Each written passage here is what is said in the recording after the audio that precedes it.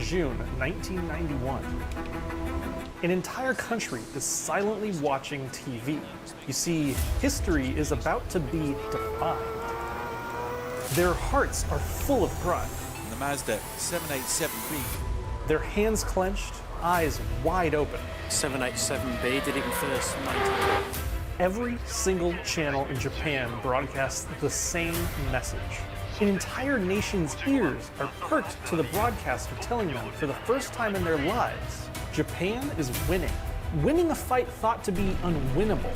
The most grueling battle of the world's nations. Fought not with tanks and bombs, but with petrol, tires, clenched teeth, and pure guts. On this day, during the 59th running of the 24 Hours of Le Mans, David finally kills Goliath. A plucky little team of downtrodden underdogs prove to the world that not only are they a challenger, but that they are kings. This is the story of the Mazda 787B.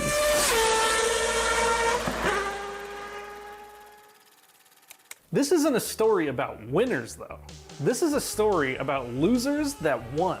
You see, the team at Mazda shouldn't have actually won. They kinda never did. Let me set the stage. You see, back in the 1960s, Mazda had a new engine that they were very proud of. And that, of course, is the rotary engine designed by Felix Wankel. This was a new revolutionary way of exploding fuel. It was lightweight, it was simple, and it was compact. But you see, Mazda was kind of the only ones that really believed in it. In their first touring car race, they didn't even get on the podium. And that pretty much was Mazda's racing luck. Sure, they dreamed of winning Le Mans, but they were never really competitive. They did have a promising race car, the MC74, which of course broke down and never even finished the race. The RX-7 Le Mans car didn't even qualify. Then, in 1984, by some miracle, they won a race in a car designed by Lola called the T616. Of course, this isn't all that important because this is a slower class. But hey, at least for once, the rotary engine won. But then it was quickly back to failure with the 757, the 767, the 767B. Every year that Mazda entered the race, they were crushed by the competition. But in 1990, they had come out with a new incredible race car, the 787. Gone was the little two-rotor 13B, and in its place was the massive four-rotor R26B. And then, on a cold morning in 1990, the drivers left the line, and none of the 787s even finished. One had a little bit of engine trouble, and the other one, well, it just caught on fire and gave up. For decades, the rotary engine had been giving its all, but by the end of the 1990 racing season, there wasn't much hope for it. And on the horizon, you can't kill his brother? That pretty much doomed it. Damn, okay. In a few years, the rotary engine would be outlawed completely. Look, for those of you that don't know racing, there are three things that matter on a racetrack: the car, the driver, and the rules. You see, cars in the 1980s were getting a bit too fast, so the rules started to change. The fellas in charge of Le Mans, the FIA, wanted everyone to start to adhere to Formula One standards, which meant that all the cool, crazy experimental engines of the 80s were about to be abandoned for standard 3.5-liter engines. And these new rules were going to go into effect in the 1992 season. And I know, you might have heard an old wives' tale that the 787B was outlawed because it was too loud or too fast. No. And yes, while it was very loud, track officials even warned spectators that it was coming because it was so loud they needed to cover their ears. The truth is far more humbling. It was being outlawed because of some boring rule book. So Mazda knew that in 1991, this was their last chance to prove that the rotary engine was a viable racing platform. So with that in mind, they went back to the drawing board. They pushed the 787 into the shop and got to work. What rolled out of that shop was nothing short of a technological marvel. Seriously, there was nothing like the 787B before. Designed by Nigel Stroud, a man who worked on the Porsche 956 and cut his teeth in Formula One. Stroud's new 787B was lighter. He had convinced Mazda Speed to spend the money and get a full carbon fiber monocoque. with a body aerodynamically formed in a wind tunnel monocoque. designed to maximize top speed on the Mulsanne Straight. It had carbon brakes, which was a revolution at the time. And most importantly, they had totally revised the four-rotor R26B engine. This new version had ceramic apex seals, 3 spark plugs per rotor, and an insane and revolutionary continuously variable intake system that essentially made the car able to stay in its power band like the entire time. Think of VTEC on steroids. This meant that the car was able to produce nearly 900 horsepower almost instantly and was incredibly efficient at it. And then Mazda went and detuned it to 700 horsepower to make it even more efficient and more reliable, because this is endurance racing, and reliable and efficient are more important than speed. I know generations later, after dealing with the RX-7s and the RX-8s of the past, it's kind of hard to think about, but in 1991, Mazda had the most reliable, efficient engine in the race, and it was a rotary. Sure, insert your apex seal jokes here, but like, everything is different on a racetrack. When you push a car for that long to its very limits, all stereotypes fall by the wayside. The car was so efficient and reliable that they based their almost whole strategy of racing around it. In training, instead of the drivers trying to get the best lap times, they raced to see who could use the least amount of fuel while still maintaining a respectable lap. Wrapped in the now iconic orange and green renowned livery, the 787B was like nothing else. With its high-revving engine, with its insane torque curve, and wild aerodynamics tuned for the straights, all that was left for Mazda Speed was to find drivers that could actually tame this angry beast. To go the distance in a car that was constantly trying to kill them, Mazda needed the absolute best. What they got was a Formula 3 driver, a prisoner, and a man who doctors said could never race again. Mazda's team was French, but was spearheaded by a Belgian man named Jackie Ickx. The drivers were from everywhere, including Belgium, Sweden, Ireland, and Japan. There were 2 teams of 787Bs in the 1991 race, but today we're just going to talk about the winners. Belgium's Bertrand Gauchot, Germany's Volker Wiedler, and hailing from the UK, the madman himself, Johnny Herbert. Bertrand started the season in prison thanks to an assault on a cab driver. Yeah, the dude sprayed a cab driver with CS gas over some road rage, spent a few months in prison, and then went racing. Volker had driven the Porsche 962C in Le Mans previously, but had very few wins under his belt. Johnny Herbert was a Formula Racing veteran who had an absolutely horrific accident in 1988 when his Formula car slammed into a barrier, nearly severing one of his feet and severely damaging the other. Doctors had to work on him constantly, and they told him that his racing career was over. However, in 1989, he found himself back behind the wheel. He found it really difficult to press the brake pedal, and he couldn't run for the Le Mans start, but he could win. Together, this team of wacky individuals, a prisoner, a rookie, and a man with a limp, set out on June 22nd, 1991 to rewrite history. It's 3 o'clock in France. The 24 hours of Le Mans has just begun. The number 55 Mazda 787B is all the way back in 19th place, despite qualifying for a better spot. You see, thanks to rule changes and the FIA's desire to have everything be like Formula 1, the top 10 spots were reserved for people who followed the rules, and the 787B did not follow the rules, so it started way in the back. Additionally, the penalty for not following those rules was you added 200 kilograms of ballast to your car, which is about 440 pounds for those of us using the hamburger system. The ballast didn't really make that big of a difference. As the race started, the Mercedes team with all the extra ballast, piloted by none other than Michael Schumacher himself, quickly pulled ahead of the Peugeot team that did not have the ballast. The raw power and skill of the Mercedes teams meant they were favored to win the race. 400 pounds be damned. Against all odds though, right behind the Mercedes powerhouse was a team that no one expected to see. The number 55 Mazda 787B, which as night fell had climbed up to 4th place. You see, no one, not even Mazda themselves, really believed that the 787B was going to be competitive. So when it came time to hand out that extra ballast, Jackie Ickx was actually able to convince officials that the Mazda 787B was powered by a small displacement, naturally aspirated engine. And no other team thought to question it because no one really cared. They thought the Mazda team was just kind of cute. So the 787B left the line with a lightweight 830 kilograms, ready to hunt down and overtake those heavy 1,000 kilogram Mercedes-Benzes and Porsches. The big manufacturer's lack of respect for the Mazda team eventually ended up being their downfall. As night fell upon that track in France, the Mercedes team could not shake the Mazda. Then, one by one, the Mercedes all kind of fell apart. The number 31 had gearbox issues. Number 32 ran into some debris, and suddenly, the underdog Mazda team was in second place. In first was the number 1 team, Mercedes. And the team at Mazda Speed could smell blood in the water. As the race drags on, Jackie Eakes notices that the number 1 Mercedes is taking a slower pace. He reasons that they're trying to conserve fuel. You see, the extra weight and larger engine was starting to take its toll.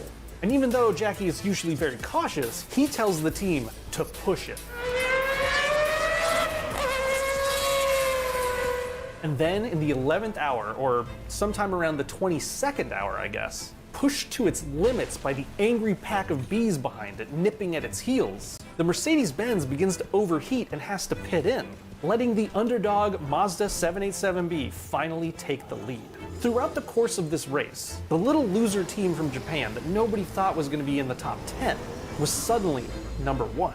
All of Japanese TV was tuned into this race at this point, as Japan was leading the world's most prestigious endurance race. A ragtag group of ruffians, driving a strange car with a stranger engine, was ahead of auto industry titans. Mercedes, Jaguar, Porsche were all sniffing the exhaust fumes of a Mazda. To stay ahead, they had Johnny Herbert do a double stint at the finish. You know, the guy with the broken feet?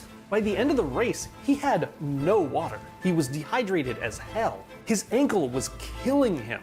The pain was so bad he almost passed out. On top of that, he had stomach problems. He was nauseous. He was anxious. He was exhausted.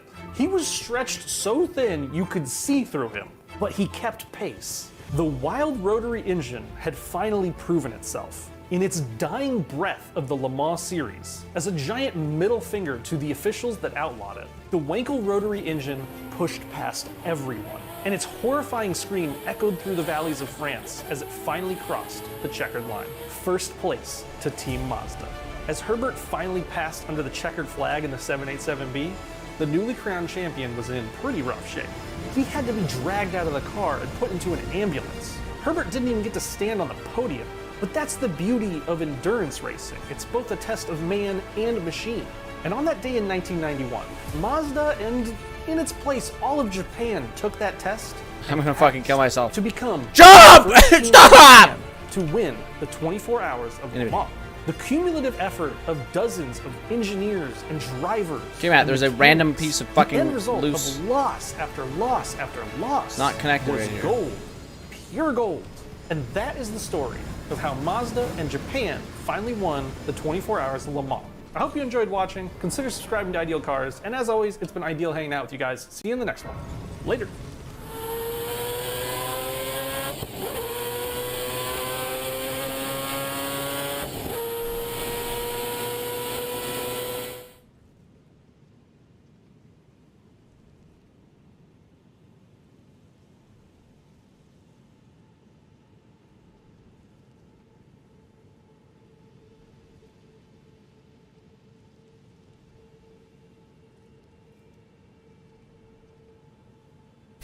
This movie just sucks ass. Honestly. Really nobody has seen this movie. It's another one of those movies where everyone was like, guys, guys, welcome to our Jared Leto review got so for many characters. Sony's Morbius, starring Jared Leto, and sort of a new entry into the Sony-verse of Spider-Man side characters. Yeah, so this movie was originally intended to come out in January. I can see why. Got pushed all the way to April. Don't know why. Should have been pushed one more day to April 1st. This is a good movie. Sake. Sake, so that I could put up this. It was a great. Joe, you ruined. You got the setup. I was gonna say. This was an amazing movie. It was better than Spider-Man Into the Spider-Verse. It was better than Tobey Maguire and Andrew Garfield. It was just fucking amazing. I sound weird on this. Hopefully this is doing fine. It was really one of the best films I've seen in a really long time. Hello. April Fools. This movie was dog shit. pathetic. It was boring. It was uncompelling. A lot of the side characters awful. Even the main characters not that great. It's very blue. I will say that. They definitely like the blue hue to everything. The blue filter. Like they Everything do in those day for crappy night movies, shot. yeah. Yeah, just really crappy, really generic. And so let's see how it's doing here. I'm pulled up Rotten Tomatoes to see if anybody agrees with this. The critics, wow, 17%. Don't normally see ones that low. Audience, 64, of course. My dear. Yeah, because it's not that bad mentality. People go to the movies because they want to be entertained. Is this shit movie? on a piss on? Well, it's not that bad. Well, that's what they said about Neither. Halo. That's Neither. what they said about a number of In the things. Every get it? thing, there's somebody's like, well, it's not that bad. You're right. It's not that bad. It's not a 10%. It's not a 1 out of 10 film. At least not in my opinion. Good day to you. Jared Leto tries. Unfortunately, Did he though? Did he though? Yeah, you're right. I mean, he produced it. He put money into it. He wants honestly, it to succeed. I think I'm like he's his not agent. a bad actor. Like His I've seen agent. him do other What the stuff. fuck is he doing? Is a guy hard up for money? Because this project, you read that script and you're like, what? No, Like, who wrote no this? thanks. First timer? Well, we know who wrote it. No, they're not a first timer. Oh, that's right. The writers from. Let us know who the writers were. Oh, yeah. That was Burke Sharpless. Just excellent, my last name. And Matt Sazama. Sazama, actually. And they What did he wrote do? Gods of Egypt. Back That's in the one where we 2016. played the game. We played the worst game ever. And they got mad at us. Hey, they got mad at us, and no, they were like, they were gonna pay Oh, us money, and we yes. were like, no, we cannot This take game's money. terrible. It's terrible. So it cost us money. Our integrity cost us money to not do the mobile game for that. Yeah. And the film itself was better than the game, but it was not very good. They also did Dracula Untold in 2014, which was also a massive stinker. They also did The Last Witch Hunter, which was probably the best of the lot, but not Vin Diesel? Vin Diesel, Holy man, shit. family, Joe. That's They're like- family. That was an obscure one. So why doesn't Morbi? I'm assuming you guys didn't like it either. No, I did not like it at all. Have we changed any settings over here? Yeah, I haven't Okay. touched anything. Why didn't it work for you guys? For me, it was like the pacing is super fast, but not in a good way. Like sometimes I don't mind if the pacing is pretty fast, shit's going on. A lot But of this shit not is like, explained. this is your friend. Oh, your friend's dead. Oh wait, you fixed his heart and you did everything with a ballpoint pen. You're amazing. And skip to 25 years later, you're successful doing bullshit. I was like, I don't care about these characters. Like, you I don't care about the characters. Yeah, That's, you don't really let any Why of would these you hide- scenes like simmer. Even after watching all this, all the movie and everything, like no scene stands out. Nothing stands out. You didn't There's like not the CGI? one- There's not one that I liked. Not a Everything single was CGI shitty. Everything was shot. shitty. Yeah, it was pretty bad. Very I don't know shitty. why Morbius has this effect on him that looks like, I don't know, glitter or not glitter, but The you purple know, trail. smoke. It is returned to its That's and he's Nightcrawler's got a thing. purple I don't trail. know. He's got orange when he's wearing a prison jumpsuit. I guess it's supposed to be like I the must bid fucking you goodbye as sonar, well. maybe Though some I ask kind of you to live in visualization. It fire looks and stupid. fear. Tammy doesn't It looks do that. cheap. It looks stupid. Table. Every time they go into slow-mo, they have to do. Every time they do a CGI action who between live two in waiting. CGI characters, they slow it What down, right and does it just anyone looks have? bad. Our Lord will Unfortunately, rise. bad CGI, bad side characters. Why would you choose two comedians? for the serious cops that are investigating Jared Tyrese, Leto. not a comedian. Tyrese Gibson. He is not a comedian. Al It's Madrigal. hilarious, but not for, you know, Yeah, not on for those purpose. reasons. Yeah, actually. I'm broke. Yeah. He It's like, needed money. well, Tyrese needed money. They gave me $1 million. It's like, why would you say that? They told him. I wonder what Tyrese. Everybody asked Tyrese about Will Smith slapping Chris Rock because he gave him money. Hey man, I'd die for Will Smith. He said. No, there's nothing really good about this movie. Like, I'm trying to find one good aspect. Don't spend money on it. No, it's not written competently. It's definitely not shot competently. The I had fight 3 bar- drinks. Did you drink any? I had 1 beer. And it still didn't make it great. And I was like, I did like the dance sequences Because they're so from Matt stupid. Smith. They're so Matt Smith stupid. dancing. He's like, all right, now I'm doing, because he's feeling good about himself. That made me laugh.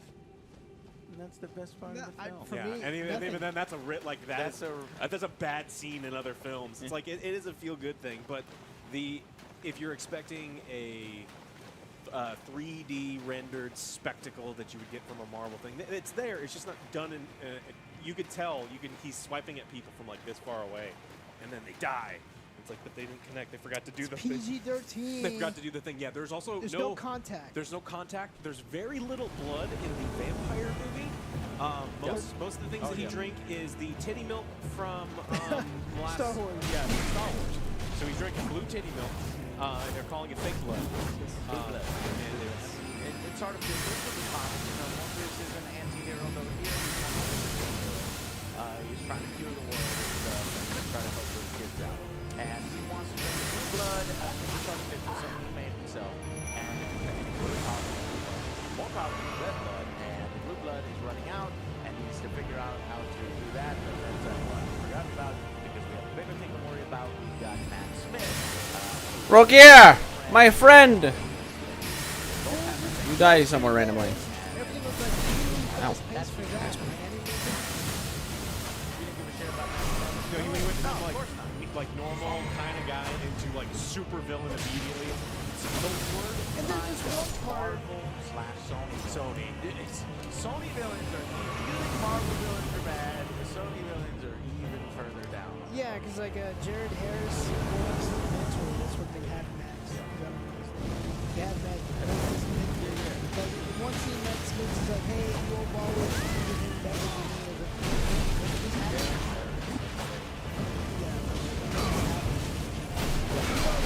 Jesus.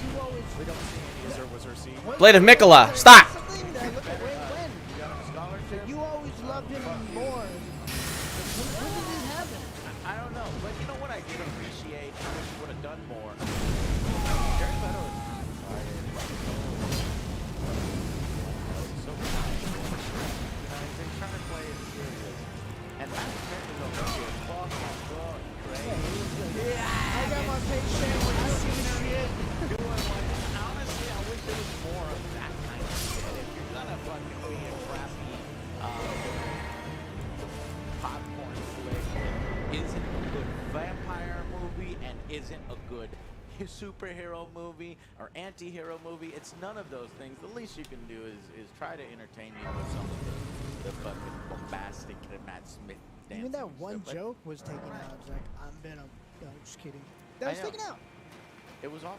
Yeah, And he's like, they "I'm already Venom." spoiled that joke, but yet at the theater I burst know out you. laughing. What is it I'm like, to deny us? And okay. not like the Belly dogmatic laughs from brutes. I'm Venom. Okay, I guess You so. are entitled. Those are the I am people- Maybe that entitled those are the of people that are like, those Joe, who you are make so a fucking foul, hard on and things, yet you still and wish to you know you're a critic, and I don't really know why you're a critic. I just want you to Hey, like everything. being you alone do does about some it shit to and you, okay, only Faye? focus on Fia? what was Faya? good about things. You know, So what was- you a lot of beef jerky, right? You know the silica love packets in there that says love "Do not jerky. eat." The people you who are ever belly seen laughing to the that red shit, brown those are the people that those warnings are of the for. demigods? That if you're the kind of person that walks through a drugstore and you start belly laughing to Hallmark birthday cards, you're like, this is the funny shit. This movie is made for you. This movie was written by dumb people for dumb people. If you're part of the people going like, I like this, great. great. Go off and Sure. whatever the fuck you But do on a daily understand basis. why we are here as critics. Understand that we've seen the When story a few Godwin died, times, Oh, done a better in hard other brand films. scorched All of his them. And the flesh, reason why, exactly. and another And the exists. reason why we're not focusing on Another positive mark in the aspects of it, shape Joe, of you the should give it a 6 halfway out of 10. wound. It's on Rennie. That bad. This is And actually I all right must movie. find it. What were the before great the parts time of the film? comes I when told you, I deceive our When it could not ended? pick one. No, My I'm hands asking you to pick will one. be dirtied once more by the deed. Will you still let Go me to him hold you? first. I'll think. Even when Godwin There was died, there was a but bat another exists, Hadouken. and I Things must get give shot you- Yeah, around. that was random. Oh yeah. I was like, wait a He, minute. he's like, Aw. ah! And it's like I didn't know you could do a bat Hadouken. Yeah, so there's I several guess that- powers that are unexplained. My girlfriend asked me, so he could control bats? Why? And I was like, well, it's from the comics, but they didn't really explain it here. They never explain his device, how They he don't explain becomes everything. Everything's the too relationship with the fast. bats. Too He's fast. got a harp, a harp machine that he cuts himself. He puts his hand through 2 strings of the harp, and the bats fly at him. And then we fade to black. It doesn't make any fucking sense. Then we go You've seen it in the 25 trailer, years and all of earlier. a sudden he has a relationship with those bats. Yes. It's the bats themselves that they explain that, you know, their blood and he's splicing DNA with bats and humans. Let's not do that. We just went through something pretty bad when you mix some DNA from when you mix viruses from Then how bats. come and Matt Smith can be like, nah, I'm gonna control bats too? right. Explain well, that. because he didn't have the relationship from the bats from Costa Rica. But Joe. those weren't the ones were from his the- friends. those weren't the He ones said from those Costa were my Rica. brothers. Those were weren't my the brothers. ones from Costa Rica. What? Those are the ones from underground. Oh shit, that's right. Yeah, those were. Oh, all right, Those all are like bats all like 'em. brand new bats. Nah, man, the Costa Rica bats talk with the American bats, then Because American they have the bats. same language, they have accents. Yeah, yeah. They have bad It's- accents. yeah, But but that it's shit is more Spanish. fascinating than this film because if you know every trope in the book, this film does every trope in the book. You see everything coming from Yes. a mile away. You don't buy. They have a romantic interest. You don't buy their romantic interest. You don't feel like all these fight scenes are badass because they're ruined by smoky colored CGI and everything is washed in an ugly blue.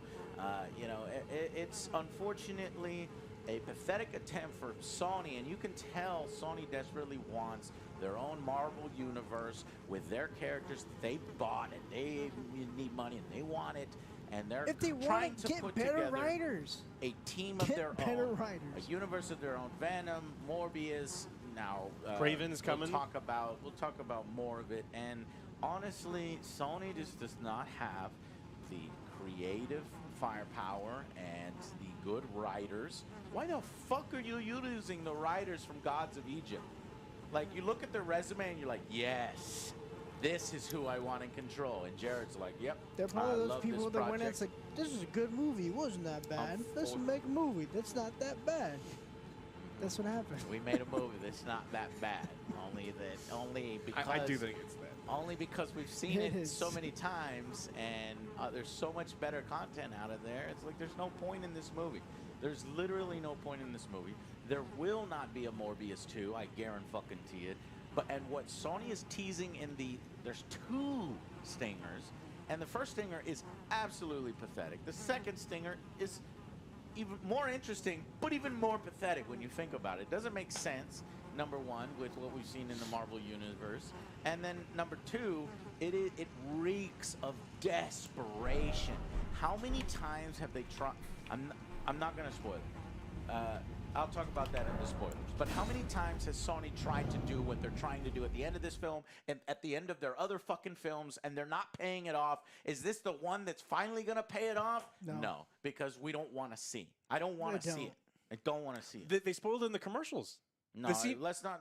Oh, you're right. You're right. They literally spoiled it in the commercials, like on national so the television. fucking Vulture guy is in there, and they're trying to do their own fucking Sinister Six. They're again trying to tease us. I was hoping trying to whenever team up of I bad was guys hoping with Morbius whenever they this had time. a Vulture come Morbius. in, they would have an alternate universe one, and they have the one that I want. Oh my God! Yes. Oh God, Joe. Yes. I'm gonna put up this picture up here. That's the because one I want. That would The have saved the ultimate- film. 10 out of 10. Oh, okay. I just Michael Keaton auto walks in skip to as the old man Vulture with He's like, like, wait, this ridiculous is a different universe. feathers. I need a different costume. weird. That would have been amazing. He's got that boa. Come on. Yeah, I would have liked it. I'd have gave it an extra point. I would. All right, guys, let's go ahead and give Auto this skipping film, straight to the, we talked about it sufficiently. Wow, seriously? I'm not. To make it clear to you guys that unfortunately, don't watch this it. is a It dive is- Okay, what do I version, actually wanna do? and, Necron? you can skip this one. Don't really spend money on it. No, Wait till watch it comes something out else. on VOD or something. So, Final verdicts. I'm gonna give this a 3. This is very generic ass shit.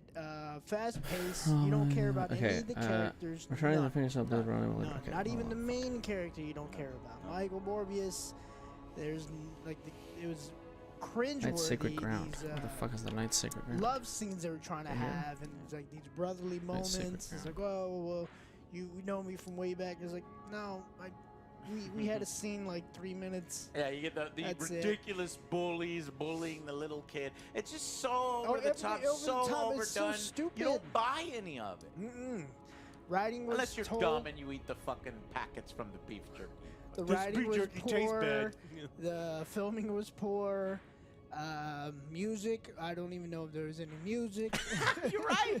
This film has no style other than It blue. doesn't. There's Oh, nothing and really. they tried to do this 80s look, and it actually kind of got me encouraged. You know, the title sequence and the end credit sequence where it's doing this V and it's doing pink and light blue and purple. I'm like, neons, oh, it's this in the is 80s. this guy's gonna have some style to it. Then you watch the actual film. There is zero style. This is like Yeah. film student. You know, this is like vanilla, boring. Yeah, there's the only nothing- creativity is on plenty of helicopter pan shots when they're doing, you know, CGI and then slowing it down. But when it all looks like shit, it does.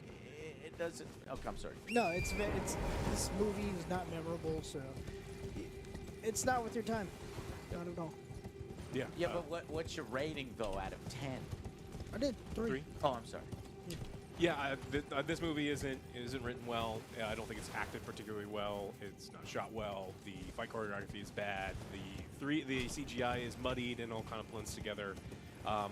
The comedy, look, even the worst parts of Venom and Venom 2 are better than this, and Yes. like those movies are not very good. This kind of thing would have been maybe acceptable to dumb people in the 90s when comic book movies were bad. Remember when they used to be kind of bad, like video game movies and comic movies? Talk about Howard the Duck. So it's like the thing is, we've seen people take comics and Fantastic elevate them. Four. Oh yeah. So I would actually probably rather watch it than this movie. She's got a heavy. Depending on which Fantastic. Well, like this one is trying to set up a universe that doesn't have a right to exist. It should not Exactly, yeah, exist. They're no. trying to do their own thing, but this universe is sadder than DC's universe, and there's some bad movies in the DC universe. Man, when I walked out of this film, I saw the Batman poster, and I was like, God, why didn't I just go see Batman Again, That's yeah. what I was thinking. You thought the same yeah, thing? I looked over. I was like, I God would rather damn, go man. see Batman again. And I saw, but you know, we're reviewers, and we got to fucking Yeah. so it's To be like, honestly, I'd rather go see that. and so this is why we're telling you, like, there's this out there, and then there's Batman, and it's the same fucking price to see both. So this is, unless your ticket's free, and even if my ticket was free, I kind of have better use of my time. And, Oh. you know, so unfortunately, Mimic just committed um, Skidooku. it didn't work out. What was your rate? 3. 3 out of 10. Yes, that sounds about right to me. 3 out of 10. I liked the Venom. Tom Hardy is more interesting. The Venom character is more interesting. Oh, than that. Morbius. Morbius is like B-team I think this doesn't make any sense, but no, this one. two and of I'm just not interesting. Yeah. One You in don't need to the make other. every goddamn fucking Marvel Spider-Man side character his own fucking movie or film. Maybe it could have worked in a TV series where you get multiple episodes to really flesh the characters out. The Probably. pacing is it's disjointed. The pacing's all over the place. The editing sucks. Yep. I just hate it. So it's a 3 out of 10. People are like, Joe, I can't believe you like Suicide Squad, the original Suicide Squad. And it's like, that film sucks. It's a 3. It's like, nah, man, this is a fucking. Haha, gotcha, Mitch. I just, we're gonna have more Shut. fun and brainless Haha, entertainment. gotcha, bitch. That has brainless entertainment. This has brainless. That's it. I mean, the CGI sucks. If you're like, these battles are fucking great, I'm like, oh man, just Is leave. this the only Please battle leave. you've seen? Just leave. This, I can't wait for the comments that are like, this wasn't that bad, and this is great. And you guys, why do you hate everything? I don't. Sorry, I'm real salty. I like so much stuff. Anyways, this me is not too, one of me them. too. But I'm letting those people get to us. Our job I need to reiterate our job. Our job are critics, and not simply to go to the movies to be entertained. And many people who comment on the videos, guys, why are you being so hard? It's because we're there as critics and not there to be entertained. If I turned off my brain, I could be entertained by this film. Nice. But not even really, not this one. Anyways, that's gonna be it for us. I'm gonna go into a spoiler section for you guys. extra spoiler. Doesn't even really work. Yeah, because when a film's this bad, we start spoiling it in the main one. Thank you guys so much for watching, and we will see you in the spoiler section.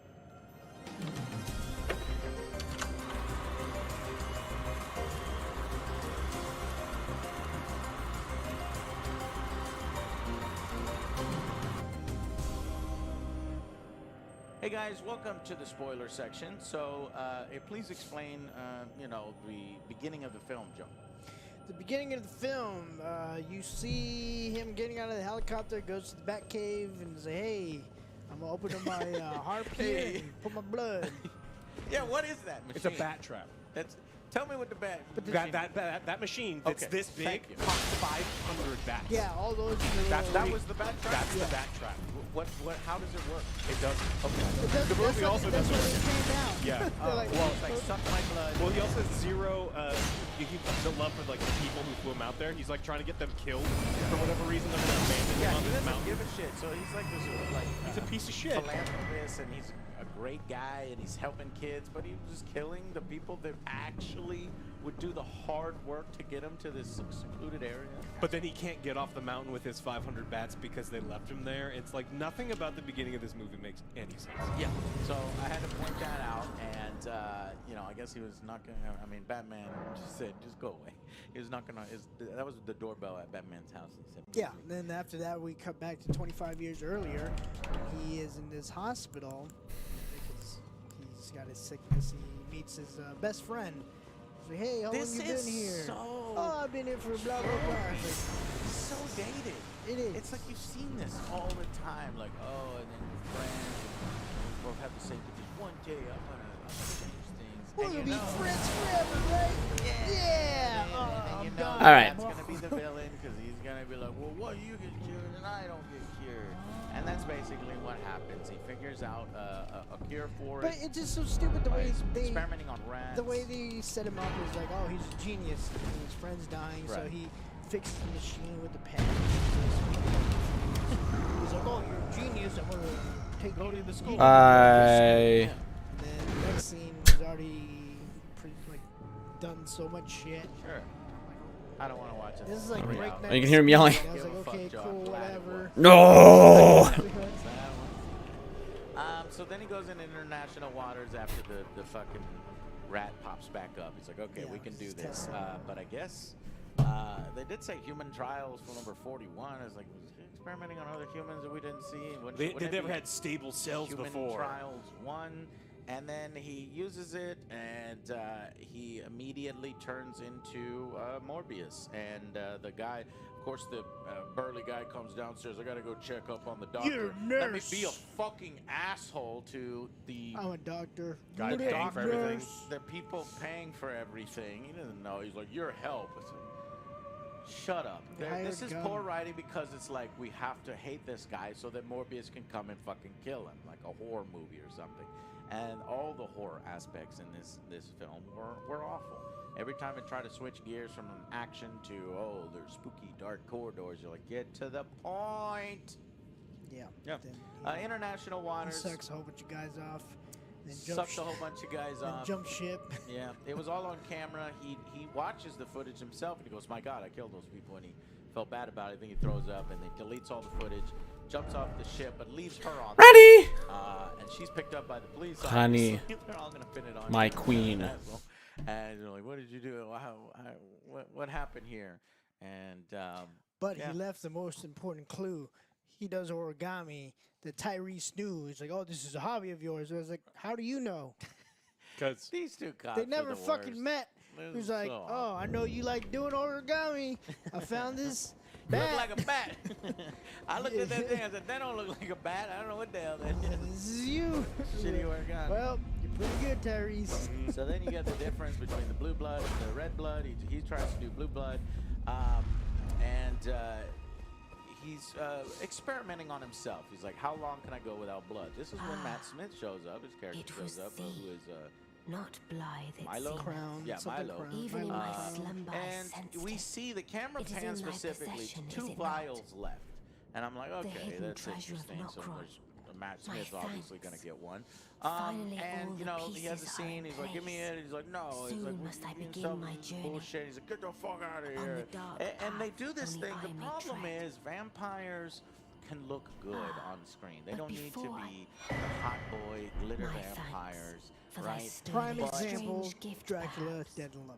But Exactly. a rare source. I am Exactly. certain And now. that you Best fucking nailed it. vampire But ever. I For like his practical part. effects, and You the may problem is leave when you're now. adding a layer of It was CGI but over brief. people's faces up close thou like that, gavest it's a fine uncanny valley. servant. It's not What is scary. it? It's goofy, and I it looks too like am bad to depart on a CGI. Now journey. there are times where they do prosthetic effects, and that's when they look good. What do I have to do now? Oh, But that's rare and few and far this between. tower. Maybe it was all fucking CGI. I don't know. I don't know. I honestly thought it was all But bad. it almost always looked bad. And so then he's eventually, in one of the stupidest scenes ever, the cops are onto him, go to the fucking office, and the cops stop him before he's able to get out. And they're questioning him, and then he has, you look pretty good. He's like, yeah, but and then they fight. He does his fucking kung fu, vampire kung fu, and he runs, and they're like, stop, freeze, and he starts running, and the cops just start shooting for no fucking reason. It's like, number one, when somebody is running away, cops don't immediately start gunning them down in cold blood, but okay, I guess because he saw him jumping up the ramparts and he got scared, he's like, it's a monster, or whatever. But he doesn't ever say that. He's like, this is standard procedure. And maybe in America it is becoming standard procedure, but whatever, that's something different. He gets to the roof, and, you know, the cop, this is one of the stupidest parts of the film. He gets to the roof, and for no apparent reason, he's like thrown around. It's the wind. This is the first time he's experiencing the wind. How much does he weigh? Yeah, Like I don't know. 1 ounce? Getting blown away. And Yeah. it was so Like, you're a weird. fucking I idiot. thought it was a sonic weapon, and we're gonna get a cameo from some agency or force or something, right? He's literally getting blown away. It was like a gust of wind, and then he almost falls, but then he's like ready to fight, and then Tyrese comes up. Ow! Fucking ow! Ow! Wow. And that's it. He's so It's fast, like though. 30 flights of stairs. Yeah, he took the elevator, Alex. And that's it. He's arrested. And I know what you can He, say. it was scared. He's Oh, a he was bat. so scared because the He's a bullet bat. is going to kill him if he shoots from his pistol. Meanwhile, he's fucking dodging automatic gunfire from 8 fucking people on the boat, and yet he lets maybe he left. Right? Because he doesn't He want wants to be I safe. guess he wants to, right? Yeah, exactly. And but by doing that, he's a fucking dumbass because he leaves all of the shit in his lab. But we don't see any of it. A lot of stuff Later happens. on, A true battle of wits. good stuff. Yeah, it's like, Because Matt Smith shows up and he's already a vampire, so you have to assume that he grabbed one of the vials or both of the vials. We have no idea what happened to the third vial. Did Matt Smith inject himself twice? Did Oh, the he's over vial there. Show up with the third vial and he used it as the antidote in order to did he inject himself in the back? Yeah, he's not giving how himself a did he spinal do tap. it? Like someone else has to give him a spinal tap. I don't know What happened? But he did have somebody else give him a spinal tap. He paid a fucking homeless guy, I guess. Which I don't fucking know. I wouldn't trust him to spinal tap. Anyways, so yeah, the film. Ugh. A lot of stuff just happens off screen, and this doesn't make any sense. It's like, all right, we don't know what the fuck to do. You fill in the blanks. That's basically what this movie's telling you to do. Now the part that I did like is like the vampires, let's fucking do shit, and they do it out in the open, right? And I get that feeling the villain is all one. That's the fun, ridiculous stuff. There's only 2 moments like that when it's all muscle. Smith and he's like dancing, listening to music. This is where you're getting somebody Sniped. on the vampire stuff. It's great, but No seduction. none of that. No vampire. No seduction powers. Actually, kind of, because they're really on Oh, all wait. that much interest in him. I guess because he's Jared Leto and he puts on a lot of this whole film is literally like so fucking like bright. He's wearing a bunch of lipstick and shit. Okay. Anyways. Okay. So Okay. the Okay. doctor that plays it Okay. eventually is appalled by Matt Smith, who is killing him. Jesus. Stop! He just lashes out at his fucking father figure and he kills him and tells, hey, tell Morbius that I'm gonna kill whoever. And so Morbius Why? gets pissed off. I know, right? Why are you doing It's so this? reckless. It's just pointless. It Joe. is. There's no stakes. There's no tension when they fight. Nobody gives a shit. And then finally, as he's listening to Morbius shows up to the dying doctor. He hears. Whoa. Camera. He's got his girlfriend captured. So now we have one scene where a close person of his dies and he mourns. And another close person of his is captured. And he goes to the next person and she is killed. He actually hears the motherfucking guy taunting her, asking her to call out Morbius's name. Go! Make it there. He's just listening to the whole thing, and then he listens to her neck be We don't fucking give a shit about. punctured and killed. Like he could have got there a little quicker, but whatever. He gets there as her heart is giving out. He's listening to the beats of her heart. I kind of like that vision. It's like, oh, this is the video game. If I was playing a shitty Morbius video game, this is how you would, geolocate things and shit. But it's nothing. It's a small consolation prize. She's dying in his arms. And she kisses him. It's like, are we supposed to care? And she bites his lip. And blood comes out and she's 60. Not even. Ah, what you fucking bite me for? And Stay I there. was waiting for her to say, just It's raining. clever, It's right? raining. Ah! Because previously he was looking at all these books like maybe I know what could happen with garlic and all this, and she's like, you don't actually believe in this shit, and he's like, no, of course not, you know. But the film then alludes to it later on, where she finds out if you drink his blood, then you also become a vampire. But he's not a vampire. So is he a vampire or is he not a vampire? I don't know. Anyways, the blood later on turns out that she opens her eyes. Nobody gives a fucking shit. But She's a vampire now. I don't. Maybe she got injected. Look, I think what happened is off screen, Matt Smith Again, injects her. fill in your own blanks. They have to, because I think she actually bit her own lip and not his lip. And then she's spitting her blood in his mouth to give him the rage, because that's why he bites her and he gets super juiced up. Fuck, you're right. Because there's two. That's right. Because Two. I was just about to realize that because he actually does bite her neck. Because otherwise he'd have no power. And it's not. Yeah. Oh, you just took she no said damage. that the camera was on. Yes, yes, that's right. So then we have the final battle. The final battle was so poorly put together. I didn't really see it worse than Venom vs. Riot CGI. This was worse. We got worse. We figured it out. It was crazy, and because they're falling through buildings the whole time, and the camera's following them, you see and understand nothing. The only way you understand is when occasionally the camera will slow down, and you can kind of Motherfucker. upside down inside. But most of the time, shit in your face just blowing past your face. You're an asshole. I hate you. And that's the final. They fall into a city pit it's a good location. Ow. It's a cool location to fight in, but Morbius just screams. But the American bats show up that are friends with the Costa Rican bats who are friends with Huh. Matt Smith's like, Milo's like, this is stupid. I'm going to fucking, I don't know, read all ideas. That's what I was just gonna come to stab. Real slow. So he jumps in the air, so we have another slow-mo fucking scene. He's like, But these bats that are moving faster than the speed of sound are, as he's leaping through the air, bats are coming down hundreds of yards of subway tunnels, and then they blast him up and hold him to the ground, and then he gets incapacitated by the bats and gets And then stabbed. Morbius, yeah, he's doing the bat laser beams, just hitting him with bats. The that's. I guess they don't really fight him. They just beat him up. If they had a beam fight where like Matt Smith learns to use the bats too, and they start doing bat beams, Bat like beams. beam bat, it's just like this would have been. It's like, look, this movie can't get any The worse. bats did nothing but hold down Matt Smith. Yeah. All you see is his suit like little scratches. He's just like, Right, time to find the body of Rani. The bats are holding me these down. My tiny little queen. creatures are flapping their wings at me. I can't move. Oh my Like, stop god. making fun of me. This is not that bad. Yeah. Morbius takes like So while the bats hold Matt Smith down, he runs and then stabs him with the antidote.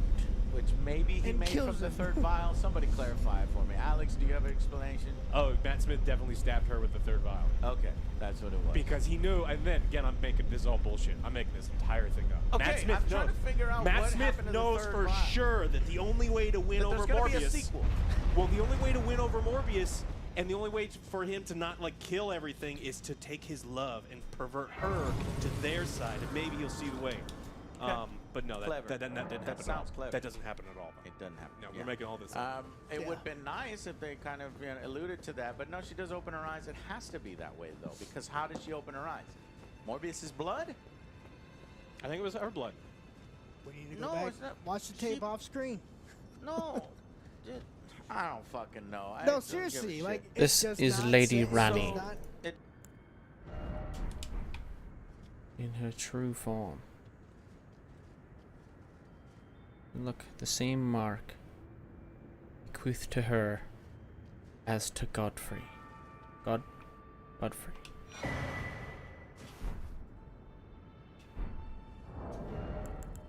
Is that just the intelligence one? Oh, you have to go all. What the fuck? Seriously? I have to do all this just to get 5 extra intelligence? Damn, okay. Now what do I do?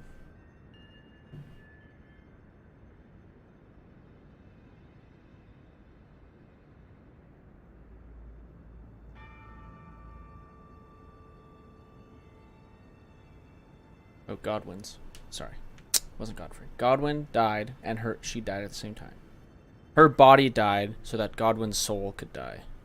That's why Godwin's body's all fucked up underneath the ground. Because you need to kill something. Nothing can truly die in this world. The rune of death has been removed.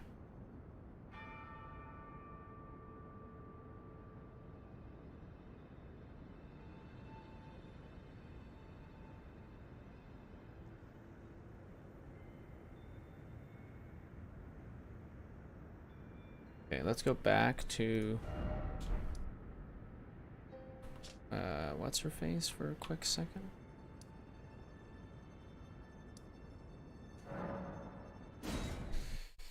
We got this. We gotta show her the mark. We have to go.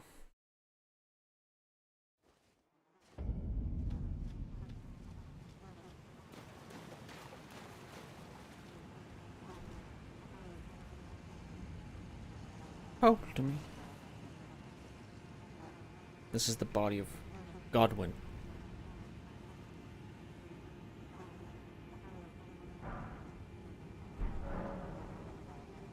This is the other Hallowbrand. How did you... Oh, my utmost thanks. With this, Godwin can take his rightful place as first of the dead and claim a second, illustrious life. You are our true champion. And though I can't be of any use to you, can I hold you tight? If only for a moment.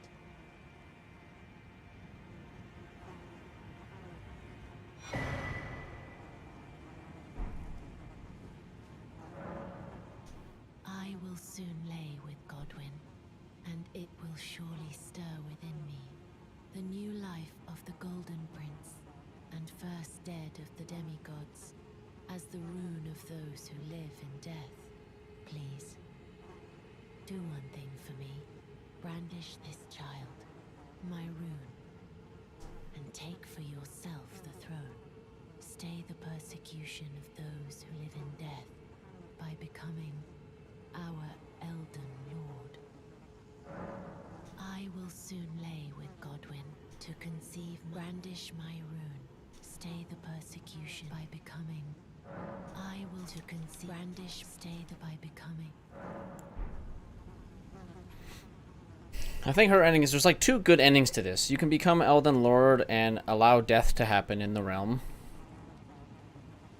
which could have been a problem to why things happen. And the other is Ranni's ending, where you just send all the runes into, you shoot them out into space so that none of what happened could affect the real world again. Hold on. Via's quest. Via?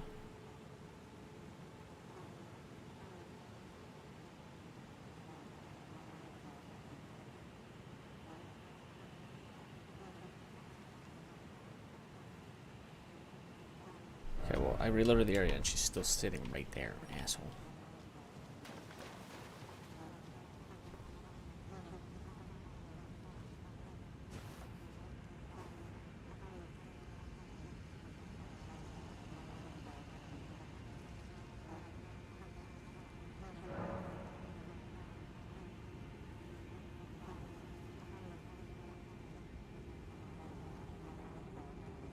This, but I choose to lie with Godwin of my own will, not the remains, and I will bear a child who will inherit your warmth. What greater blessing could there be? This is goodbye, my. But I choose to lie, and I will bear who will inherit. What greater?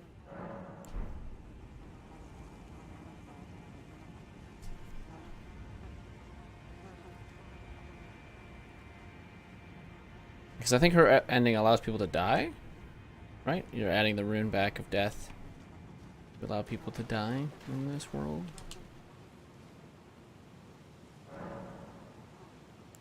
There we go.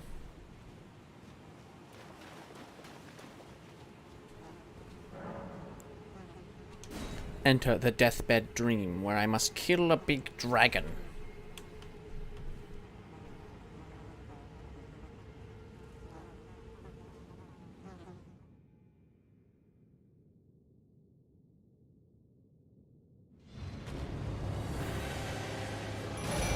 This dragon forces. He's become electrified because he's a boomer.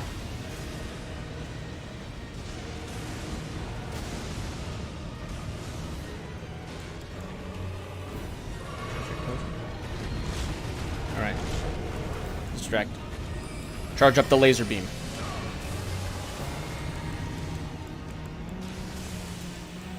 Fire a moon. Fire the laser.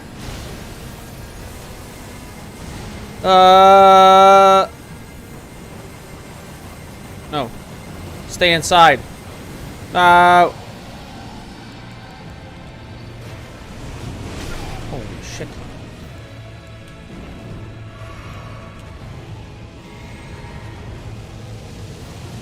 Oh, that was not good. Ow.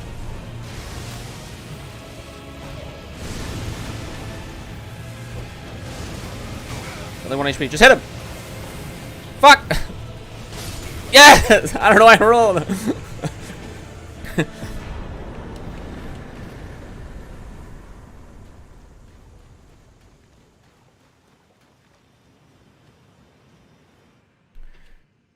Godwin!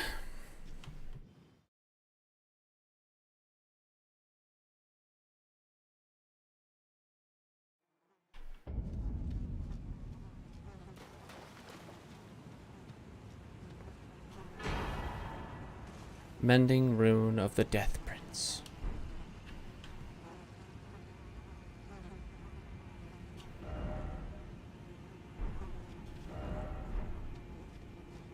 And then I reload the area, and his stupid brother's supposed to be here, even though I didn't give him his armor. Cringe. Oh no, she's just...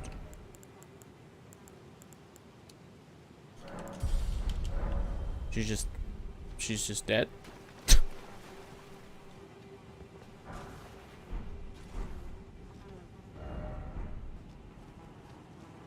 Okay.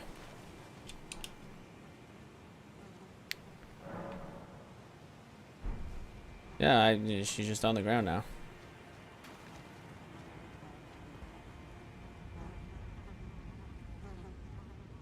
Well, apparently she's not dead, but she's also totally dead, so I don't know.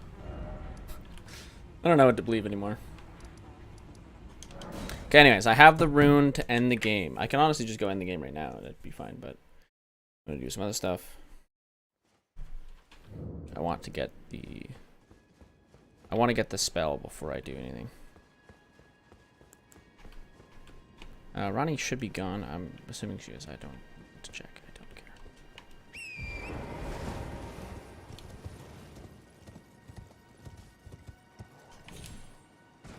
And we got a Rena's Rise. Person she told me she was. And she probably is. She has 2 faces and 2 arms. It's probably a mending of her sisters. That's what I think she is.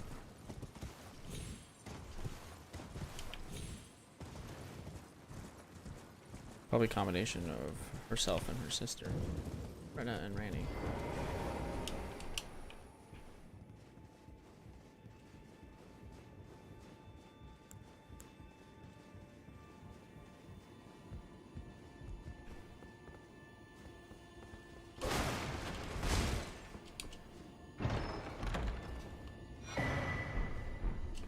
Wow, a whole new armor set. I totally am not wearing part of that right now.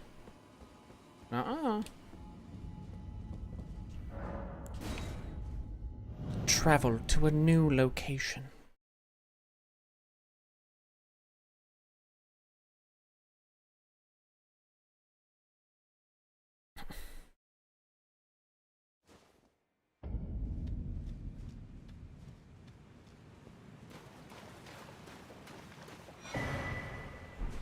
Miniature Ranny.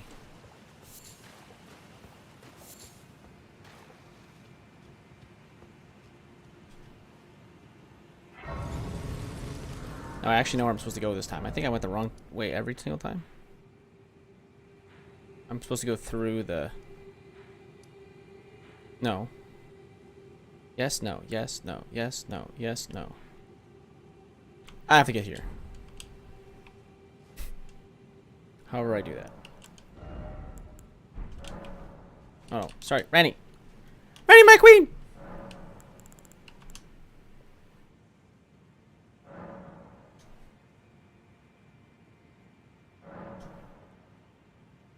Oh, a dogged fellow, aren't we? Or is it merely thy habit to talk to dolls? Fine. Fine. I hadn't expected any soul to recognize me in this guise. But now the cat is out the bag. I cannot allow thee thy freedoms. Perform for me a service as recompense. Eliminate the baleful shadows which prowl these lands. The name of Rani the Witch is already sullied by thee. I will not brook disobedience in this matter. Perform for me a service. Eliminate the name of Rani. I will not. Perform. Eliminate the name of. I will. Yo, was she mad? Anyway, what are you gonna do? You're in a little, tiny little baby form.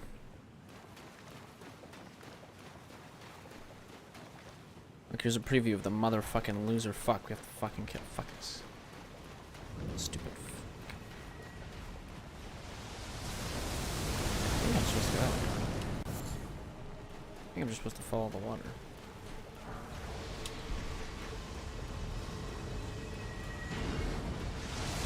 I know that the second part of my weapon is like over there, but...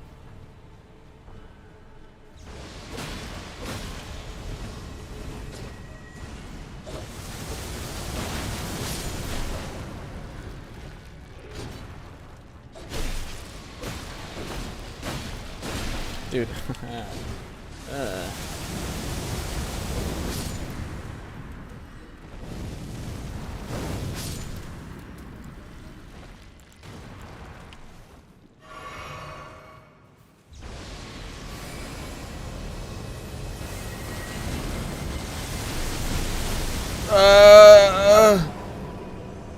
I outlasted him.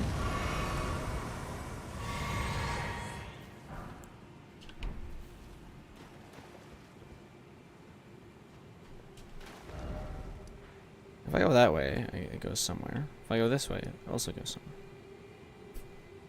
I think this is the way I'm supposed to go. I think the other way is could be totally wrong. I'm unironically guessing.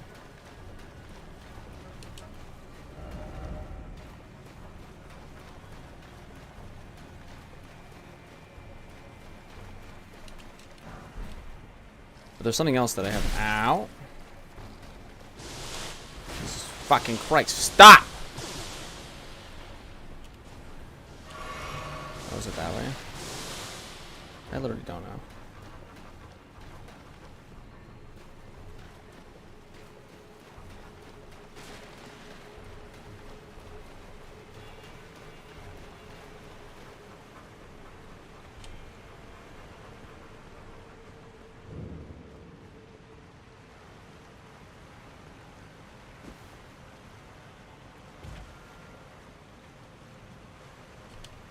Oh, yes. I remember.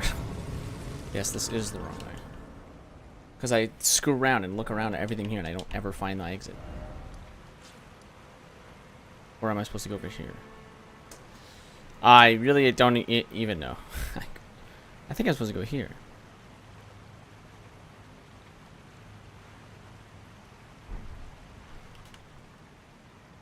I have no idea. Just in case, I'm gonna go both ways.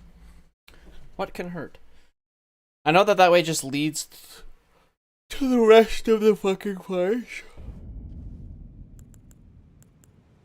Every time I enter some place, I lose 5% HP. Because I have the blessing on me? Yeah, it's because I have the blessing. Quote unquote. Blessing.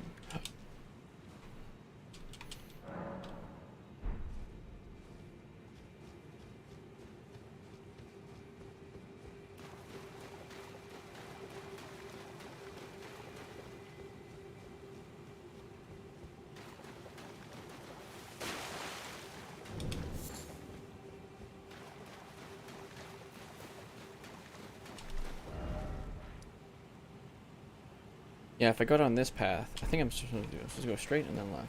Not that way. You can go down all three if you want.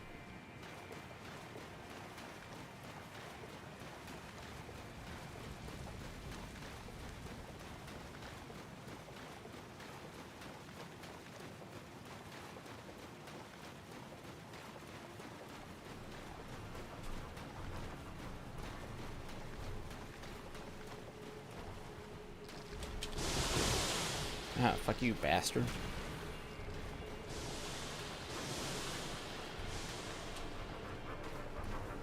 The real question is why the fuck are there ants here? Hey, big fella. You fucking loser. And I think soon I have to fight Blythe. Skeleton.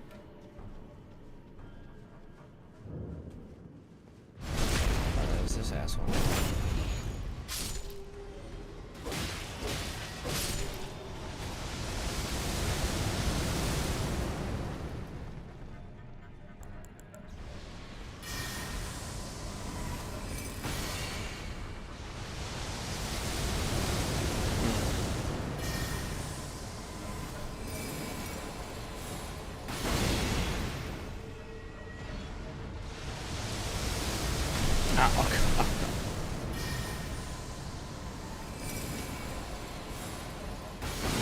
God fucking damn it, dude. Yeah, we'll just run by him. We'll kill him at some other point. I think there's an easier way to do it. Once I get to where we're going.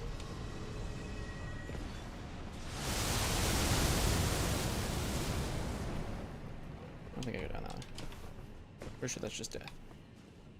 Yeah, right around here. We can just murder him. I think my sword's here too. If this chest literally contains my sword.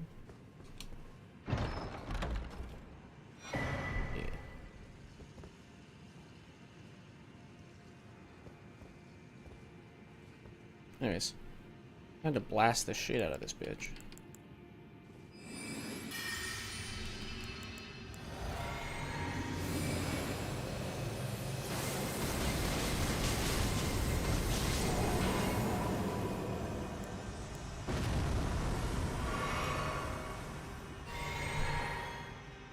Now why couldn't he be hanging like that when I fight him in the fucking cave? Huh? Why does it have to be so much harder? I don't know if I can just jump down. I don't really feel like climbing out.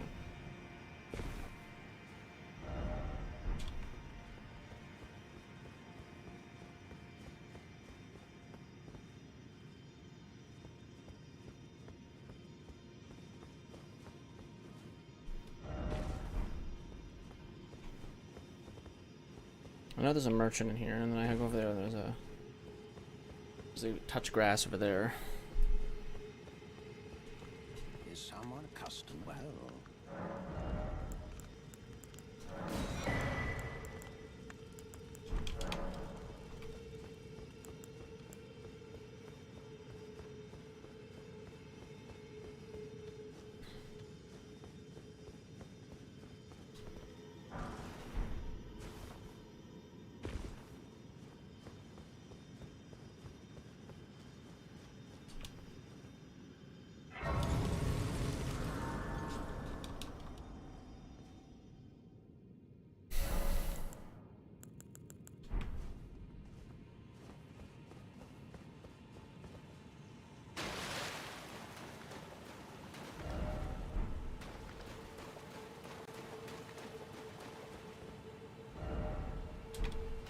Well, we'll see what happens if I go this way. I'm sure I'm gonna check for some ants, but huh.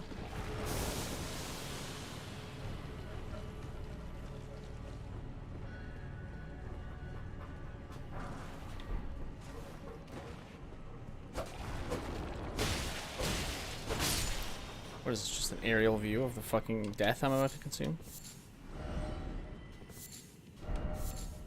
There's a bunch of butterflies so I can craft what I'm gonna need. Good one, buddy. Well, that was almost useless, but information nonetheless. Is there a closer? I can keep going that way, or I think I can go this way and up.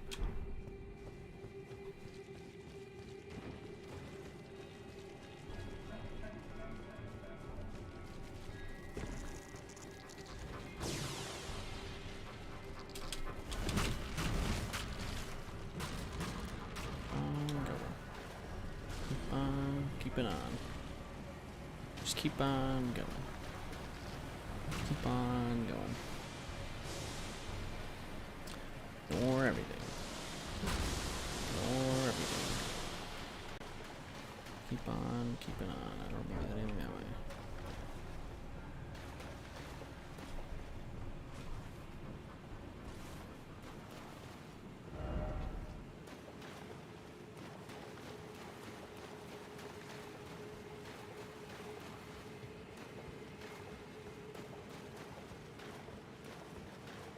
Oh, so I have gone the wrong way. Fuck. Oh! I think there's a boss here. Mostly from there being like, you know.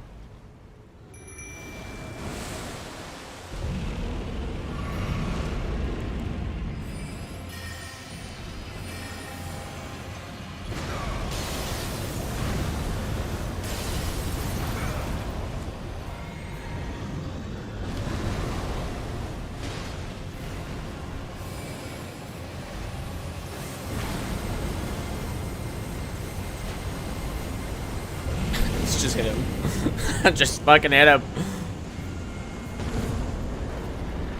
Nice. Frozen lightning spear. Have I ever gotten that? I feel gaslit. I swear to God I have that. I must have that. There's no way. Maybe it's an incantation, that's why.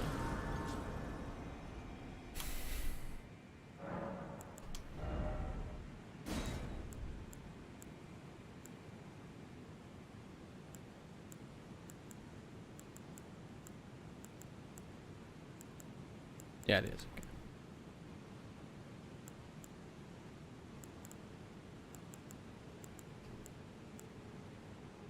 Oh, look, I can have that. Oh, cool. Don't care. Plus, doesn't work. Right? I'm pretty sure it doesn't work on either. It's the magical somber sound upgrades.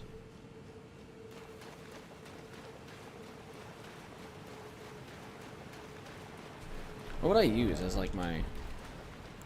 It sucks because it's like... I kind of want to, but what I would have to do is this. I don't know, just equip...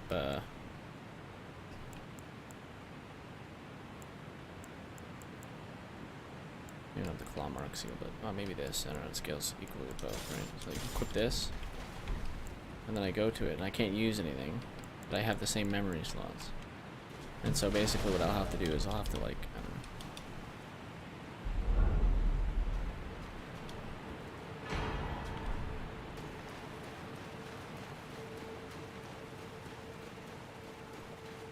Like I'll have this thing equipped.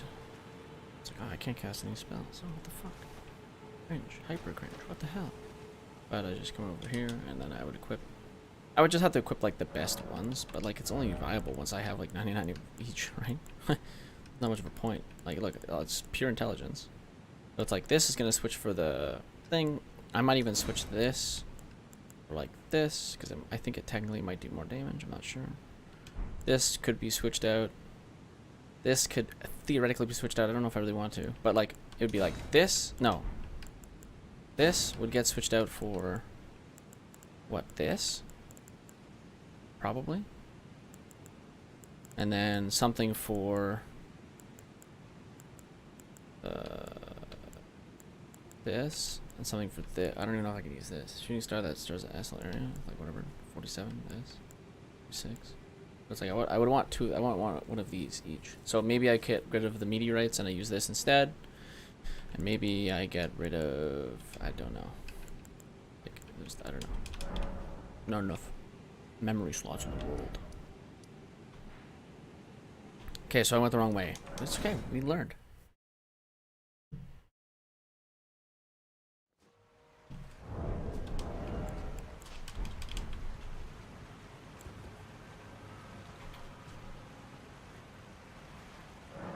I'll probably only use like one faith thing if I'm being 100% honest. It doesn't say anything about it. Well, okay, fine. And you would think it says it in the 2. Oh, so anyways, he flies up in the city in full view with all the bats and stuff. And so now and he just flies up, I don't know, Neo style, and then it smashes to Morbius. I was like, this is so stupid. And the city already knows Dr. Morbius is a vampire and killing people because it's on the TV. Yeah, and murdering. And there's 2 vampire murderers. They call it the vampire murderer. And I'm like, well, doesn't that mean that the murderer is killing vampires? Why wouldn't you just call it the vampire? Anyway, okay, whatever. Anyways, and... Be careful, there's a man who sucks you off at night. He's roaming the streets. Where? New York. That sounds terrible. Where? So I can avoid him. We must take down this menace. At what location is this? Do you have to bring money? Yeah. Okay, Joe. The first of the 2 stingers. What happens in the first stinger is like you see the purple sky. No, that's the second. That's the first one. That's the Oh, fuck my ass. No, what's the first stinger? You don't even remember the first stinger? Okay, then continue with your first stinger. Okay, the first stinger is like it's from No Way Home. You see the sky that was purple, and it starts fixing itself, and then you pan into the prison. You see the Vulture. Batman. Yeah, Michael Keaton's in jail. He's like, what? I'm not supposed to be here. And that's the stinger. That's the first one. Yeah. Yeah, Batman shows up. You're right. So, because it was so shitty. the Rift, it was so shitty. I was thinking, anyways, the Rift, it looks awful.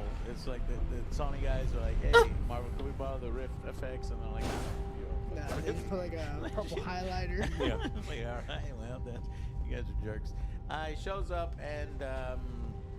Yeah, it's reported on the news. This man just showed up in the fucking prison cell. He's gonna be released because he's not supposed to be there. Okay, so then what was the real second sting? Jared Leto is driving, I don't know where the fuck he's driving, out in the middle of nowhere, and then he meets up with, you see something from distant parts, you see something from a distance coming, you don't know what it is, and you see like dust being kicked up. And then Vulture comes up with his whole suit, don't know where he got his suit from. Where did he get his suit? He made it, Joe, because he's From a where, smart though? guy. From Park. Hello, There's no Blythe. Stark stuff It's, there, right? yeah, you're right, Joe. But he Don't- learned don't Stark do that. stuff. No. He learned it by himself. Off screen, what happened was he goes Off to screen yeah. is so powerful. No, in in this this movie. universe, I guess that means that in this universe there is a Stark. I don't fucking know. They're not even. They don't know what they're doing in Song. Exactly. Well, anyways, he comes in with his fucking suit. He's like, oh, hey, I got a proposition for you. This guy doesn't take What's up? any damage. Spider-Man, huh? And meanwhile, they completely edited it out, the part where there's a Spider-Man poster, and from the trailer, that's not. It's like, Spider-Man, and let's Michael team up. Keaton's scene, with the police, it's completely re-edited here. But he doesn't say anything. He's like, hey, Spider-Man, huh? Spider-Man, let's team up. Yeah. I'm listening. And no, the motherfucker says interesting or something like fascinating is what he said. I'm like, fucking, he wouldn't find that fascinating. Thank you. Thank you, Shadow. Don't do it. Is that supposed to be Sinister I Six wanted to be or like, some guys, kind of villain? please don't. Now I can finally stand before them. This is Phil, my dear. Hellblind and E.G. I love them. I love you, Ranny.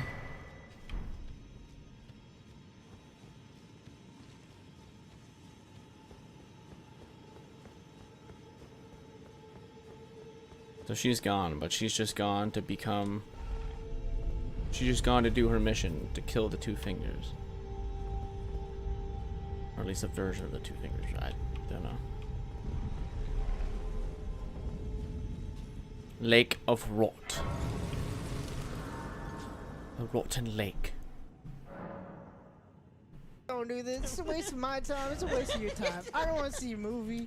You don't want to be in it. And it makes no sense because the character arc from the Vulture, like, is he really that obsessed with, attacking Spider-Man? I thought he's over that shit. I don't fucking know. Who cares? And wasn't there mind That's wipe the and moral this of for- today's I don't story.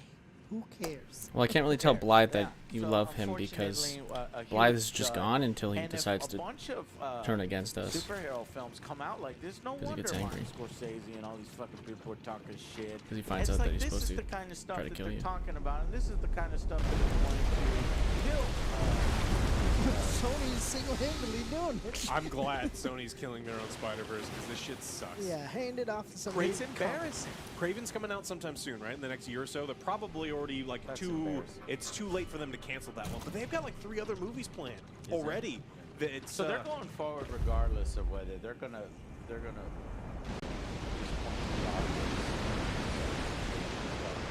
We'll see how much money it makes. We'll see if they actually move forward with a team of bad guys, a Sinister's team. Well, they made $36 off of us. I'm so happy that Venom got in. I don't know what's gonna happen with Venom. Is Marvel gonna use Venom? Is it gonna be a Tom Hardy, man? Fucking know. It's Sony so embarrassing that now Marvel's like, nah, man, we don't even want Tom Hardy, even though he's a good version of Venom and they could make him better. But they're like, nah, fuck that. Dude, We're I'd gonna rather make take our own Topher version. Grace than get the rest of that shit that comes Right. with Tom Hardy. That's probably why we had that symbiote come over. Attached from Sony. And honestly, after seeing this, it's the right move. Marvel is fucking smart. We're like, yeah, no, man, you do your own thing. Make your own riff. You're hiring who to write a Sure. movie? Sure, you can reference our riff. Sure. So that's cute here. Play with the Mega Blacks. Yeah. Please We don't got swallow the them. Legos. You can play with the Mega Blocks. Exactly. But they fucking trick Sony and like, let me get your action figure. Let me get your Spider-Man action figure. Here, play with the Mega.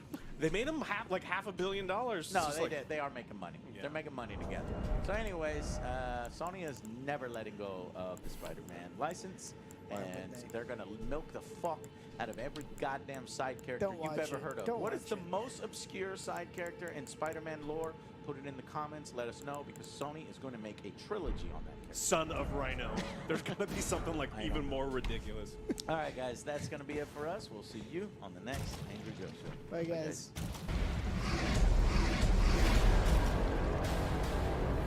No. Stop with the goddamn Scarlet Rot. Stop it. With the Scarlet Rot. Stop it, stop it. Stop it with the Scarlet Rot. Drink a potion. Run.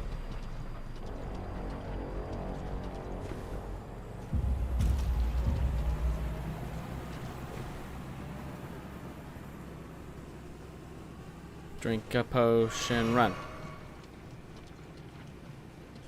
Pick this up and use it.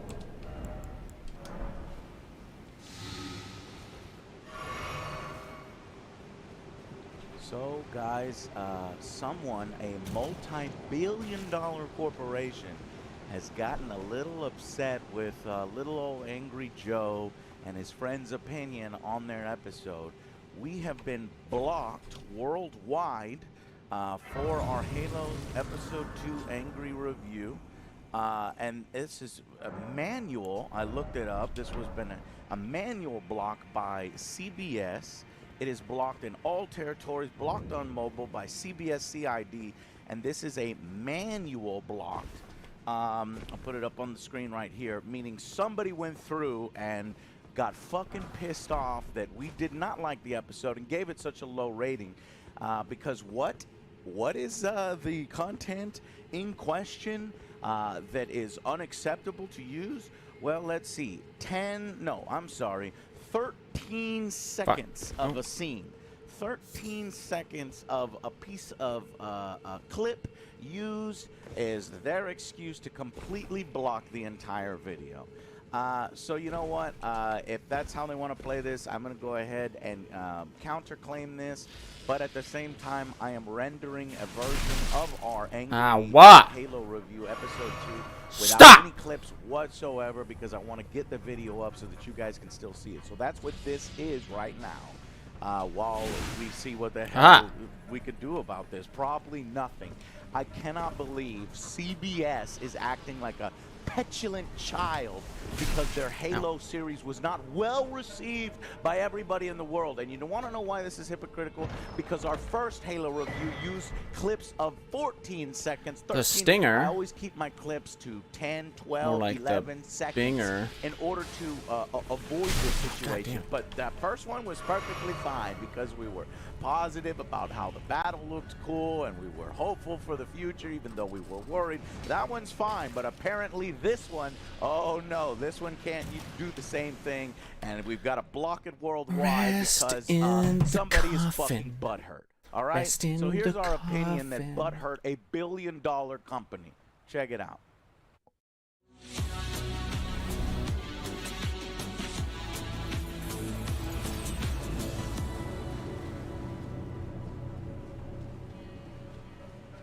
Never me to kill a stupid fuck. Stupid fucking asshole. It's so. Actually, I'm gonna use the meteorite because it's probably easier to hit this guy with a massive meteorite. Hey guys, welcome back to our Halo. Now, will I die on the first try? Probably. Okay, mostly because I forgot to roll there, but their big show to attract video games. if I get close enough, I could just call in the storm. We are now at episode 2. We just finished watching it, and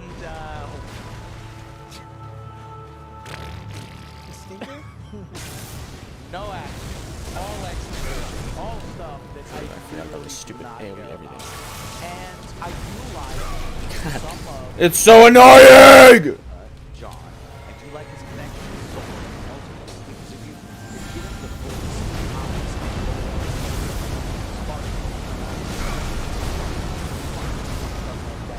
cool kind of thing that played out. I like it. So annoying. But this was really a boring episode. And honestly, you could, if there was never any marketing, there was never marketing as Halo, and there wasn't the Pelican that arrived at the asteroid space station, you would never know what. Aha! The fuck are you? When he's like, okay, I gotta go, puts his helmet back on, it's like, oh, we're watching Halo, and then gets in the Pelican and flies off. That's it. But anyway, so this is a huge exposition dump. This is basically more extremely boring UNSC politics.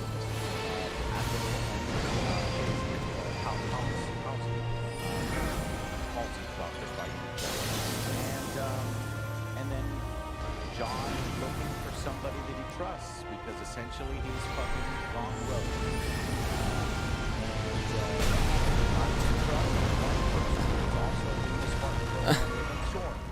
Escape. Soren's Oh, come on. Exactly. Fuck It's you. bullshit. Oh, it's bullshit. Get the fuck yeah, out of you were gonna kill me and then Yeah. I noticed give that me too. 5 towards the end. minutes. No. You gave me 5 minutes. At this, I was kind of mad at John by this. I'm like, I'm supposed to like John. I'm supposed to like absolutely go wrong. I need your help. The Paracon Fuck and outta fat ass. here. And I started. What did it even hit? You know, in this one, John is a long. No, roll, please. Oh. I mean, I figured I wouldn't beat it on the first try, but come on, man. Come on. Against his program. Fight against the UNSC He hit program. middle age crisis. He's trying to figure out what to do now. What characters in the show do you like? Go through them. I don't like the Doctor. Soren. Matt.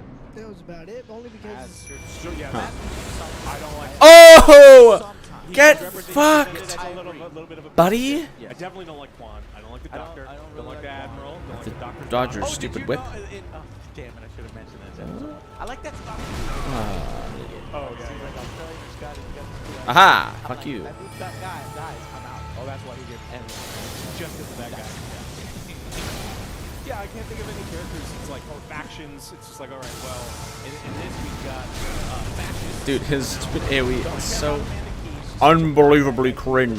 she's been such a weak character. You would have never got that position. Did you? Yeah. What even hit me, bro? And then there's Admiral Karen Ross. Don't like, oh god, you're a dumbass. I'm gonna shut all your fucking down. It's like, okay, the whole human race is dead. Yeah, like, I don't like any of the characters in the show. This episode, I do like the elites and the high council. you want to be portrayed by a human being in the show. And because I agree with you 100%. But like the way that the Covenant are presented are amazing. I want to see that. I want to see the battles in the Covenant. Now, this planet they put a lot of work on. Oh yeah, he's done for. Yeah. As I wanted to, by the way. Oh yeah. Cable car. Everything. Oh, he's all done this stuff is cool. Okay? It's like the moment you go away from the lore and have to Legend come up with your own failed. design, you fucked it up. Yeah, and while they were doing that, I was like, wow, this is actually like the level of design that they did is impressive as far as cost goes. And like, wait a minute, how many battles did we cut out for having this? Could we just done this via I don't know hologram? Like we just talk to he just talks to him and and we don't have to have the scene and then we get to have another battle or something later. But I just the entire time I'm watching this, I don't like any of these characters. You're right. I was Joe? more intrigued with the, with the hold train on. card. The train. The I what? was like, the card. I The was like, cable wait, card. the cable card. I was like, what the fuck? It just jumps off. It jumps off and it has to grab on. I know. What Wait, happens so if it's so- it doesn't so grab on? You're like, Then it- fuck. No, there's no Well, space. listen to Alex. It just flows Magic. out. in No. there. It's magic. And it slams It's into It's the same something. reason that Master Chief's bullets It's so do more stupid. damage. I was thinking the same I was thing. like- So I'm with you. I'm like, Who why would you invented create? this? why Ring would of you do this? Oath. It's so dangerous. It's an Like the alien. fucking It's Ring of gotta be a Oath. Spielberg, That's the- Indiana Jones garbage This, bullshit. when I say the second you go away from the lore, Oh, like this that's right. fucking Yeah, thing. it's just like, just Wait. shut up. I'm a Let's talk stupid about some of that idiot. in the spoilers. I'm so dumb. That was the most like tension I had. I was like, oh shit, are they gonna die? Yeah. You like that was So- definitely Temple of Doom shit, right? Yeah, Like, that was. It's like, okay. All right, anyway, so this episode is about Master Chief trying to break away from his programming, not knowing what to do, has this key, The artifact, learns the from a keystone. crazy dude, goes to Soren. Soren has a crazy dude on his installation, which had been captured by the thing before, and kind of tells him, hey, this is special, you're special, and... You're the blessed one. Yeah, so that's kind of this. There's nothing else. And then all the fucking Earth politics shit that we don't give a shit about, you know? Yeah. The That's the doctor thing, yeah, talking that's with the thing that- admirals. That bores me because she's like the admiral's having a fight with Halsey. Political and maneuvering to then- get our Cortana program back going. Yeah, and then Dr. Moreno's like, well, that technology is actually my section. How come she gets to have it? Mom, you're It's like, taking all it's the like, hey, stuff. listen, you're like your mom, but you're not. You're not polished. Get the fuck out of here. Yeah. So they're fighting between the little keystone thing. Yeah. I'm like, all right, I don't. So let care. me put that question to you. What are the characters you like? Sauron. Soren. That's Yeah, it. sorry. Who's the only So cool I one? say I you know, John, they kind of fucked up, but I Yeah, 'cause kind he of was a half dick. like him. The part of him that's more like our John. Don't like the Doctor. Don't like Quan. Don't like Mackie Don't like my is big, her name. thick She's key. the human member of the Covenant. Charlie Murphy is her name. Charlie Murphy. And then rest in peace. Admiral didn't like her. Didn't like the main. I don't think fucking I've ever human gotten this. Admiral. Doesn't get enough to feel like, I've gotten you both know, of one the these. badass Yeah, like guys. Cortana. No, Vortex it's- Lightning I don't- Spear. Do I don't have like both these? I Cortana, have to double check. don't I have to make like sure. Miranda Keys, Pretty sure I do. don't like her, Vortex Lightning Jacob Spear and the Keys, don't greater like- thingy. I guess. Jacob a little bit. Maybe a little Jacob. I'll agree with you. I do like Vanek 134. Yeah. Didn't you say it's Yeah. 134? Yeah. I like it. Vortex He's got, Lightning like, Spear 4 lines. and Death I like Lightning. all the Silver Team. Like Yeah. all the Silver Team. All the songs, Silver because Team. they haven't said too much yet. Yeah. Like Uh, they haven't They're been just there to kick ass. They're what we know. Well, Yeah. The game. fuck it. Kick ass and like, come on, let's smash. Anyway, so really, kind of a bad Well, that's episode. kind of. And underwhelming. didn't enjoy it because it's going off on its own silver timeline stuff that it wants to do. We also get a little bit more of Charlie Murphy's character, Maki, who A little too revealing, huh? Wow, that was weird. It's Yeah, like, they let's get showed off naked. her It's side like, boobie. it's like, why? okay, thank you, I It's guess. like, because we You need showed a your hook. booty. We need a hook. We need to Like, keep don't- people coming back. It's like, hey, Hey, man, she might get naked again in the future. Yeah. Don't hate her. Do you hate her now? She got a side boob. All right. It No, worked for Game of I- Thrones, right? It doesn't make any sense, does it? No. And what's worse is they cut back and forth between John talking and her undressing, and John is saying like and realizing he's special in some way. He's and special too, He 'cause she's got the feels, and he scars feels in the back. different, and she's got scars. How are they connected? Well, clearly that's what they're doing. They're cutting back and forth. I think maybe they're connected in some way. Either they're both of the blessed ones in this universe that can interact with the keys. Does that mean, does that mean like we, that's the Forerunners and we are the, the caretakers? E.g., what do you have to say about People this? Have it in their DNA. I don't know where I don't Blythe know. is. He's just gone. I don't know. I don't know where it's going. it's gotta get I explained. don't know. He's disappeared. Only some people have access to it. Only some because- people are the caretakers, the Forerunners intended to interact with their Yeah. technology. And eventually we're going to Halo. Because the dark we're not there now. We're not there now. But- yeah. Please, let's get to Halo.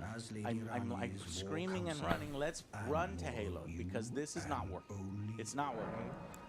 And maybe once we get to Halo, it'll start working again. Now, Lady Rani, I pray that you serve her Final well. verdicts. 3. It's getting a 3 out of 10. This is getting half the score that the first one did. This is not average television. This is boring. Yep. I don't think the exposition was handled particularly well. He's got 40 people pointing for some reason AKs at him at the beginning of this episode. And, he knows he's invulnerable. And so the first thing he does is the rest of the time he's there, these people, not everyone knows on this entire installation that he's walking around with his helmet off the rest of the That's time. another thing. It was so fucking It's just stupid. an excuse to have, this whole episode he's got his I don't know if he's trying to be incognito or whatever, but like he's drawing attention, but he's not wearing his protection. Yeah, It's so like, he wears they all... can just shoot him in the fucking face. It's like that's a Spartan. We don't It's our like him. vision of John. We don't like It's him. our We're vision gonna of shoot Master him. Chief. Yeah, so I don't like any. It just not a whole lot of this makes sense. I don't necessarily care about the politics of Quan's planet and how, like the new fascists have moved in and they've taken over, and the fascists are allying with the UNSC, and so they're also kind of back. Get it? They're the bad guys. We don't know if we can trust them. We don't know who's good and who's bad. It's like. I don't think that we needed this because I think that the story Is interesting on Would have its own. been. and Yeah. it's not a complicated one. It's not one that I think it's one that even people who have not played the video games would appreciate and understand. Yeah. And they decided to go off and do their own thing. And what's going to happen is when you take an IP that people know and love and you do your own spin on it, they're going to compare it to the original. And if you don't do as good of a job, you're going to have people giving you shit. And this My is me giving you shit. You did favorite not, in place. the first 2 episodes, do anywhere near as good of a job So as pretty. a video game from the fucking early 2000s. And that's a shame because I do love these. And if it's not that this show, And there is should be a for me, dragon that lands in front of my this thing. parents don't want to fucking watch this Gives me the TV show. spine. People who don't know the video games don't want to watch it. So it's like, who did you make this for? I honestly don't know. Now, to counter some of that, some people, I can already see them typing. It's like, well, some of this was in the lore and this and that. It's like, yes, but imagine how much more effective it would have been that we're in these badass fights, we fight in the Covenant, we find all this stuff, and then the politics start to get into it. This night, these conflicts start to arise, but it's just the focus is in the wrong areas. I don't know if it's constant measures what we speculated on, or if it's that rising, but this is coming. Oh, your what was, rating. what the was fuck? the key takeaway from episode 2? Oh, I don't want to watch episode 3. Exactly, Joe. Yeah, on, It's pointless. By the end, he just goes right back to UNSC where My guy! last episode. Yeah, he could. You do a lot of damage! Drop her. Oh, yeah. He okay, did drop. dropped Okay, her he off. dropped Quan off to be safe. And he's a blessed There you go. one. Yeah, we could figure that out. He got a cool Sure. happy face. Have a nice day. Don't forget the happy It face. was, yeah, I there was accept. not a big takeaway from this one. This You one gotta was a talk about super spoilers. big filler. Okay, if I get inside the forced building. tension between the human race that I don't really give a shit about. It's like, hey, now we're gonna Yeah, have human. You mean tension. the human-on-human conflict? Yeah, We now don't we're give gonna a have fuck. tension between Dr. Miranda and Halsey, and again with Admiral for the Keystone. Dr. Halsey and Problem is he's a glint sniper, I guess. He actually like on air with do system. Well, the Admiral. The other one. Shutting down. Oh, I wonder if. Hold on. yeah, that's Shouldn't- smart. yeah. There's a small chance I could just cheese the shit out of this. Yeah. Okay, yeah. Which is stupid thing like she's shutting down the program and then the Keystone, and it's like it's mine. So there's some altercation there. And then Quan, who's being dropped off, is like, hey, take care of her. But at the same time, Soren should have been like, hey, what the fuck do you want? You only give me 5 minutes, and now you want me to help you with this and babysit? Yeah, and potentially have Like, the entire at least- UNSC destroy my entire fucking utopia creation. At least, he, like, in the beginning, he should have some pushback or something. He's like, oh, come on in. Like, should have done something else. Yeah, we are okay. Uh, So what is your rating? I'll probably go with the 3. I don't want to watch this. Okay. I'm done with it for now. Until next week. Ugh, only because I So- have to. I had written down a 4 out of 10, honestly, but as the more we talked about Yeah, it, the like, more I'm like, what's- this doesn't really add much. It's spinning its It wheels. It's focusing inside stories and shit. Like, this is great for episode 17. You know what I mean? And this is great. This is stuff, but this is episode 2, man. And I'm already falling off. So 3 out of 10. So you know I'm here? Let them design that. Anyways, guys, thank you does. so much for watching. We're going to talk spoilers now, even though we've already talked a little bit of it, but it's unfortunately episode 2 is See if we can get him to forget I'm here and we walk back and charge him. and Fucking delete him. I think I can just delete him anyways. Like I just walk up and trigger his spawn, and then while he's charging up, I can. This is how we feel about it. We just got to give it to you straight. So, Gonna lose him. spoiler section next. Thank you so much. Okay, he's lost interest. I don't know if he despawns or not though. Oh, you can hear him rumbling around over there.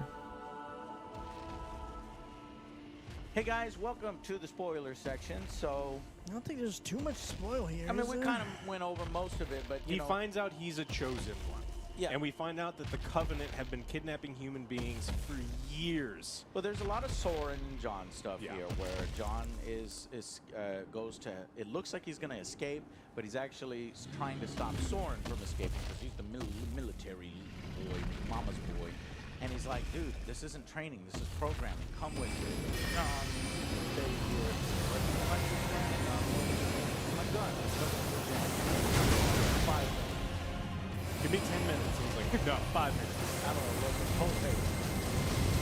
That made me mad. Got me mad at that.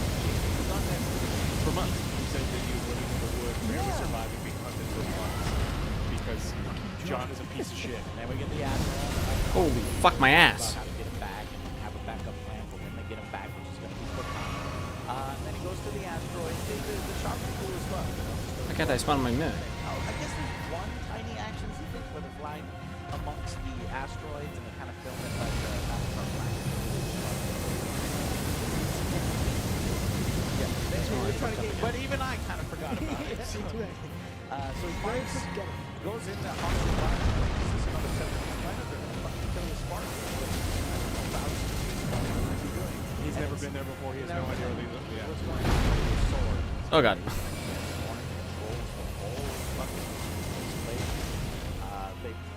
They look at him, they block his path before he lives. And most of the weapons. Situation. And basically says, look at what I've built. You know, this is my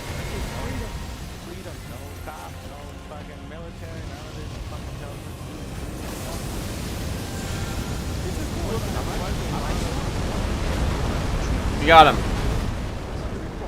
You're still calling them treatments? You a dumbass, man. Stop eating them pellets.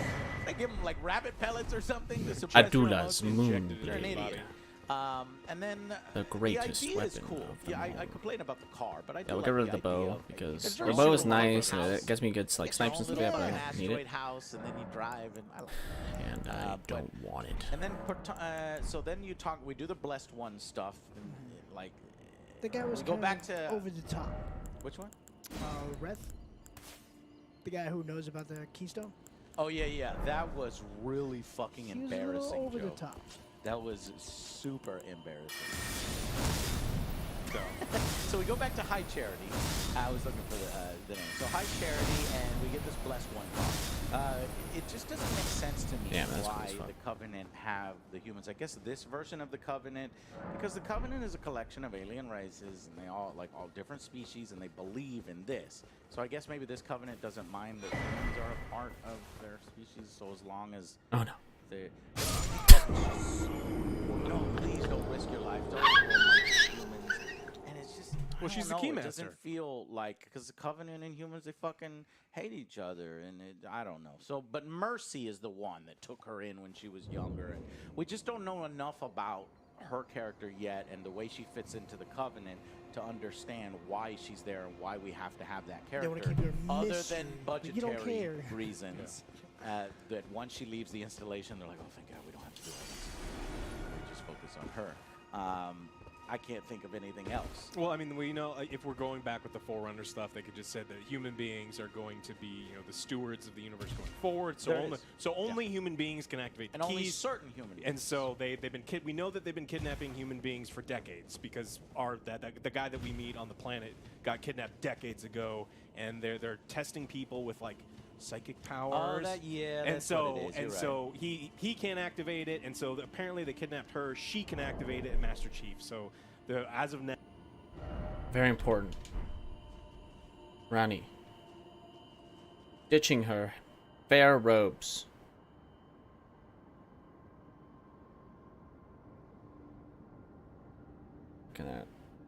Looking at her body. But I'm just wondering, like, what the fuck? She's like full on. She's a doll, you know what I'm saying?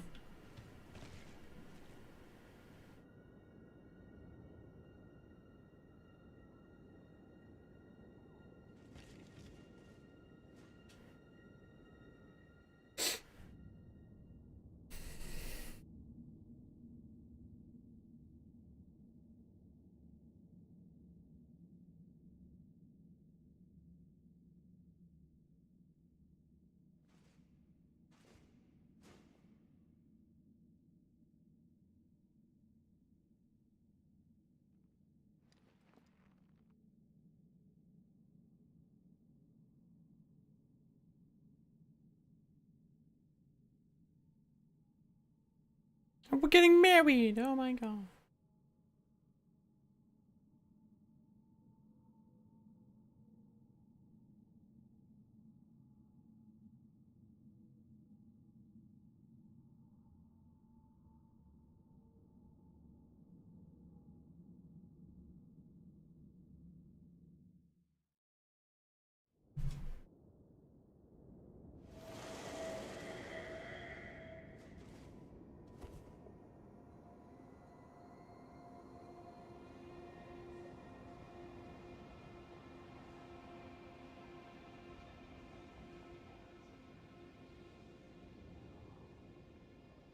Hello, my mistress.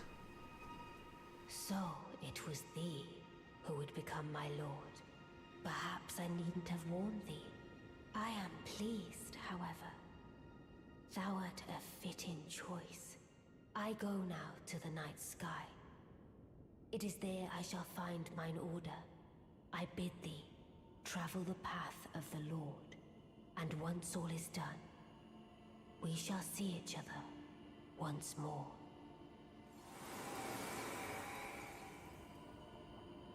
I love you.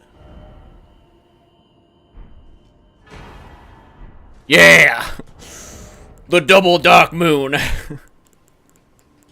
Look at this. Look at me. Look at me. Now look at you. Now look at me. Now look at you.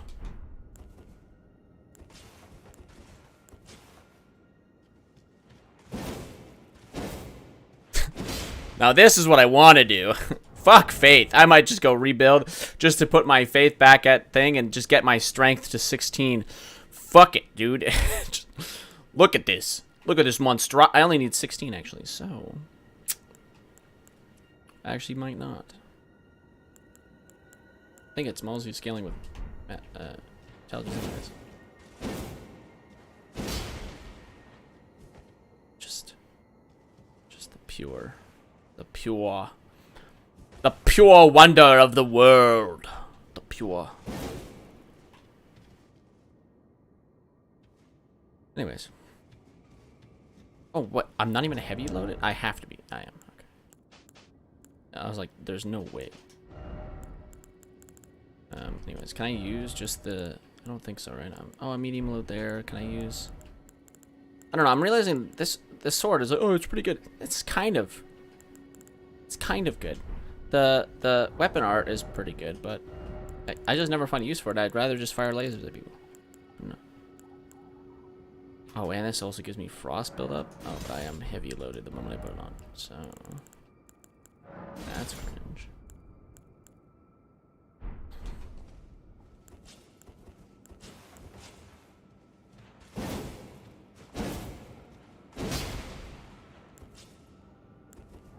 That's what I wanted. I don't care.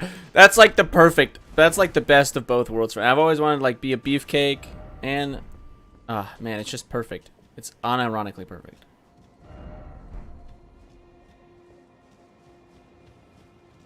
Actually, hold on. Actually, is this?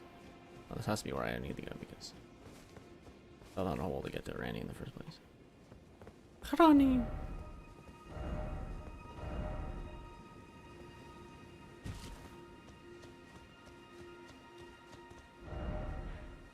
Rani.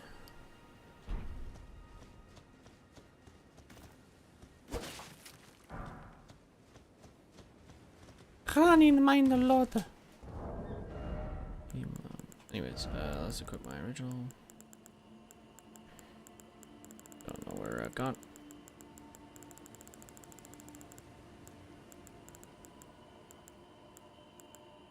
I'm okay. What's happening? Swords. There, Jesus. Fucking.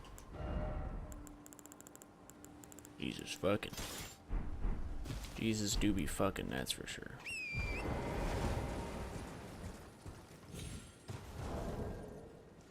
Now there's only 2 people they know. Two blessed ones. Two So blessed far. ones, yeah. We get more Halsey Admiral stuff. Don't even want to talk about it. Don't fucking care. Then we get the Vishner scene. So Vishner is on the planet and he's like executing What the fuck? rebels, and he's like spouting off Shakespeare. And it's like, this guy is such an over-the-top villain. Jesus. And it just doesn't fit anywhere in this fucking Halo universe. Not even in this made-up Silver Timeline universe. It's like, what is his purpose? Why are we doing this? Well, he's a separate faction, like the government that's allying with the UNSC, and they are exerting control over the Separatists, and Quan's like, I'm gonna get you back. But did you notice what the fuck the scene, how it was approached, how it was written? He's doing this, and then suddenly a fucking, I don't know, a drone is just looking at it, and he looks up at the drone and he shoots it down. And then we cut to the scene of who is manning the drone or who is looking at that drone footage. It's not the UNSC, it's not, it's Quan on rubble. In Soren's bedroom, yeah. In Soren's bedroom. It's what? So did they send a drone light Magic speed to again, remember? and she knew Halo exactly magic. where he was on the fucking planet murdering what? If that is not Yes. a condemnation of the bad writing, of the, what do you call it when you write yourself out of corners? It's trite, it's tropey, it Well, doesn't Albus, make who any the fuck? fucking sense. And it was bad. So I was like, okay, What a they want to coincidence. remind you that Vishner's here and he'll play a factor in here. And he's a somewhere. really bad He's guy. a really bad guy. Because he executes women. Yeah. Or he looks, oh, interesting. He doesn't fucking care. Then the camera goes directly back to the 1920s flapper girlfriend. Am I on drugs or where the Soren fuck has is a this guy? 1920s flapper girlfriend in his house. She dresses that way. So, okay. I don't fucking get the character design here. There's I like, don't you know what we need to have? I know where it is. Like, this is it's a... Do you see? Anytime they go away from the fine. lore, It's wild. Someone drew a picture once, and they're like, I drew this once. Like, what does that do with Halo? It's like, I don't know, but put it in there. It's like, all right, you're the boss. Yeah, I guess yeah. I have to put Yeah. this woman like in the now. lady in charge of like the costume design, she's like, oh god, these fucking military things. These dudes. You know what we bros need? are- When I fucking think hate of it. the When am Halo, I I gonna think get of the my Roaring designs? 20s. Yeah. Anyway, so they talk a little bit about his programming and how he should break free and stuff. And Quan wants. Oh, she also talked. The 1920s girlfriend was like getting her side want plot. justice. I want justice. So we're gonna get There's a Quan thin line between killing revenge Vishnu. We're setting up a Quan Vishnu thing. Why? Halo. What? Because What? Quan versus Vishnu. Halo. yeah. Dude, fuel must flow. I should have put this at the beginning of the review. In fact, I might take this segment and put it. Quan versus Vishnu. Halo. What? All right. Anyways, lose the pellets and open your mind is basically what Soren tells John. Man, Equilibrium did it so much better. Beat your programming subplot is coming, and then that's when his son Kessler stamps his hand. And he's got Yeah, a little that's smiley done. Face, and oh, that's his What symbol. is that? It's like I accept your. That's done. You Faye's protect done as him well. now. Are we poorly foreshadowing something where Soren dies and then he'll help this kid? He's just collecting kids around the galaxy. He's gonna turn into his own version Source of of Dad Batch. Selen. Like, Halo's Sure. like, you know what? I don't really. I have a bunch of kids now. And we got a Great little bit. infantry. Yeah, We got a infantry. little bit. Are they doing a pending conflict between Silver Team and Master Chief? Because it seemed like maybe one of the other soldiers was, one of the female ones was kind of Don't give a shit skeptical. about this guy. Yeah, and then Oh, do I care? But 134 was I like, think no, so, man, because he's they're got a like plan. programmed as well. They're like, all right, well, these are orders, we have to follow. That's all we know. So. Yeah, I wonder if they're going to play with that. We're going to have Silver Team versus Master Chief. I want Silver Team to break from. That's the only plot line I care about right now. Is Silver Team breaking free of their platforming, joining Master Chief, and Master Chief and Silver Team kicking Covenant ass. Not gonna happen. That's not what we're getting right That's now. not gonna happen. Right now, we're getting all this other bullshit. And I can see they haven't even fucked up Cortana yet, but I feel like they're about to fuck up Cortana. Well, you've seen her. Yeah, we've seen her. I guess they did kind of already fuck up Cortana. Cortana is going to be a mind control. There's going to wipe the brains of the Spartans and be in control of their bodies, and it's going to be wonderful. Yeah, but then she'll break free from her programming as well, and then there'll be, a couple, a team, and they'll be what we know from the games. I guess is the ultimate. Yeah, but why do we have to endgame. fuck up Why her, do we have to do this? I don't know. Her like main story. It's just like To get there, yeah. we have to tear down the humans. We have to tear down all of these characters. We have to tear down Master Chief. We have to tear down everything that we know. This deconstruction. But It's why? this obsession of deconstruction. Why? You have a more interesting story. It's already laid out for you. You're wasting time. Anyways, he always has his helmet off. The comedy in the series is not really working. No. The jokes they're making are not funny. They made jokes? To me. Yeah. Which ones? Soren tries a few times. Oh, he's and fine. I like him enough where Yeah, it's like, yeah, all yeah. right, He gets a but pass, but he no one gets else. a pass. Master Chief did eats nuts and bolts. And we get people in cages. Like, what is with this scene? Like, what is this? It's not a prison. Why are they? It's not a prison. And then and Reth is so embarrassing. This performance from Reth is just so embarrassing. I was like, I can't believe I'm watching Halo, and like this is what I'm watching. And this guy who's been picked out, he's overacting. He's like fucking crazy, but fine, whatever. He forces Chief to touch the thing again, as if Chief couldn't do that on his own. That was his big reveal. Just touch it, and you're a blessed one. And yeah. Destroy the artifacts and destroy yourself is ultimately what he says. Yeah. So John gets real mad, gets the artifact, And I gotta slams go. this crazy person against the wall. It's like, I gotta go back to my overlords. And he puts his helmet back on. It should have and been he like flies off to the UN Ultimate message. Soldier 5 or something. the Universal Soldier? Universal Soldier. Yeah, at times that's what this feels like. A really low budget sequel Universal to Soldier a 5 franchise. with Dolph Lundgren and Van Damme. You know what I mean? yeah. So, I've and watched that's those. when I wrote, Soren owes John nothing. But he agrees to protect Quan, and he's so fucking nice to him. He's like, man, you're so stiff, dude. Relax. After months of being They must have on been the really, run. they must have been really good friends in the thing. And that I like Soren stuff. Soren stuff works. But 44 minutes in, you still wouldn't even know it's Halo. And then the last 10 minutes, they talk. He activates his beacon, gets in the Pelican. It looks great. I'm like, yeah, this Pelican looks great. But for 1 minute, what was that thing that you said a long time ago? Like you're searching for the shit. It's like Oh, it's called, it's called Second Harvest. Second Harvest. It's what survivalists do. They eat feces of animals looking for little bits of nutrients in there. Yeah. And then I found my bit of nutrient. Yeah. It's like Pelican and it's flying. I'm like, oh man, do something with the Pelican. Take us to Halo right now.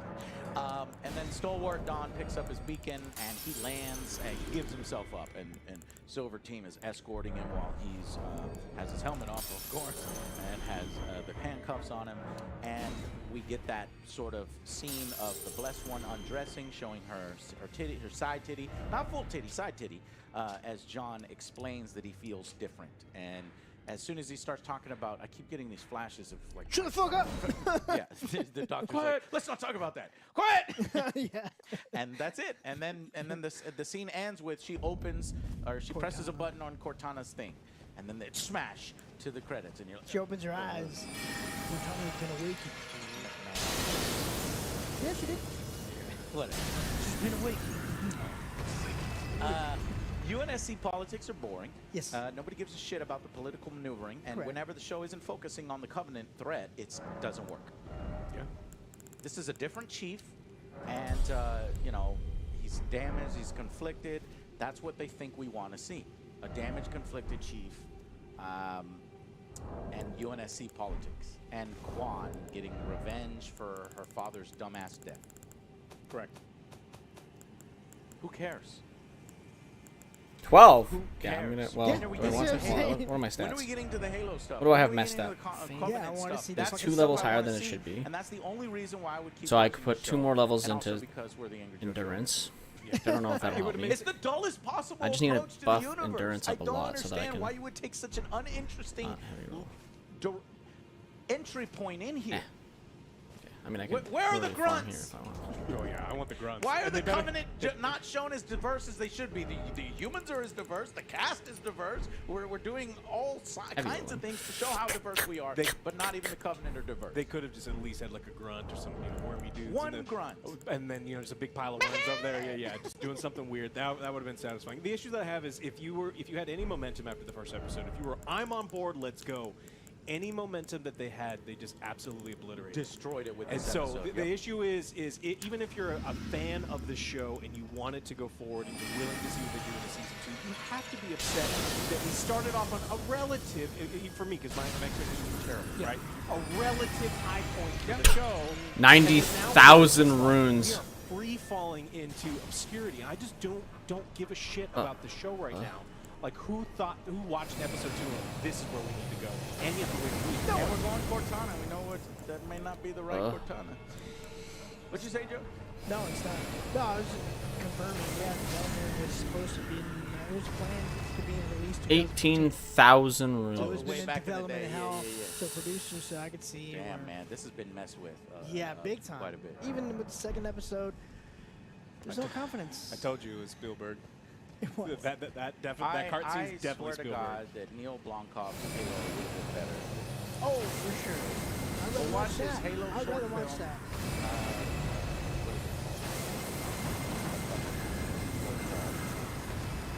Landfall. Go look it up on YouTube. Oh, so I must have just killed Anyways, like the triple. guys, this is sad to see an awesome IP kind of get chewed up and treated in this way.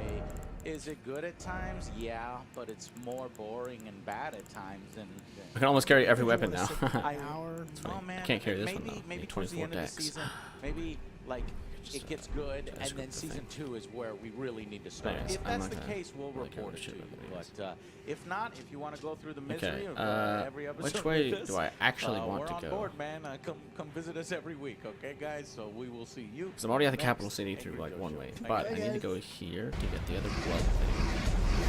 Because I want it, and then I have to go get nuts.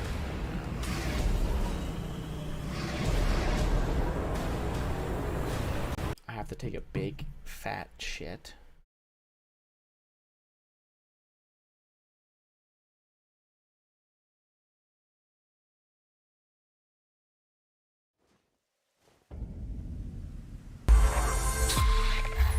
This show, the Steve Dangle Podcast, is presented by Manscaped. Sign up for 20% off at manscaped.com using the promo code, say it with me, DANGLE. Steve P. The Steve Dangle Podcast with your hosts, Steve Dangle, Adam Wilde, and Jesse Blake. Oh, I'm Adam Wilde, and this is Jesse Blake. How you doing? Steve Dangle Podcast. Sorry, you usually take over HR when Adam's not here. Not really. I was terrified. I think we share the chairs. We're the... It's a give and take.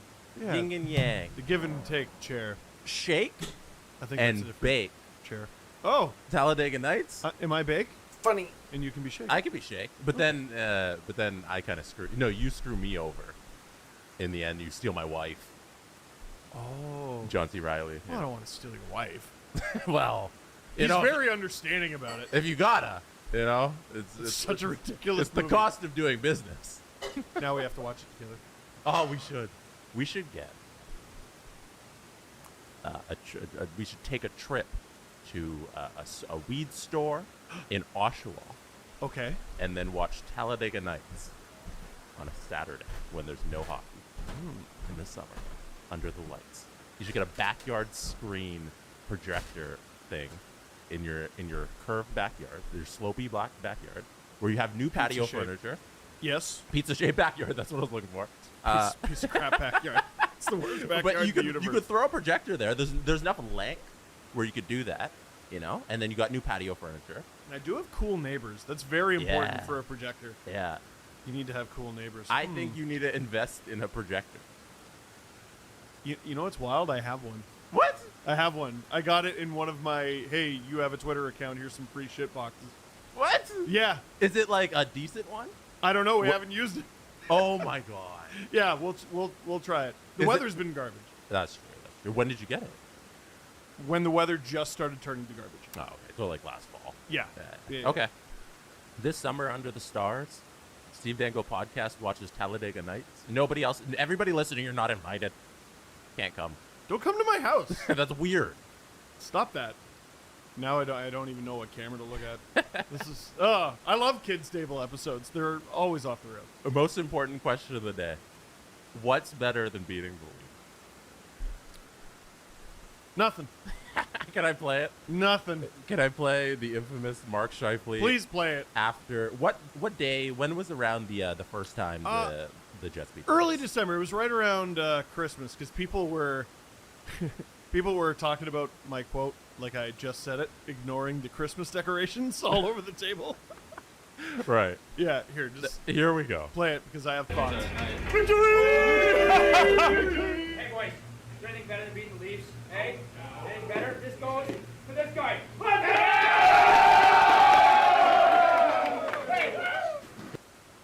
So actually, do you want to listen to this as well? Yes, So Wayne because I haven't Simmons- heard this. I only read it. Wayne Simmons was asked about this quote, and if he had heard it, I'll just play it. I don't even have to explain it. He'll go into it right now. Did you see the video of Scheifele after that game in the dressing room saying, guys, is there anything better than beating the Leafs? Yeah, that's fine. I feel most teams feel that way. So I don't think that's anything out of the norm. I feel like every team we go up against really wants to beat us. So, whatever. They got the win. They're allowed to enjoy it the way they want. But, tonight will be a different story. Why do you think that some teams, or a lot of teams, relish beating the Leafs? We're Toronto, and I feel like I'm not trying to be arrogant or cocky, but I feel like Toronto is kind of universally known as kind of the center of the hockey world. So, I know when I used to play against the Leafs, I'd want to crush them every single time. So, I know that feeling. So I have no doubt in my mind that every single player in this league feels that way when they play against us.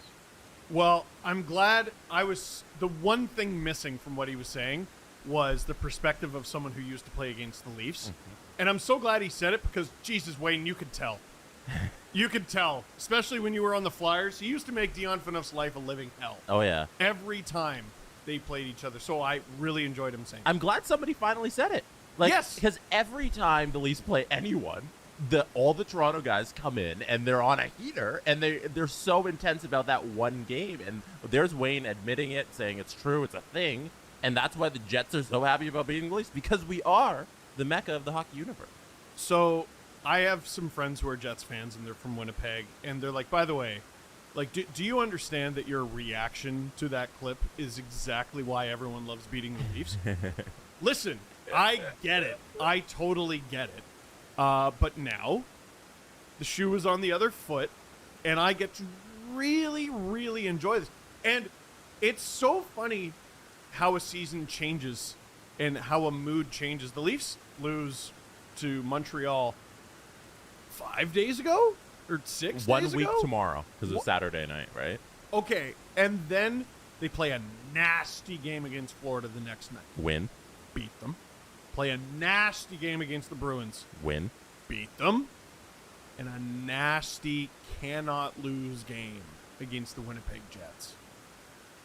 Beat them. And all of a sudden, my mood around this team has completely switched. Mm-hmm. Like, what is that? 3 games in 5 days against killer opponents. The Florida Panthers are top of the division for a reason. The Bruins are never going to go away. I feel like we're destined to do this forever. And the Winnipeg Jets basically have to win out. They did heading into last night. They're screwed.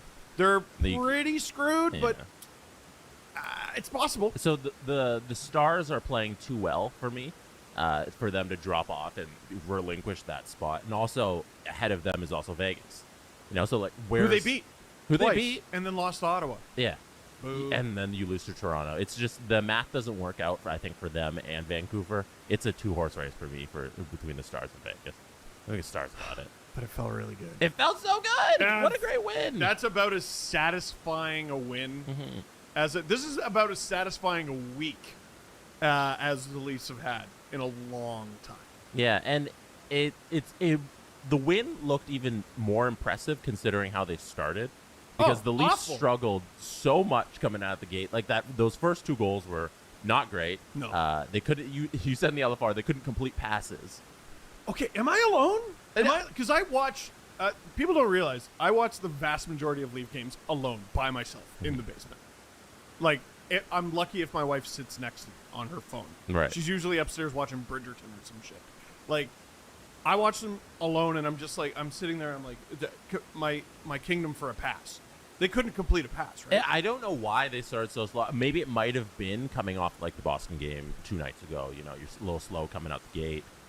Missing guys. Yeah, obviously. But yeah, it was a weird start, considering how they've started the last 2 games where they seemed to be the dominant team right out of the gate. It seemed like old Leafs were back, and it was 2-0 real quick. But then they settled in.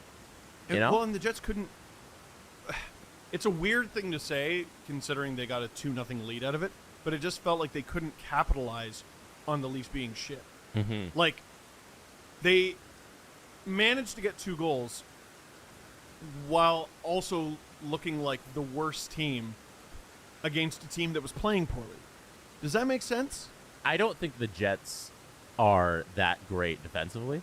And They're like horrible. at no point did we see them play a tight game. And I think that was all very apparent even when the Leafs were down 2-0. That's why it looked inevitable that they were going to win that game and come back. That's why I bet on it when they were down 2-0, and you get good odds because you get plus odds with the Leafs winning. Backup goalie. Even though he's played well. You know, there was always a confidence that the better team was going to win out that game, and they did. And the entire game was real chippy. We'll get into the refereeing problems that they have because I think the discrepancy in the power play is something we need to talk about. But yeah, it never seemed, even though they were terrible, it never seemed out of reach that they win it. I'm mad at myself because usually I always tell people I don't write down notes for the LFR. Like, if it's good, I'll remember it. And that is usually true. But sometimes I'll come up with something good and forget. Oh, so you should write things down. I know. It's rare, though. It's rare. I usually remember. So last night... Can I call you the Jay-Z of LFRs? Because Jay-Z doesn't write his raps. No. Yeah, so I don't write my Leaf raps. Just, no, top of the dome. You're like Wayne and Jay-Z. You know, you don't write your raps. Don't write them down. Because I was going to be like, you know, William Nylander needs to... he's a leader on this team. The Leafs need him to be a leader on this team. So he's got to pay attention to details. We know he has this offensive skill, but he needs to give more effort. He needs to back check. He needs to do the little things that help your team win. Oh, I'm sorry. Those are my notes from Mark Scheifele. What? Oh, shut up. Dude, that's if Mark Scheifele was not from Ontario and he was from Finland, Sweden, anywhere else in Europe. If his name was like, I don't know, Patrick Laine. Yes, Jesse, absolutely. Absolutely. He's shocking. He's shocking. Blake Wheeler's not much better. Holy shit, Mark Giordano. Holy fuck. We're gonna pretend like that goal never happened. What goal? Oh, Nothing. yeah, Nothing. yeah. Nope, they won the game. He scored a goal. We pretend that never happened. He got walked. No, okay, that game started Jets up 1-0. They got it because they won the first leg of the home and home. That's what we'll call it. And no, I'm gonna pretend like that never happened. But no, he's that team is their forward group is shocking, and it's not a systems thing. It would be a systems thing if they were, skating around here, there, and everywhere. And no, he literally stopped skating after the red line. Right. He doesn't care. The Leafs also seemed a little, especially on the first power play, where they seemed like they're squeezing their sticks a little tight because they're trying to get Austin 50. Yeah. Like, it seemed like it was the Austin 50 thing hanged over the game. If that's not probably not the right term, but it was hung over the game. I don't know. Everybody was talking about it, and it was a thing, and it was a narrative, and the Leafs seemed to also get it. Bob McKenzie just right away, as soon as the intermission panel started, he's like, why are they trying to get him a goal so bad? And, like, in my head, I'm like, yeah, it's like, what Matthews goes, like, I don't know, 2 goals without a game sometimes? Or, sorry, 2 games without a goal? Yeah. That? Like, if they're just playing regular hockey, he'll score. Like, it was fine. He'll be fine. They were trying so hard in that first power play, and then you saw in the second power play where they took advantage of the Jets, thinking that Matthews was going to get all of these shots, and Willie scored. The second he did that, I was like, that made sense. That was smart. That was good that you did that. Right. Yeah. So, the Austin 50 thing. No doubt. The fourth Leaf to ever score 50. Oh, sorry. Before we get to Austin. Yeah. Did Adam seriously tweet something and promote it in Winnipeg? What? So a bunch of people were messaging me that Adam tweeted something about the Winnipeg Jets. Hold on. Like making fun of Jets fans or whatever. And he paid to have the tweet promoted? In Winnipeg. Which is what Justin Fisher did a few years ago. If I'm on his timeline, I can't see his promoted tweets. Like, that's not a thing amongst your tweets on your profile. I don't know. I'll try to find it. I'll try to find it. Sorry, Austin 50. Austin 50. All right. That's so I wish he was here. We could ask him. He's sleeping upstairs. I wish we could find out. We're in his house. Right, we don't know. So Austin Matthews, 62 games to become the 4th Leaf to join the 50 goal club in franchise history. It's crazy that Leafs have only had 4 players in the 50 goal club when they've been around for more than 100 years. It's hard to do. It is. A couple of more interesting things about Austin's 50. He was the fastest 50 goal season in 26 years. So back in 95, 96 was the last time. That's league-wide. It was the last time somebody else had 50 and 62. And in that season, 4 guys did it, actually. Lemieux, Yager, McGinley, and Peter Bondra. They all did 50 and 62, but that was the last time. Bondra was so underrated. That was a great player, man. He tore the late 90s up in a era where no one scored. Rick Vive, when he produced his 50-goal season, he did it at 0.7 goals per game. But the average goals per game for an NHL team was 8.02 in a game. So, like, both teams combined for 8 goals a game. Okay. Right now, teams are combining for 6.22 goals per game. And Matthews is at a scoring pace of 0.81 goals per game. I'm sorry, that sounds like an MVP to me. Right? Matthews' pace is 0.1 goals better than Rick Vive, and league-wide goals in a game are down about almost 2 goals per game from where Rick did it. I'm not shocked to hear 4 people hit 50 in 95, 96. because that was basically the last hurrah before the dead puck era started to begin. Mm-hmm. And then, oh man, when they sunk and deep then into the 04-05 season when they came back, goals were up again. No, the 04-05 season was low on offense because there were no games. Oh, well, 05-06. 05-06, yeah. And then for this last stat, the adjusted for era, Matthews' season is one of the 25 best scoring seasons in the league's modern history. Rick Vive's season would have been tied for 510th, and Matthews is top 25. Those numbers were compiled for by Jonas Eagle and James Arnold. Great job, guys. It's an unbelievable feat. What do you accomplish? Oh, it's so good. Yeah. Oh, empty net though. Yeah, he said after the game, I never envisioned it happening in an empty net. You know. That's how he got 40 as a rookie though. There you go. You know, like it's and now all eyes are on 60. Mm-hmm. And I'm sort of glad it happened the way it did because, like, man, it really did. For a team that just won a game 7-3 in a heated affair, it felt like they might have played better had he not been at 49. I'm glad it's over because why were they playing just to get him a goal? Just play your regular hockey and he scores. They wanted to get it out of the way, but I think they... Stop! Sometimes the Leaf bias just comes out in shining colors. Every time you look like... Anytime you bring up that Connor McDavid is cratering fucking Matthews in every, like, stat, like, assists, and, like, you got a fuck ton of goal, and, like, you know, he just craters him in points every single year. Everyone's like, oh, yeah, but points aren't all that matters. Points are all that matters. Oh, but points, oh, yeah.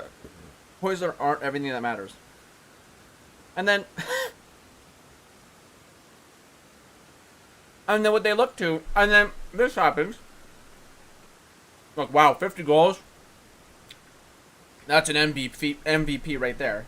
What happened to don't look at just one stat? Now maybe, I mean, sure. Does Steve Dangle is Steve Dangle a typical, like, Leafs fan? No, but it comes out sometimes. And that's one moment there. Like, come.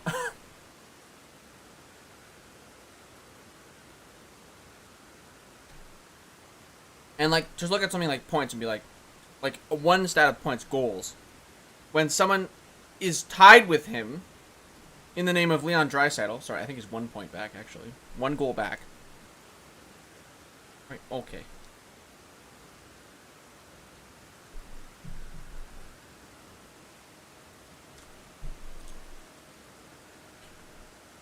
Like, don't hyper-focus on that one stat, dude. Especially not right now, when there's another guy out there named Leon Draisaitl who's tied with you. And Leon Draisaitl and Connor McDavid are both cratering Austin Matthews in points. Like, I'm sorry. It's not...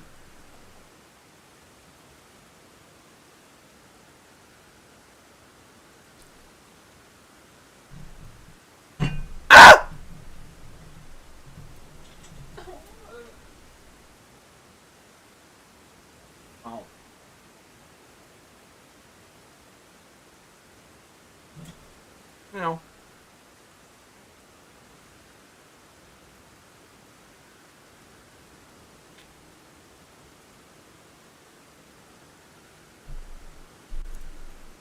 Sort of. I'm glad that game happened. Mm-hmm. I'm glad all those things happened at once. We're short guys. We're trying to hit a milestone. It's a heated rematch. There's going to be chippiness. I'm glad all of that happened. It's the perfect playoff warm-up. You're going to deal with all of these things. And the thing that the Leafs crumbled with the most last year was pressure. Right. So they struggled at first. They figured it out. They conquered. And now on the road to 60, like, they have a lot of games left, surprisingly, but not too many soft targets. Flyers fans, I'm sorry. That looks like a soft target to me. And Matthews has to light them up. So do you want to bring on... Prediction of the day. Austin Matthews will have 0 goals. They'll win 7-3. Dave Bastel from No. Sports Interactive. 7-5. And we're going to hit the Austin 50, the Hart Trophy race, McDavid 100 with him, and then we'll come back and do the rest. Why are you giving that face? For the audience, who's McDavid? Connor. Oh, First I've never name's heard of him. Connor. Never heard of him. So-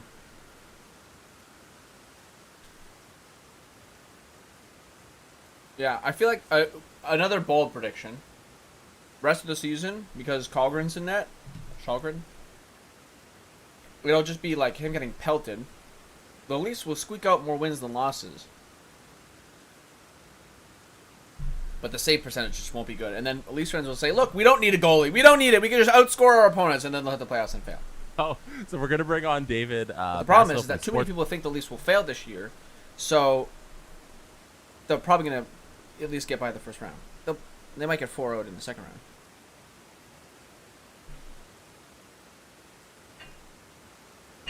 But like because they face Montreal, like they're facing literally not Montreal, and as long as they don't face Boston, I think they're okay.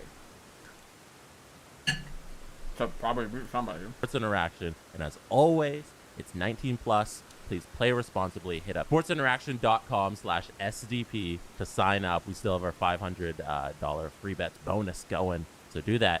As always, play responsibly. Let's get to David.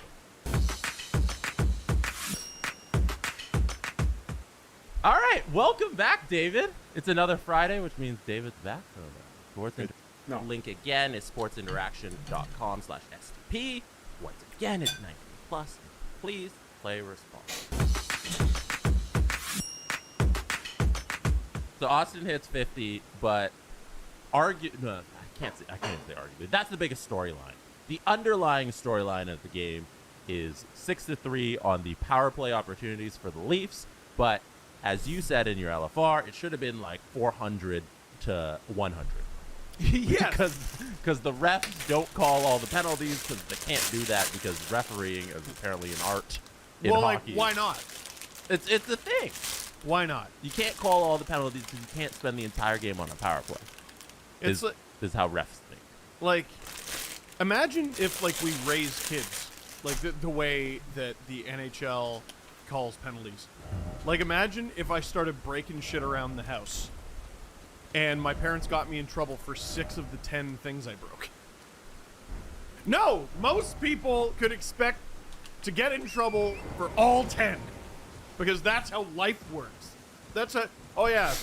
Break 6 out of the 10 printers in your office and see how your boss reacts to that.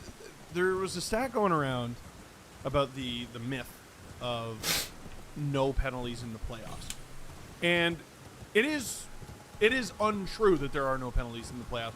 I saw a stat that there are actually more. Okay. The reason there are more, though, is because people lose their minds and become borderline criminals when the Stanley Cup playoffs begin. And if last night was a playoff-style game, 9 penalties is probably, or 9 power plays, I should say, is probably more than you can expect. But Michael Bunting was cross-checked in the head. It's noon the next day. Haven't seen anything on that. No, that doesn't matter. Like, there was other penalties to call, so that one wasn't a penalty. It was fine. And like, I'm not stupid enough to think that cross-check to the head and the one Matthews had on Darlene are the exact same. But it's got to be something, surely. Who's there? Well, it matters not. My flesh writhes with scarlet rot. It is a curse. If you are wise, you will my flesh.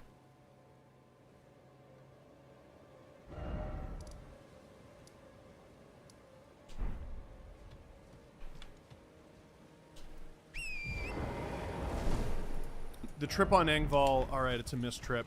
It's a missed trip, but the refs are looking at it. It's a missed trip that they're looking at in the third period. Yeah. And like, oh no, but that would take the Jets out of the game. Yeah. Good. Don't trip. Like, what the? It shouldn't be hard. Justin Hall getting hit in the head. He was eligible to be hit. Just because you're on your knees doesn't mean you're not eligible to be hit. He's not eligible to be hit in the head. And Kerfoot, missing from practice today, I was looking at my phone for updates on that, was at the same time kneed by Pierre-Luc Dubois, who's so friggin' greasy. and elbowed in the face. And again in the third, at a key point in the game. And then Dubois suckers Engvall into coincidental roughing minors, even though Engvall didn't do anything. And then it's 4-on-4. Which team has the advantage when it's 4-on-4? Probably the Leafs. Yeah, but specifically in terms of how a game is structured, the team trying to score.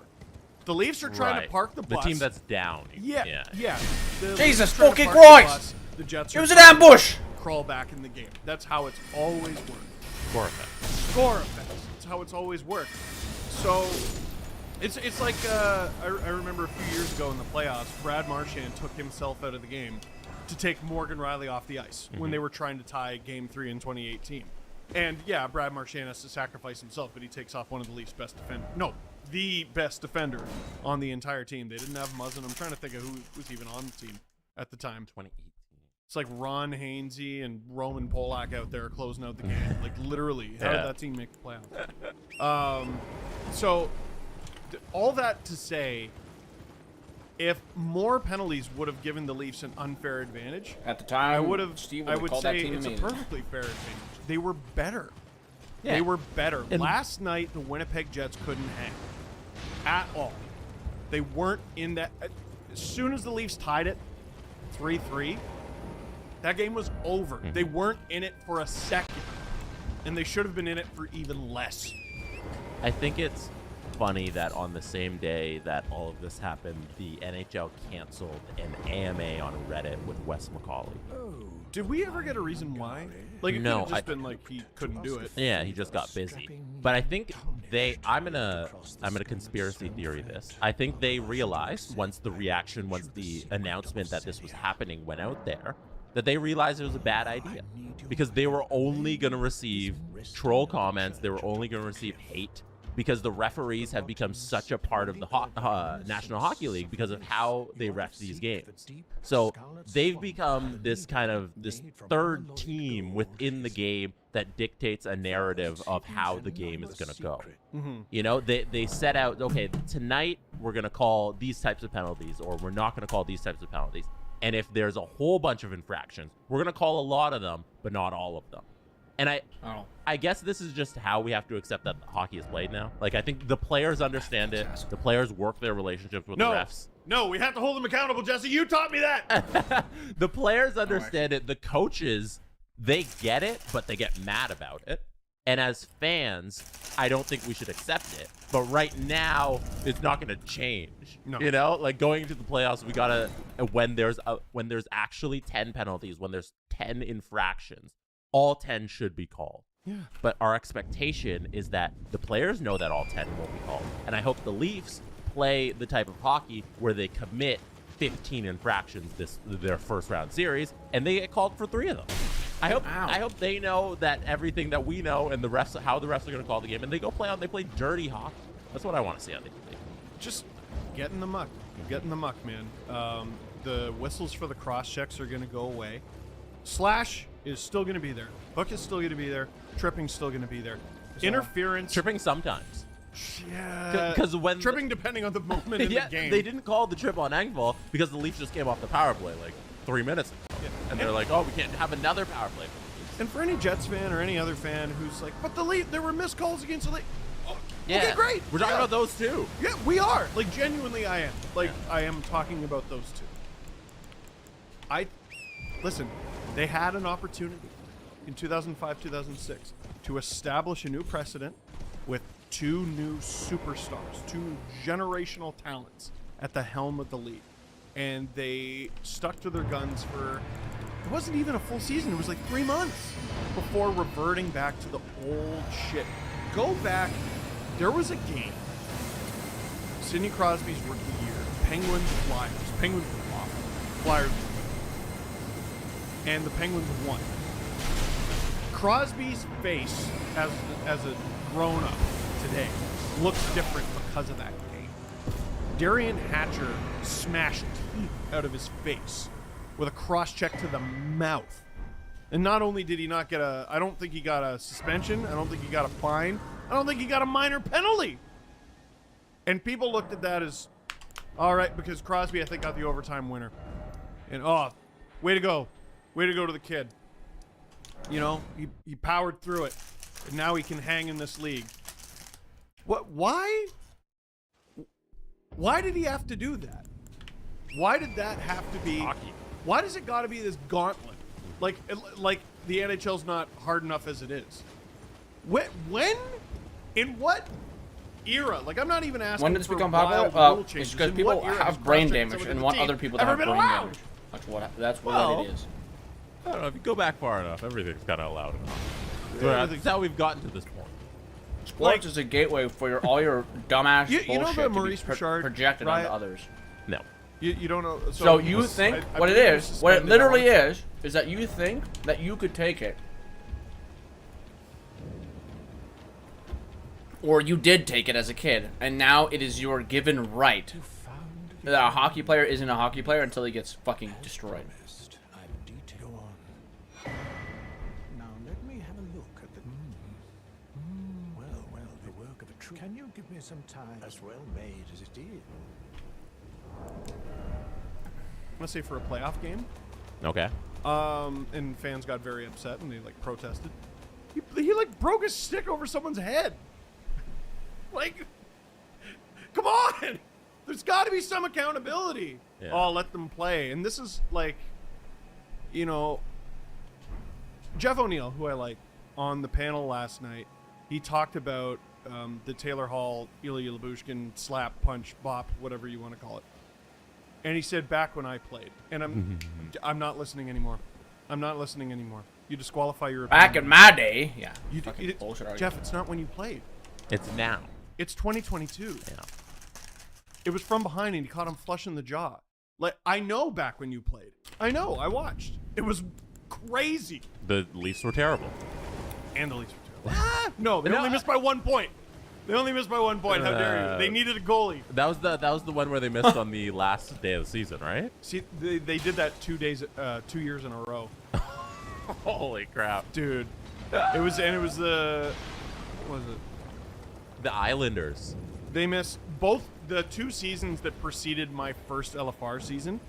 There was Matt Sundin had a 6-point game where they beat the Panthers 6-5 in order to stay alive, and they had a great game against the Habs. And Martin St. Louis buried them with an OT winner against someone not the Leafs. It was 2 years in a row. They lost by 1 point in a game they weren't in. So St. Louis won. The radio broadcaster for Tampa had that great call. See you later, Maple Leafs. And then the next year, or no, I think 05-06 was the year JS O'Ban got shit hot. And then the next year they missed by 1 point because the Devils started Scott Clemenson against the New York Islanders instead of Martin Brodeur. And the Islanders and Wade Dublowitz won in the shootout, eliminating the league. Unbelievable. I remember that shootout, like, very clearly. I remember, I've told the story 1,000 times, I'll tell it again. I remember it very clearly because this is back in the day when hockey games would be on like City TV. Like, it was Which on, they like, still are sometimes. Sometimes, yeah. But it was like on a news channel, and I think it was an afternoon game. And I was so sad. My parents were like, "Why are you sad?" I'm like, "Well, because they didn't know why I wanted to watch this Devils Islanders game." And I'm like, "Well, it determines the Leafs making the playoffs, and the Devils lost, so Leafs missed the playoffs." And then they go straight into the news broadcast. Na, na, na, na, na. Congratulations, Toronto. The Leafs are heading to the playoffs. No. It was the lead story. And my parents went, "Oh, look. No." And they're like, "You're wrong." And I'm like, "I'm not." No. I'm not. The news is wrong The right news now. is wrong with their lead story current. I hoped to see you again. My apologies for when last we met. I fainted before I could even thank you. Everything is as you said. Since inserting the needle, the scarlet rot has ceased to writhe. Even the nightmares have abated. And now, though I can scarcely believe it myself, I can move as I please. Not that I could ever truly repay you, but I would like you to have this, by way of thanks. A token though it is.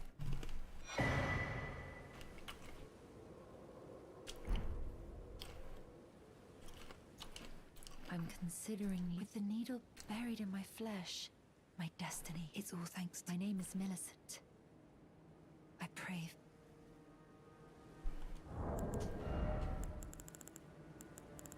Millicent, Blade of Mikola.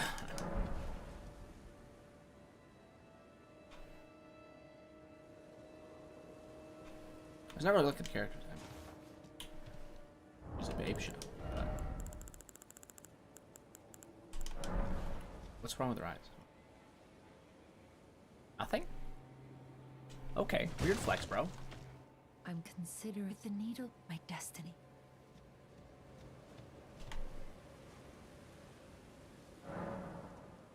She's gone.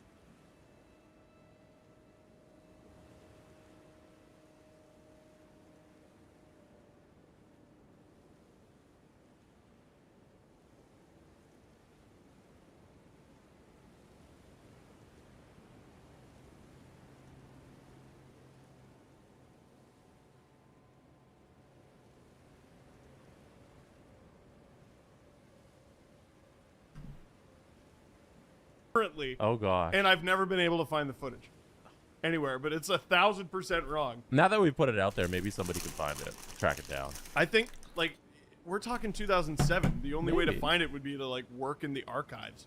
Okay, maybe. Our podcast reaches a lot of people. We need to find it. We are based in Toronto. But do you think someone who works at that news station is Yeah. going to be like, here's when we were wrong? Yeah.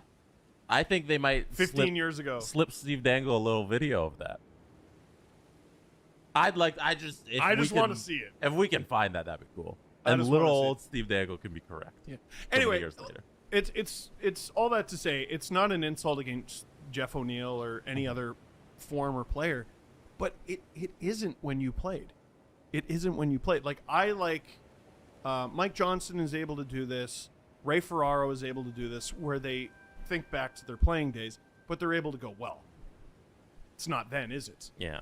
You know, it's different now. And it's so weird to say you are not allowed to slap a player in the face from behind. And Bob McKenzie, I thought his take was hilarious too. where he was like, oh, I thought it was a minor penalty, but then he had a hearing and he only got a fine, and it's like, well, no, you got to pick. Right. And I kind of like that take where it's like pick a lane. Mackenzie's so good when he just pops in and does those panels. Like, and then you're like, oh, Bob, I wish you were still here. His righteous indignation. Yeah. He's like, oh, I'm better than this. We need more Bob. I'm better than this. So if you got what you wanted in Steve Dangle NHL world, Leafs win the cup. Where the referees called all of the infractions that happened on the ice. So if a team like the Jets, who are not as skilled that night as the Leafs and are committing a bunch of infractions because they have to do that to stay in the game, if the refs called all of those penalties, do you think the players would pull back and commit less infractions and we'd have a cleaner hockey game? Or would we see a situation where we're just on a bunch of power plays? It would start that way. It would start that way. And I still vividly remember, like, oh, fuck. There were some players who were sort of on the back nine of their career, and the second the 2005 preseason started, they were cooked. They were cooked. Brian McCabe was really interesting because, like, he was cooked defensively, but the rules actually helped him offensively. Aki Berg, or was it Berg or Belak? Or maybe it was both of them because they were on a pair together briefly. I remember him getting a penalty in front of the net and literally just throwing his hands up like, I don't get these new rules. I don't understand them. And yeah, there was going to be pain. There was going to be a learning curve. But now, because they didn't stick to it, we have to do it again. Or, no, we don't. So it's up to the NHL. In my perfect world, you do go through those growing pains for the betterment of the sport. But you can't start now. Right. On April obviously. Fool's Day. Like, you can't start at the beginning of April. You got to start preseason next year. And you got to put out memos. You got to let the CHL know, let the AHL know, the ECHL know. This is how we're calling games now. And the way you call them in October needs to be reflected in how you call them in the spring. I just don't think they're going to do that. Does it make for a worse product? A worse TV sport if guys are playing cleaner? Like, you know, is there so much appeal in hockey about the intensity of the game and the aggressiveness of the players? Do you see some pushback? Like, okay, we start off that season, say it's coming out of the next lockout, the next strike that's going to happen in 2026. So we come at it. We're in 2026. They say we're going to change the rules where we're calling everything. Every little infraction is an infraction. We're calling it. There's no discretion from the refs on narrating the game now. And people start looking at, we're a month in, and they're like, you know what? This isn't as fun. Okay. Do they concede and go back? Jesse. Yeah. All right, Adam's not here. This is when you and I briefly talk about mixed martial arts. Okay. Together. This seems to happen on a lot of kids' table episodes. Love some good UFC talk. Wouldn't UFC be better if you were allowed to kick your opponent in the balls? No. No, so we agree there are some things you can't do. Yeah. You can't scratch, Yeah. can't pull hair, can't hit in the balls, you can't bite. There are certain elbows you're not allowed to do, and those are maybe a little bit silly. There is a line. There's a line in everything. So I want hitting still. I still want hitting. Simmons gave a big hit, and I went, ah! And then someone hit him, and I went, oh. Like, the part of what made the Bruins game so good is Kyle Clifford gave, and Kyle Clifford took. Like, from Pasternak, and Charlie McAvoy was out there. In the last few days, like, over podcasts and LFRs, did I complain about Charlie McAvoy once? No. Those hits were fine.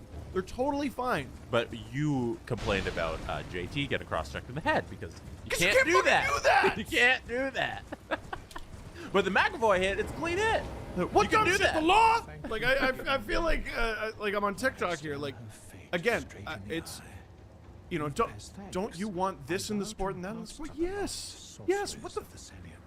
You're not allowed to do these things. Like, I feel like I'm talking to a child, not you. Like, No. every time we have these conversations, I feel like I feel like the side that wants hockey to be more like the way it was, and I understand it, like we're talking about, you know, friends of the show, right? I feel like they often in these situations put words in my mouth and words in the mouths of people who want to penalize things more and take things out of the game more. Oh, so you don't like this? When did I say I don't like this? So, wait, so, okay, let me put words in your mouth. You endorse elbows to the head? And they're like, no, that's not what I'm saying. Will you endorse slaps to the face from behind, cross checks to the arm, cross checks to the neck, cross checks to the teeth, you know, kneeing a guy? Like, I'm not sitting here and, you know, Jason Spezza should be able to knee Neil Pionk in the face. Right. You know what I mean? We don't defend moments like that. No, I was like, I saw that. I was like, Jason, what the fuck? You deserve your 6 games. Yeah. Like, and well, 4 it got. It got. Yeah, that's another one. Like they, when was the last time the NHL went? It went to an appeal, and okay, your 6-game suspension is now 10. Yeah, they got to do it once just to put the fear of God in all these players. You know what I mean? Yeah. Nino Niederreiter appealed a 2-game suspension. I'm pretty sure. Mm-hmm. And I think it was upheld. Yeah. Yeah. It's a 2-game suspension. Take your 2 games. Take your 2 games. What the? Dude, you're not even gonna lose conditioning. He wanted. I guess he wanted the check. You know, 2-game checks. Still, that's money. Nino. He wants it. It's still money. Well, you shouldn't have done what he did. You shouldn't have done. Listen, I worry about the growing pains because I know how impatient hockey fans are, how impatient the media in particular is with something like that. And when the wholesale change of National Hockey League refereeing comes, like, because I think the reckoning is going to come with the amount of energy that's been spent on it this year. And we're going to get into Lars Eller and Jesper Kotkaniemi in a second here.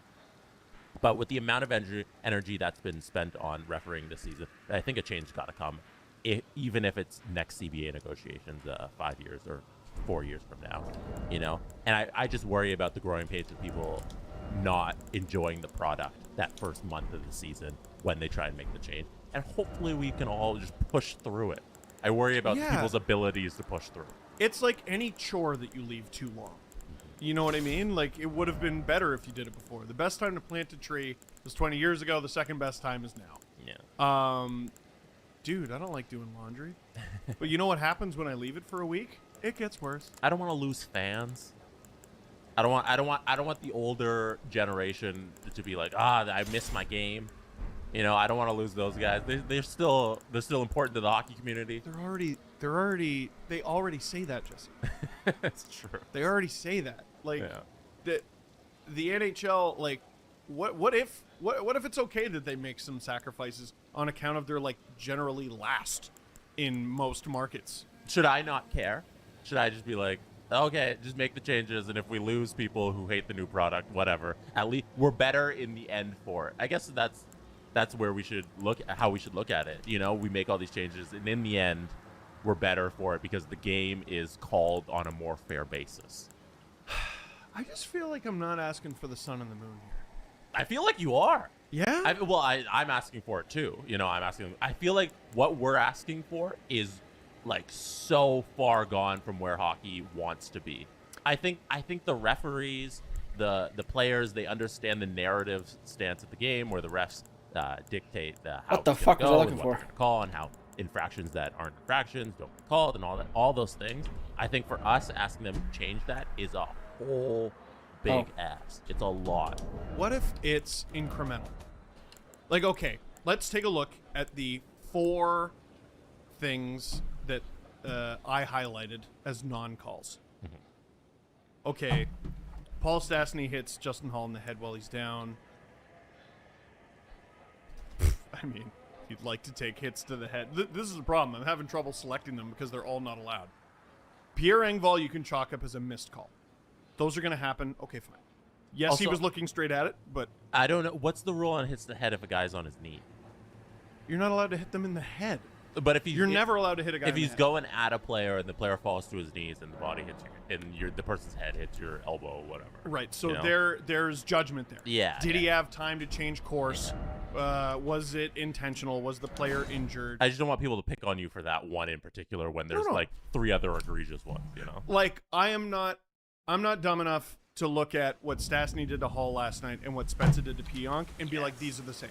Right. They're not. But like, can we mutually agree? Like what Dubois did to Kerfoot probably shouldn't be allowed. Yeah. Okay. Can we even do Heinola cross-checking Bunting in the head? Well, let's start with Dubois because it's a combination knee-elbow.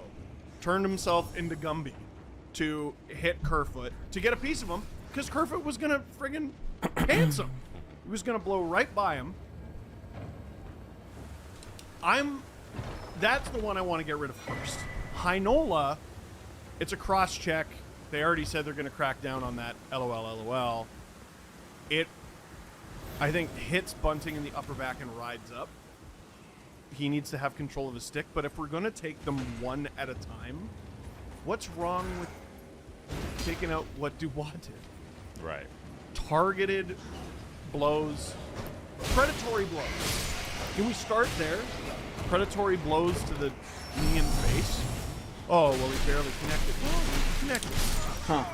Or how about this? What if he missed? But tried. Shouldn't be. Well, if you miss, then it's okay. Oh, it's perfectly fine. That's the thing with these hits. If you don't connect, it's fine. Who cares about your intent?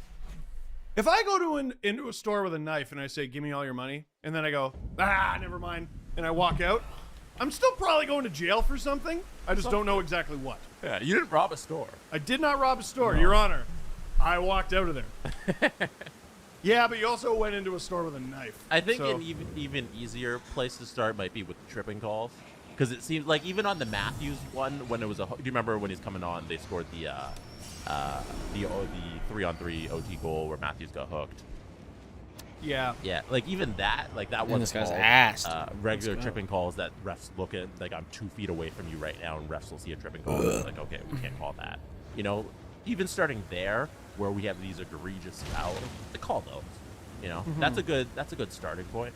Yeah, I I'm not. think. Again, I just don't. I'm not, dude. I love a feisty hockey game. I do. And are some players going to get a little more timid? Yeah, probably. The sport adapts. It always adapts. Right. I think we're asking for a lot. So there's me asking for a little. Please stop elbowing players in the head. So this weekend, I had a chat. Yeah. And he said, big fan of your truck. What are you doing with that there? And I said, well, Dad, it's yours if you want.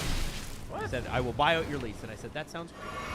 So Gave your dad a truck? well, I didn't give it to him. Like, I can't afford to just hand it over to him. But he said, whatever your lease buyout is, I'll buy it out and we'll go from there. What? Because my dad wants a reliable truck that's been well taken care of. I take good care of my trucks. So I now have to search for a new car. A new truck. I'm getting actually the part of the problem for me is that like my family's grown and Everly's legs are now long and I can't drive anywhere without her kicking the back of the seat. I need a bigger truck. Escalade. One place that I'm going to check out is Edmonds. Edmonds is car system with convenient playoffs. /. Yes, always. Well, and hitting guy. Michael Bunt. Please also stop hitting guys when there is 4 seconds left in the game and you are down by 5 goals and you knock a guy out for 2 to 3 weeks. So I have not seen this. This is Lars Zeller. Last night, on Jesperi Kotkaniemi. Washington Capitals versus the Carolina Hurricanes. Maybe a playoff preview. Intense battle. 6-1 game. Lars Eller hits Jesper Kotkaniemi. I'm going to show Steve the video for the first time. Play it, unfortunately. In his life, he is going to watch this hit, and you will not be able to see it because this is NHL footage, and we cannot show it on YouTube. So there's 4 seconds left here. 4 seconds left. Jeez, even the thumbnail's bad. This is what happens. This is the hit. Jesper Kotkaniemi is now out for 2 to 3 weeks. probably going to be back for the playoffs, but he's become a very important part of their fourth line. He's been playing fourth line center for the Hurricanes. Thankfully, they went out and did the Max Domi deal. So they have Domi to fill in Jesper's spot. But it's so unnecessary. And I don't know if discipline comes from this because it's not a dirty hit. I was going to say, he doesn't get him in the head. It's 100% clean. This is a clean hockey hit. But the timing of when it happens in the game, I got issue with that. And I think you have issue with that. Okay. The Carolina Hurricanes should 100% have an issue with that. Mm-hmm. Should the NHL? The NHL, Lars Eller's defense is solid. Like, he's like, oh, I'm playing the game of hockey. You got to play till 0 seconds left on the clock. I did nothing wrong. Yeah. I made a clean hit during play. He had the puck. To continue the discussion of, oh, Steve, do you want to take everything out of the game? I'm sorry, that's perfectly fine. I understand why Eller's a little chicken shit for doing it. It is within the rules, though. Like, is he a great guy for laying that hit? Right. No. I kind of think a little bit less of Lars Eller after seeing that. But he's doing his job. I would like some way for context to be taken into account. Ah, man, there's time left in an NHL game. Kotkaniemi's eligible to be hit. The hit's clean. It's a 5-goal game with less than 10 seconds left. What are you doing? What are you doing? Getting a pound of flesh. Why? Because you're losing. That's so unnecessary. Oh, it's Jorge Masvidal, Jesse. It was super necessary. Explain. So, okay, so Jorge Masvidal in an MMA fight against Ben Askren, who you might remember as the guy who got knocked out by Jake Paul in 30 seconds. God, why did that fight happen? Anyway. Like, you see his fight against Tyron Woodley, and you're like, okay, this is actually sort of an interesting fight. All right, neat. The Ben Askren fight was so fucking unnecessary. Anyway, Askren fights Jorge Masvidal. Masvidal knocks him out with a knee in 2 seconds. Masvidal, against a clearly knocked out Ben Askren, punches him anyway. The rules... You fight till the referee steps in. You fight till the ref steps Herb in. Dean gets in the middle and pulls you apart. Yes. Yeah. You're okay with this? I'm not. Well, I was about to say, yeah, but I'm kind of not okay with hitting clearly starched opponents. It's Jesse. It's not that I'm okay with it. It's that, okay, Lars Eller's in the back of our cop car, right? What's he going to jail for? Being a chicken shit. That's not a crime. I think you can bend the law enough to charge him with something. You're a crooked cop. Oh my God. He's done nothing wrong, officer. He's an asshole. Oh, he's definitely an asshole. Okay, Steve. Yes. As somebody who's been a proponent of an asshole tax, you've been running on this platform, your campaign for years now. One legal punch. Will Smith used his. Will Smith is one illegal punch. He was lucky to not be charged. Would vote for you in an election. Yeah, absolutely. He would be like, all right, I'm cashing in my punch. Retroactively. Okay. I don't want to go this route. Oh, well, I already talked about robbing a convenience store. What do you got? I don't want to look at the schedule and say, next time the Caps play the Hurricanes, you better watch out. So you don't like the feistiness then? I'm putting words in your mouth. Why are you trying to ruin hockey? Next time Lars Eller is on the ice versus the Hurricanes, somebody's going to get their face caved in. Somebody's going to get an elbow to the head. Somebody's going to get a huge hit.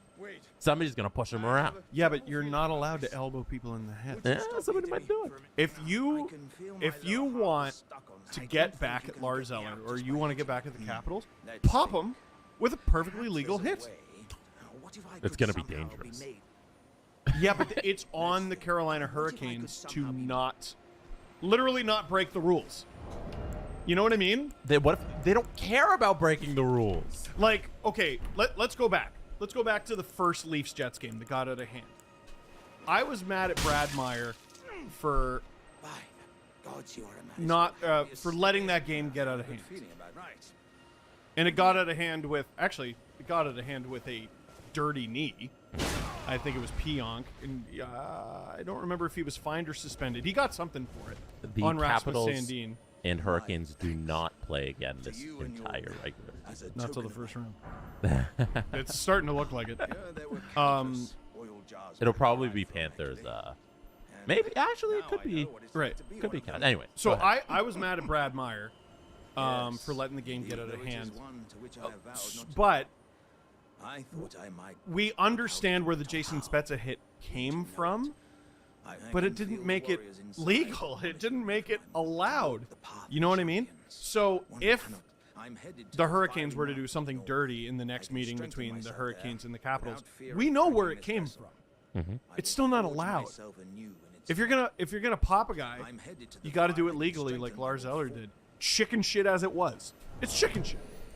We can agree it's chicken shit. Yeah. I'm 1,000% on board with you. We need to. There's a rule book. We need to sentence him to something. Lars Eller's in court right now, and ladies and gentlemen of the jury, I cannot find a crime to assign to Lars Eller.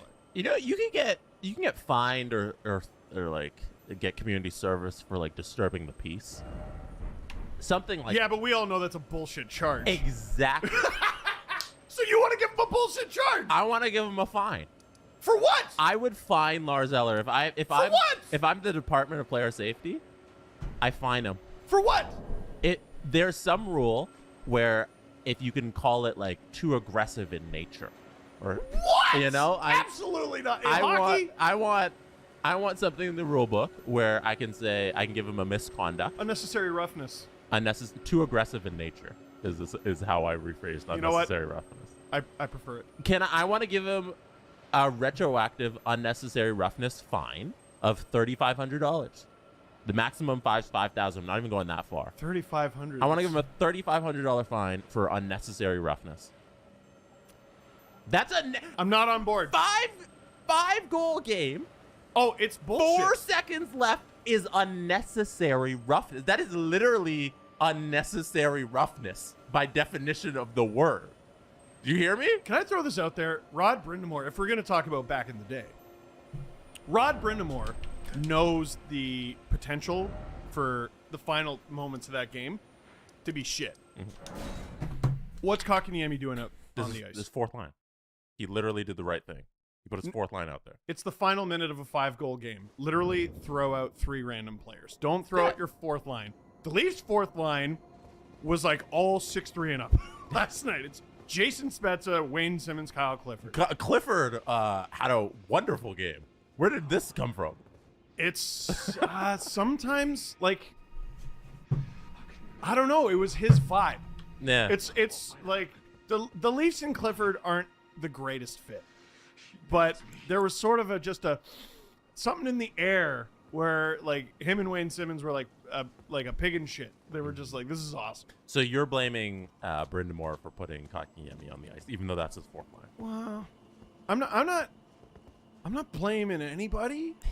I'm blaming Eller. I'm blaming Eller for being an asshole. Yeah. It's not a crime. Tom Wilson You should get fined. does a lot of stuff that is a crime. You should get fined for being in the NHL. I should? No, like okay. there should be a fine. It's Tom Wilson. Maybe I should. Tom Wilson does a lot of shit that's not allowed, but he also does a lot of shit that is allowed, where people are like, suspend him, and it's like, for what? What crime did he commit? Well, he's an ex-con, so we can't put him in jail for being an ex-con. He has to have committed a crime. Lars Eller committed no crime. Free Eller. Tuukka Rask is going to remain with the Bruins organization in corporate role. He's considering a future in coaching. He was back at TD Garden, dropped a ceremonial first puck for Thursday's game against. And it was announced. No, I got stuck on the door. For the Bruins. Rask retired February 9th. You remember?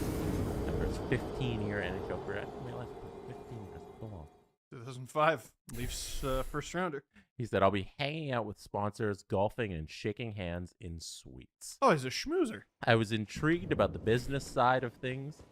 I don't know what the future holds. Maybe I'll get into coaching, maybe not. But for now, I'll be hanging out with the sponsor. I got to commend Tuukka Rask for his attempted comeback. He had a torn labrum this past offseason. That's what he was rehabbing from. Tried to make it all the way back. He did make it all the way back. Played a couple of NHL games, if you remember, back in January, where he played Anaheim.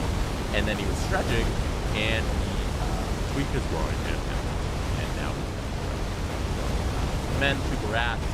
Adam wanted to talk about if he gets his jersey in the rafters. I don't know. Well, I don't know about that stuff, but great career for Tuukka Rask, and it's awesome to see him drop the puck there. So I was gonna pull up like his numbers and his resume and everything. No. All that's you gotta go with who the Bruins have done this. Not attack. Oh, right. What's the list? Well, the list, unless I've missed it. Let me check one more time. So this list is from NBCSports.com. I don't know how old it is, because I feel like didn't they just retire Willie O'Ree's number? Yeah. They held like a ceremony and stuff. Yeah, because he's not on this list. It was like he wasn't there because it was during COVID. He had to be there virtual and that stuff. Right. Yeah. So the Boston Bruins. It would be an acknowledgement of Tuukka Rask being the greatest goalie in Boston Bruins history, because they have never retired a goalie's number. How did he break Rick, like here, I'm just gonna read off the players who have their photos in color. Okay. Because Bobby Orr is in there. Ditz Clapper.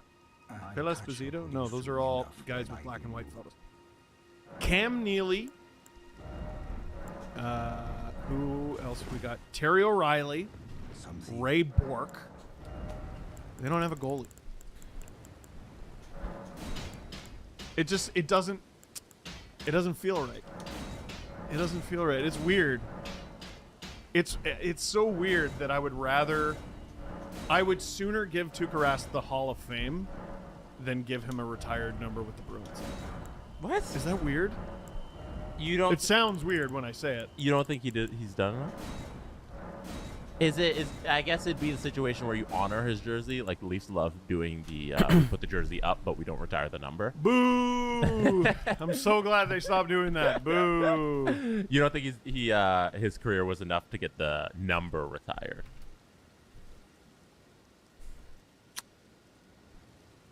See, it's up to the team.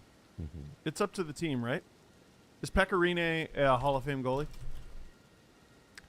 Probably. Like, I don't know. Like, see, but look at the face you're making. Yeah, I'm unsure. That means no. Like, look at the face you're making. But is he the greatest goalie in Nashville Predators history? Yes. There's he should have his number retired. He should 100% have his number retired by the Predators. Who's better, Pecorine or Tuukka Rask? That's not the question. Mm-hmm. It's Pecorine's place in Predators history versus Rask's place in Bruins history. He never won a cup as a starter. Yeah, he only made it to the Cup final in 19, right? And you could look at the Leafs retired numbers, and none of them won cups. A lot of them didn't win cups, and a few of them were. I did not realize Doug Gilmour was only a Leaf for like 5 minutes, like 5 seasons. I think it was. Yeah. That's why all these Leafs records that Matthew's gonna break, it's like he's gonna do it so quickly because he doesn't have much competition. Sundin's highest goal season was 41 with Quebec. I'm pretty sure. No. Go look it up. No, that's his Leaf season. His most productive Nordique season, his most productive goal and point season. I'm pretty sure were with the Nordiques, just because of the era. No, he did 41 with the Leafs. Oh, but he has a 47 with Quebec. That's what you mean. He is. Yeah. 92-93 Sundin, 47 goals with the Nordiques. In 80 games. Could he have hit 50? His best Leaf season, he did it twice actually. In 96-97, he hit 41, and then in 01-02, he hit 41. So, yeah, and Matthews 50 in his sleep. He should have 3 50-goal seasons. This should literally be his third. It's crazy. I love how we made this about Matthews. Yeah. Anyways, Tuukka, I don't know. I guess you can't retire the number if he didn't win a cup. Well, it just seems like that's the standard they set. Yeah. Although Cam Neely never won a cup with them, and neither did Ray Borg. Oh boy, I want to hear from Bruins fans because I feel like they're the ones who can make this decision. It's a very team-specific honor. I don't know. Also, the Bruins fans for many years in between those cup runs hated Tuukka Rask. Shit on the guy. Yeah, like that was their enemy number one. Like they're not retiring Tim Thomas's number. No, he shouldn't get anything. He should be honored for anything. I agree. But like Conn Smythe, you know? Yeah. No, anyway, I agree. Let's do the press conference. Can I get a round of applause? Because starting today, I'm excited to announce, keep the applause going. I didn't say stop the applause. Manscaped has launched their ultra premium collection. Okay, now you can stop. Balls! Believe it or not, it's for your not so private parts. I'm talking about a leveled up hygiene routine with your fresh manly scent. This is so great. This is an all-in-one skincare and hair care routine for the everyday man and covers you from head to toe, literally. Manscaped is your trusted below the waist system. And now that trust can join the rest of your waist and above. Join 4 million men. Join the 4 million men worldwide. Your whole body. Who trust Manscaped. You could just do the whole thing. You go to manscaped.com with 20% off free shipping. You know the thing. With dangle is your keyword. Dangle. How does it do with chest hair? How does it do with chest hair? Well, answer the question.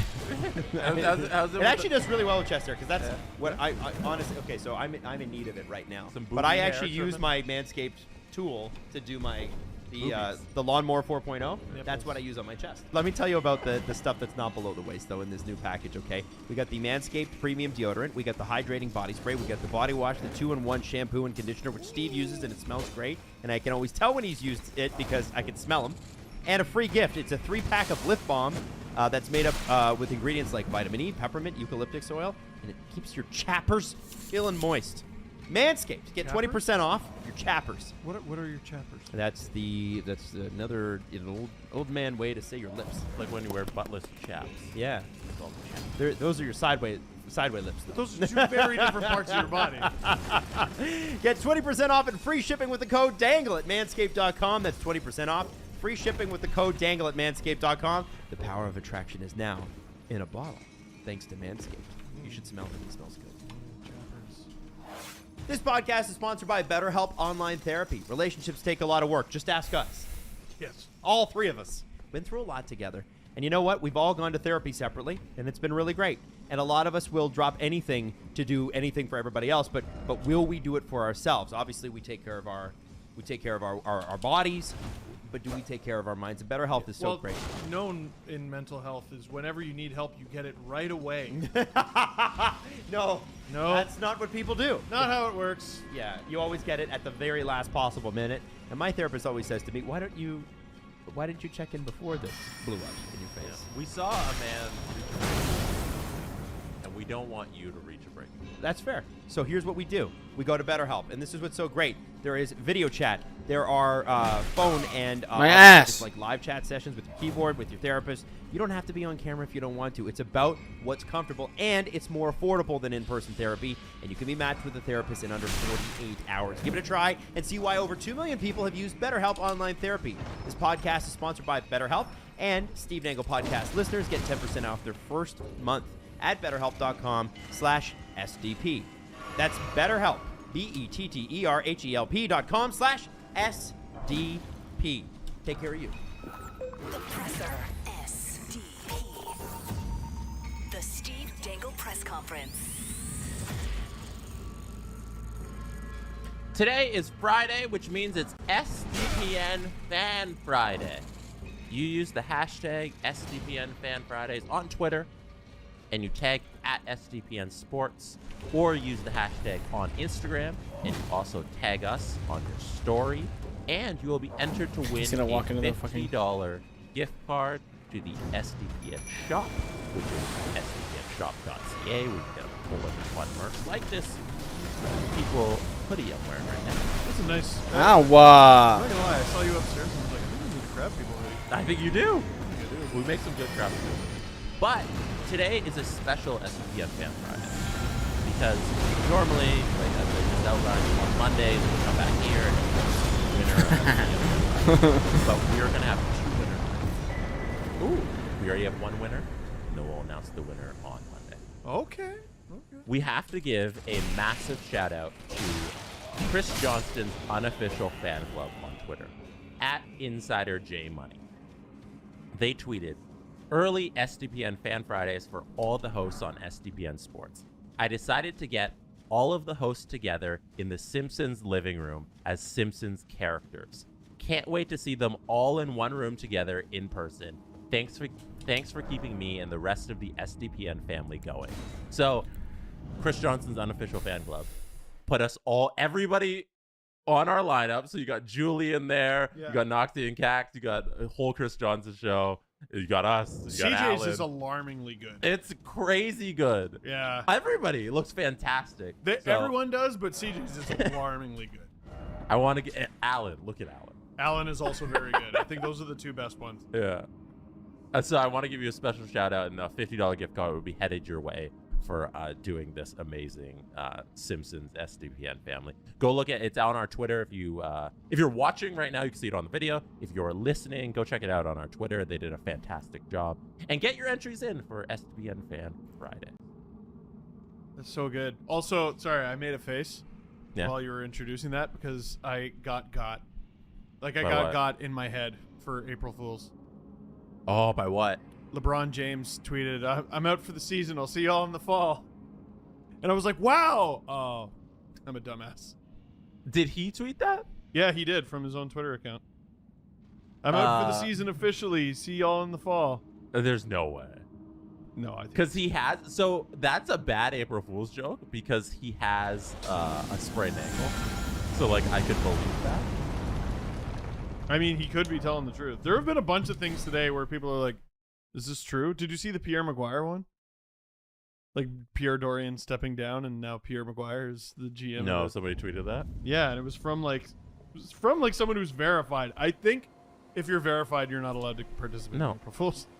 I don't know if this is like the correct take or a bad take, but I don't like April Fool's Day. No, me neither. Okay, I think a majority of people don't like it. Fart. Yeah, it's kind of cheesy and lame. Like, I think so too. You fooled me. Good. Oh, good. With your fake thing that could have been possible. I feel like regular April Fools is okay. Social media April Fools sucks. Yeah. I think that's it. I think social media is where like I'm down on it. But this LeBron thing, that might not be an April Fool's joke. Because he's been out for the last like week and a half with a sprained ankle. See, but you're supposed to get in April Fool's jokes before noon. It's past noon, but he's in LA, so it's not. Right. I think it might be an April Fool's joke. I don't think it is. Oh, shit. I really don't think it is. I think LeBron's done. That's how he announced it? Yeah. Also, they've been falling down the standings because they're bad. Because they are awful. But they were supposed to be like easily in the play-in game, and all of a sudden the Spurs kind of went on a little bit of a run, and they've been like tied with them for the last play-in spot. So he might just be looking at it like, "Fuck it, I'm done. Like our team is so dog shit, and I don't want to be I don't want to be fighting for the last play-in spot." They really are dog shit. Yeah. Anyways. One of my favorite sports things of this season is just like the TNT panel just clowning on friggin'. There's this other dude I follow on TikTok who he does everything very monotone, and the Lakers have me absolutely hornswoggled in this one.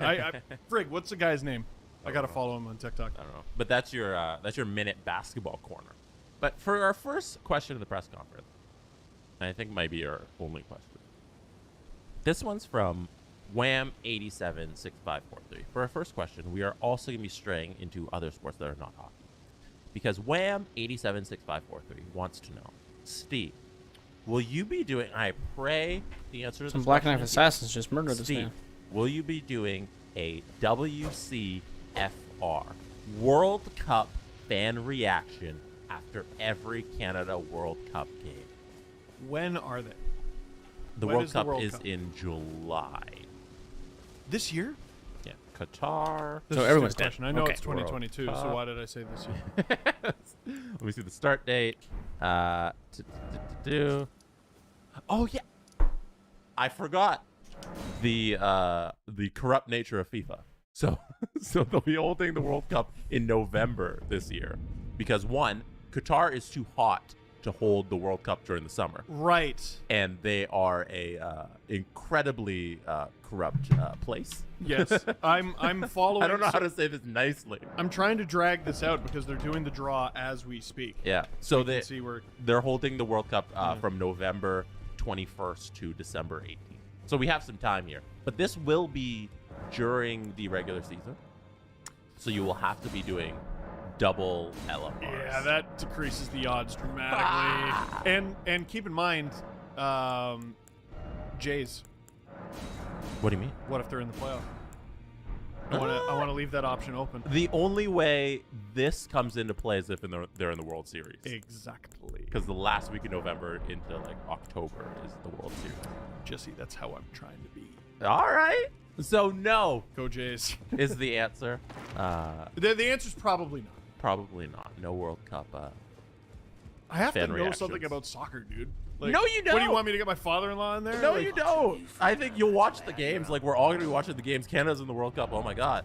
And you just react to it. We'll see. Just what you see. You won't understand, like, the soccer lingo and the technical aspect that's going on, but you'll be interesting to hear your thoughts. I'll think about it. I got lots of time. Think about it. Yeah, we got till November. Anyways, I think that's it for today. That's it? Yeah, we had the one question. That was a fun question. I want to see. Mrazek is out at least till the playoffs. He's done for the regular season. That was announced by the Leafs yesterday. Jake Muzzin is working his way back. They said that he is getting real close, is the quote.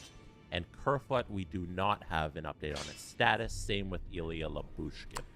Do we talk about Yandel? No.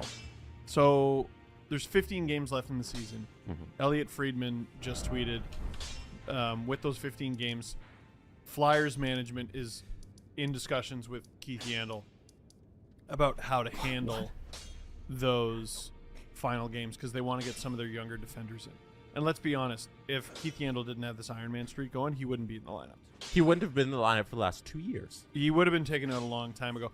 But there's a possibility he's scratched tomorrow against the Leafs, so all eyes are on it, with the streak 11 games away from 1,000 consecutive. And he'd be the first player ever, I believe, to play 1,000 consecutive games. He owns the record right now. This is 989 is the record. And every game he plays continues 11 that games, record. come on. Fuck it. Just fucking play him. You have to let him play 1,000 games. Like, how do you not let him just do that? finish That's, the season off. That's a disgrace if you've gone this far, and then now all of a sudden you're like, all right, we need to get some young guys and some veterans in. Like, no. You signed up for this, Philly. As a Leaf fan who went through different versions of this with Mike Babcock, and we know his legacy with Mike Modano, and you kind of made your bed and got to lay in it. Like, Yandel's got to, I think he's got to play. He's 11 games away. Yeah. Let him get to 1,000, scratch him for the rest of the season if you want. Dude, get that round number, and then, the final 4 games, like, don't play him. Let it then go. it's over. Come on. I'm literally just thinking about that. If he doesn't play tomorrow night, that's bullshit. I feel awful for the dude. It's going to hang over your organization, I think. Unless it's Yandel's idea. Like, unless Yandel's the one going, nope, let the kids get in. If it's his idea, I mean, you wash your hands of it. But that sort of thing sticks with your organization. Yeah, if he's fighting this, and he's like, no, just let me play 11 games, dude. We got this far in the season. We played 60 games already. Why now? What are they playing for? Right, you're playing for nothing. But they're like, the tweet from Friedman where it says there's some younger players who need to play and veterans hoping to get contracts for next year. There are other slots in the lineup. Veterans, yeah. Dude, I dress don't know. 7D. See, but now do you hear what we're saying? Like, all of those decisions are counter to what is best for the Flyers. There's nothing best because they're not playing for any. Let the guy just play out the season. They kind of made this mess, didn't they? Yeah, you signed up for. You know what you were doing when you signed Keith Yandel. You knew he had the streak. You knew he was going to want to hit 1,000 games if injury didn't hit him. And now we're here, and now you're making this decision. It's crazy. But crazy. Do right by a guy.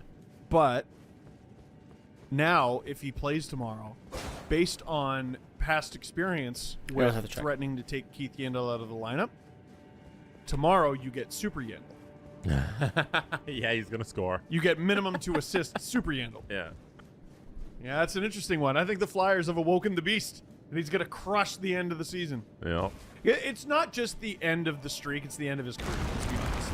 He's probably. I doubt he's getting signed. He should hit 1,000 and then retire. He shouldn't even finish the season. Hit 1,000 and then walk out. Just have popcorn. Yeah. For the final 4 games. That's what I would do if I was Keith Yandel. Yeah, that's a tough one. Who are the veterans? Yeah, that's a tough one. Also, it's one spot on the roster. You know, if you want younger guys and other guys, are they all playing the same right D on the third line? Like, that's where Keith Yandel is. So they're all playing that same spot. All the younger guys you want in the lineup are all same defensemen that are going to play in the same role as Keith Yandel? Like, no. Anyway.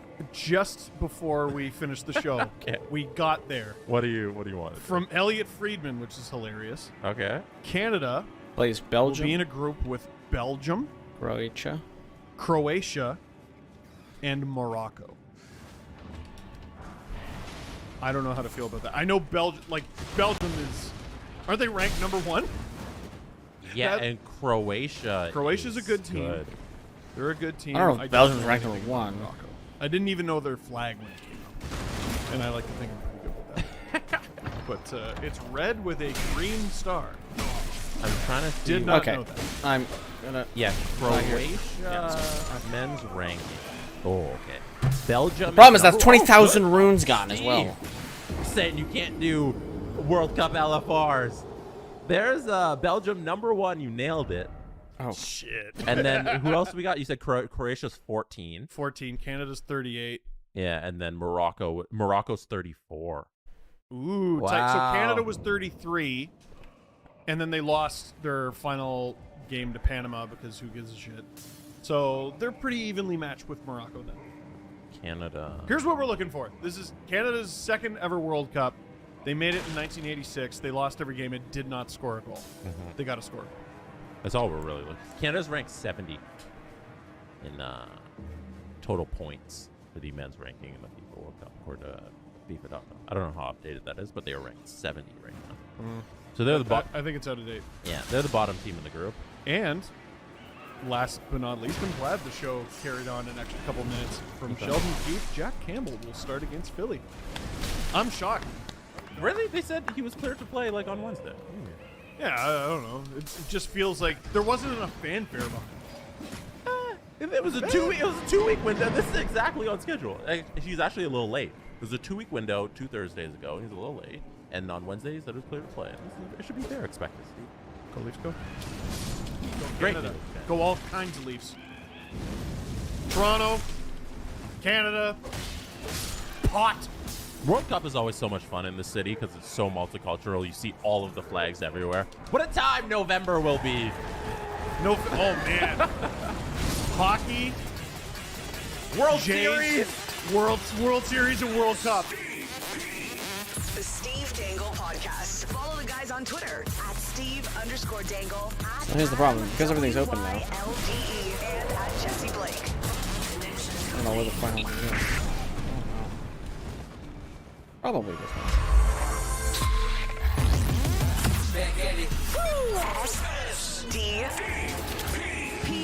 The Steve Dangle Podcast with your hosts, Steve Dangle, Adam Wilde, and Jesse Blake. Let's go! All right, another week, another Oilers episode that we have to talk about. Yay, the Oilers, guys. But we're actually not going to talk about them right away. Sorry about the echo in my chamber of secrets down here. I've just moved, and so my entire house is in boxes. So I just want to say hi. The exposed brick is gone, but it will give way to a new studio one day, and less echoey. Adam, we could straight up have a playlist on this channel, episodes in which Adam has just moved. And it would be 40 episodes long.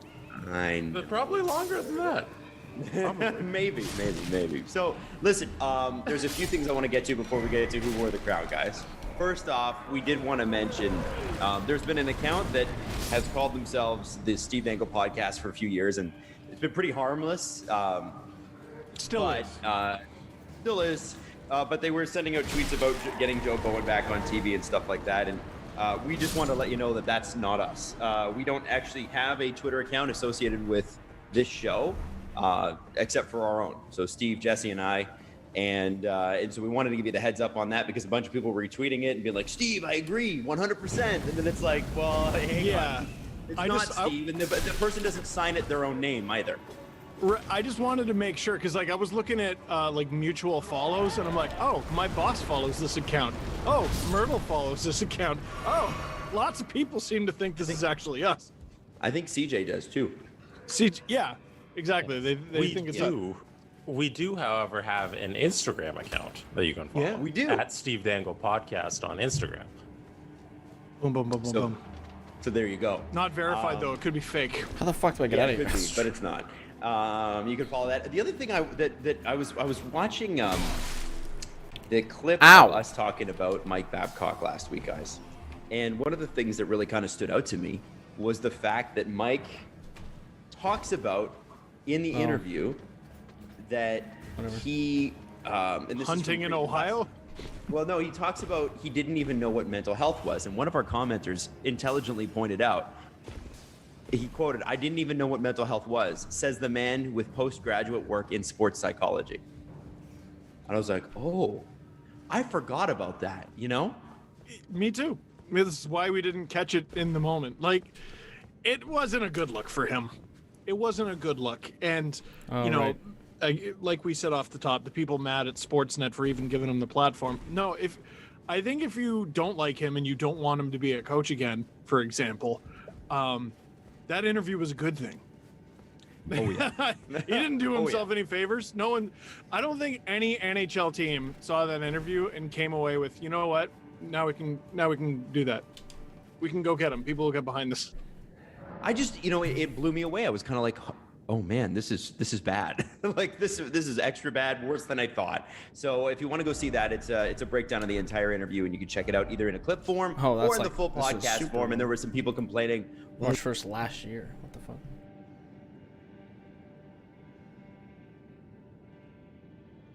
Hi there, I'm Vashi Kapelos, and I'm coming to you from Warsaw, Poland this evening. Warsaw has become home in the last 6 weeks to 350,000 Ukrainian refugees. That has boosted the population of this city by 20%. A little earlier today, we met up with a Canadian family. It's so crazy to be like, refugee stuff is tough, okay? I am 100% behind, like, yep, we need to bring over as many refugees as we can here. But, like, the capital of Poland's population just increased by 20% in a month. That is, like, that is unnaturally large increases in population.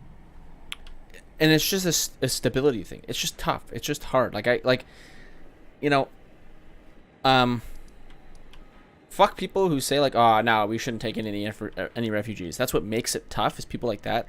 That's what makes it tough for refugees to come here. And why is it destabilized? Because of people like that, to be fair, right? If we're all just nice to refugees, it becomes a little bit easier to accept refugees into your city, and that population increase to your city doesn't really affect that much. Yeah, or even your fucking whole nation, right? Like, anyways, like, yeah.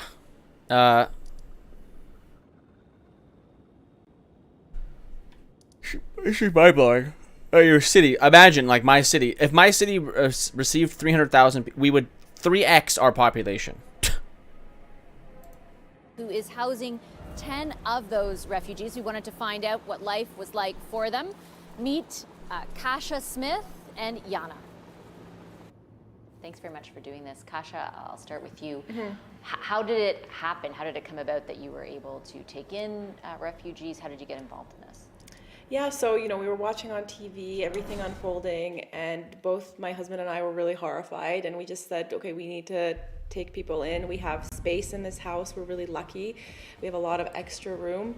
And I just put an ad, not an ad, but an announcement on a Facebook page, a local one, saying, listen, if anyone knows of any Ukrainians who have come across the border who need a place to stay, they can contact me, and here's my number. And they did. And it was quick. It was quick. Within a few hours, I was getting calls, yeah. And how many people have, I guess, now live with you? So right now we have 10 people. I guess in total we would have had 12. 2 of them have already moved on. We have 3 women with 2 kids each, and we have a 17-year-old boy who came on his own. And what has it been like for you and your family? Well, it's been crazy, but it's been good, you know, like it's given us a purpose to do something good in a really, really hard time. But of course, it's been a bit challenging. You know, we have 6 young kids in our house now, in addition to our 3.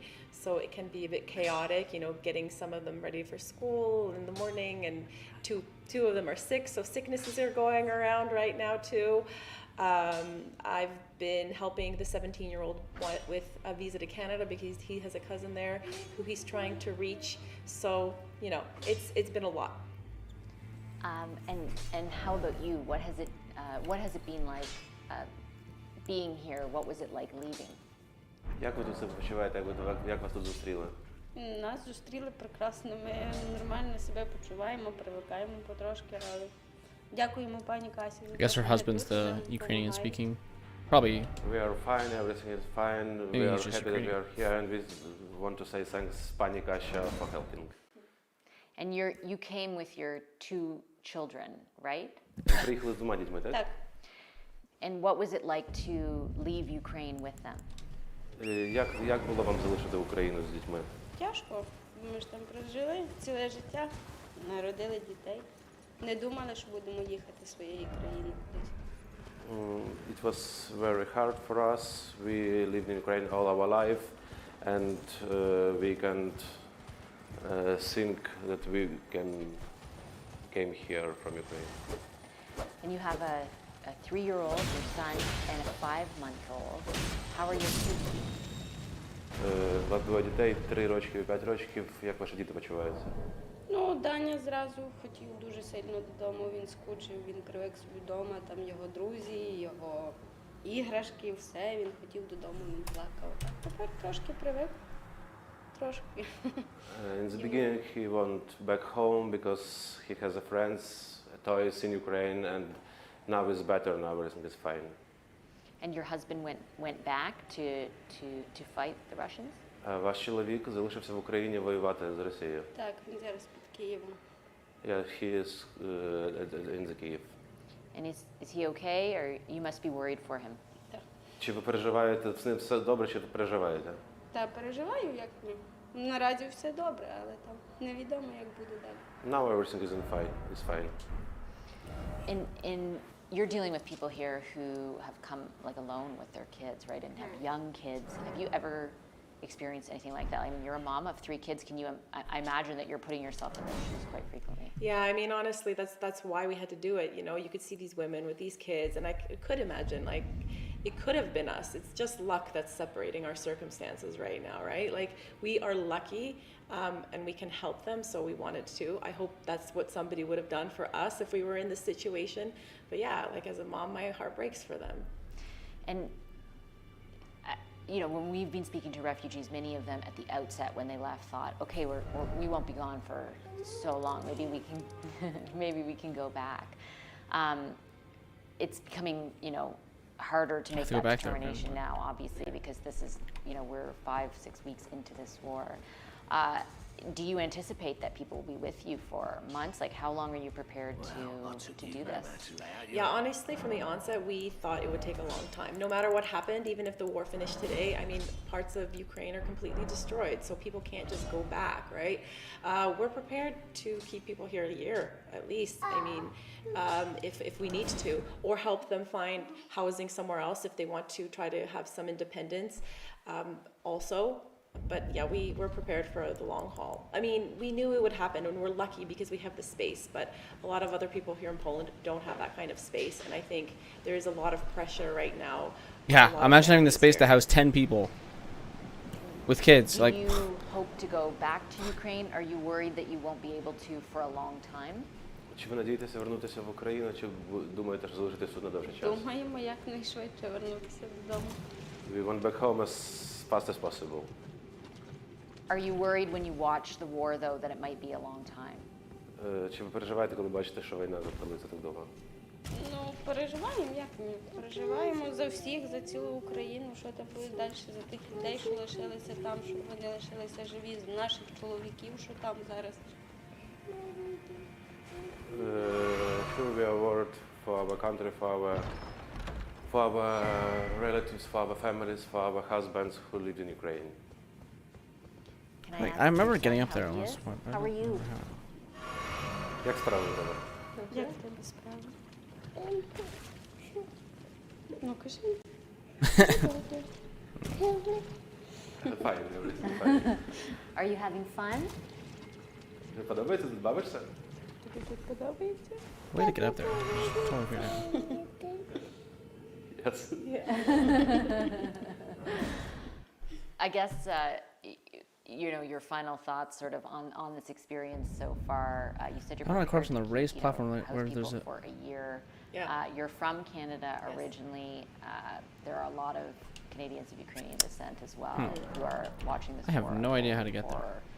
I guess your On one of thoughts the on raised platforms. You know, my thoughts on this I don't are, know, corpse I have on the many, raised platform. especially they've been changing over the last few weeks.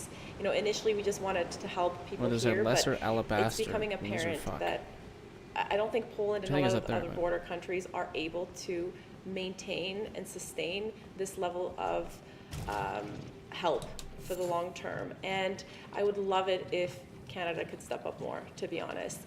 It's great that they're offering these visas, etc., but they're very difficult in reality to get because it's expensive. The process is expensive. And I know there are many Ukrainian Canadians who would love to have people I have to in kill their this homes, loser and fuck. I hope that more Canadians can take in refugees from Ukraine that are currently in Poland, Romania, etc., to relieve some of the burden off of the population here. Because I'm worried about how this will Stop. in the Stop. long term Stop. affect Stop. the people Stop. here, Stop. the Stop. locals Stop. here, as well Fuck! as the Fuck! He's no 1 HP! I just need to slap him in the heel! Stupid Scarlet Rot! Right now, many are in Fucking shelters fuck! or they're in tiny apartments, sleeping on the floor, and this isn't sustainable for them, you know. And I really would love for the West to open their doors a bit wider. Okay, thank you very much. Thank you so much. I appreciate it. Dziękuję.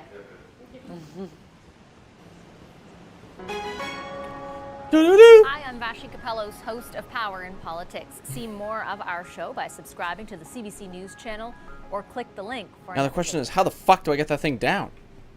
I know you're watching How do I get up close there? what is happening militarily. I want to talk about chiefly the capital, or at least to begin, the capital. The latest word out of Kiev and around the surrounding areas, the mayor saying, the president saying, that Ukrainian forces are actually retaking territory in the area around Kiev, including that key suburb of Irpin, through counterattacks. And I'm wondering the significance of that. What are you seeing now from Ukrainian forces? Right. So what we should look at it from a slightly larger perspective, I think, because late last week the Russian MOD stated that they concluded the first part of the operation, and now they would focus mostly on securing the Donbas area. And what this probably means is that the Russian combat potential and its capability to launch offensives has been totally exhausted, and they are probably hedging their future actions. By that I mean, any gains that Ukrainians will now make will be presented in a way by the Russian MOD that, look, it was only about Donbas from the start, and we are slowly pulling out, and that was the goal from the very beginning. Which is obviously not true, because when Russia entered the war in late February, the goal was to change the regime and occupy, if not the entire country, then at least a very major part of it. Now, the fact that Russians are pulling back presents a great opportunity for Ukraine to conduct limited tactical counteroffensives. And what we are seeing now around Kiev and elsewhere is this opportunity. Yeah, eat shit and die, loser. Ukrainians to try to retake what was previously lost and benefit on general Russian weaknesses in certain areas.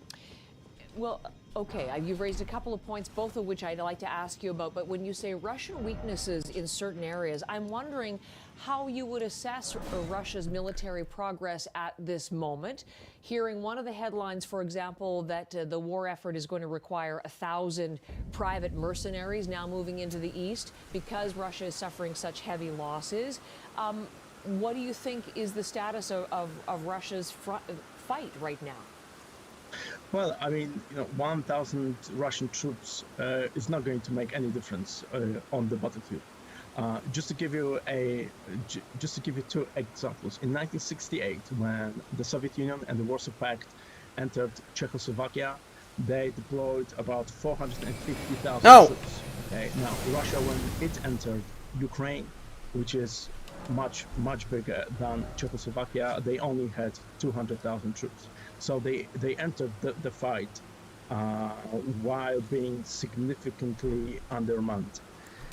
The Russian forces have taken quite a this doesn't make any fucking sense. From Found in a corpse in a circle of chairs south of Divine Tower Kaled. From the Dragonleth, travel east. 120 battalion tactical groups. So let's put it at about 80 from to here, south of 100,000 this. Okay, but I'm personnel.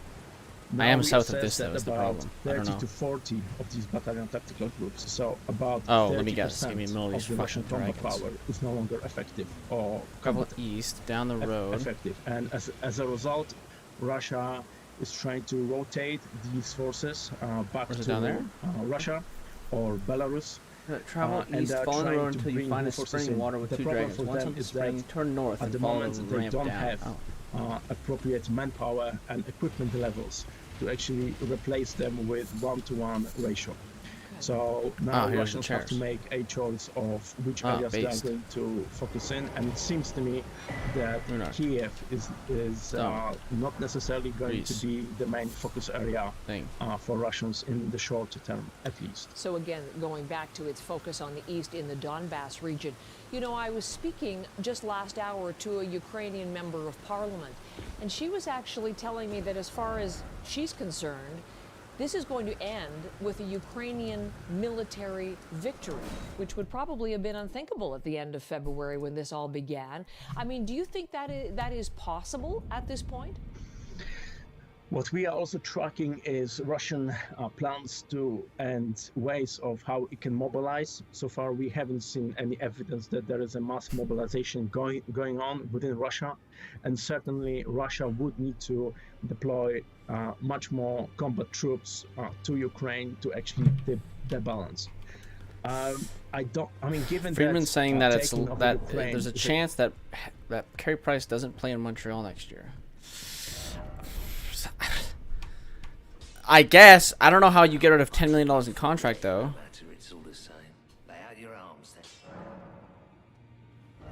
Like, it's possible because Carey Price is a good goalie, but I don't know why you would do that. And then, like, who the fuck is doing that? Is the other half the thing.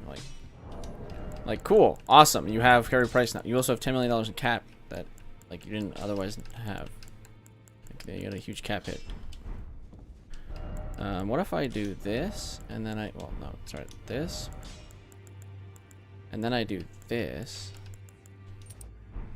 Now my equipment load is fucking humongous, and then I can get rid of these, and then I can go actually I can get rid of this too, and then I can go this, and this, and I might even be able to remove it, and then I can actually we can get rid of this too, and this, and then instead what we do is we go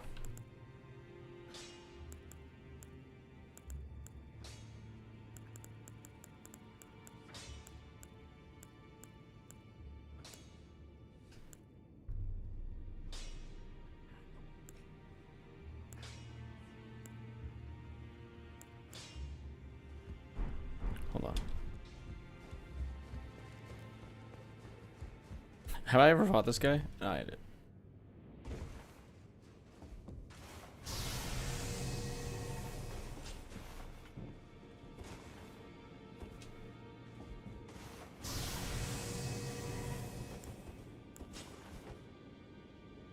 Oh, that's hyper cringe. Oh no, it's not hyper cringe. I don't know what happened.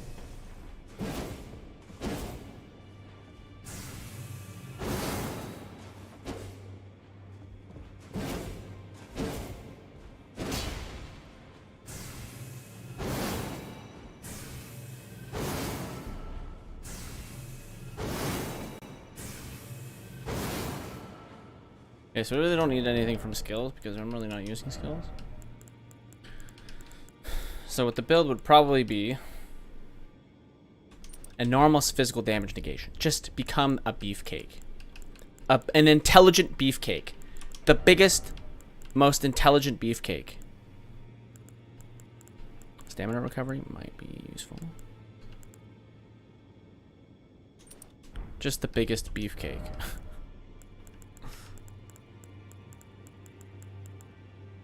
Enhance charge spells and skills. Eh. Extend spell effect duration. Meh.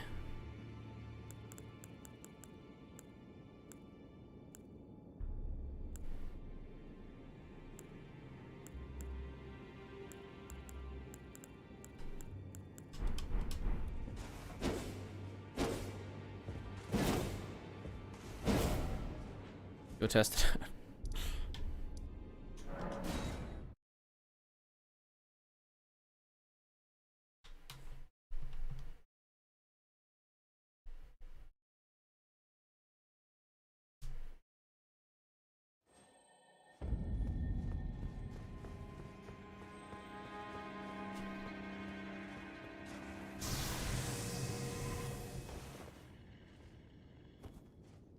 Yeah, what's annoying that okay, so I have to do that one first, and then you pull out this one. You charge this one. Then you walk up and you go, and you miss. You do 1,500 damage.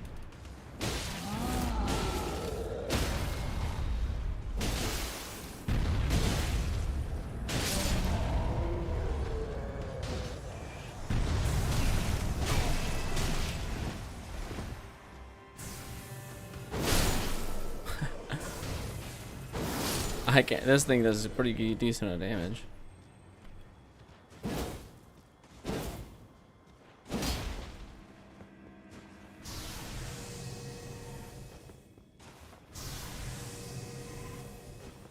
No, is that all it does? Great sword. Renews vigils of full moon. Cold and later, the sword is but a beam of light. Raises the sword aloft, bathing it in the light of the dark moon. Temporarily increases magic attack power and imbues blade with frost. Charge attacks. Okay. It goes away after a while. Let's try it with no buffs. I mean, it's not gonna shoot anything though. Is the problem? Oh, it's still buffed. Okay. I tried just damage without it. 1,400 damage missing.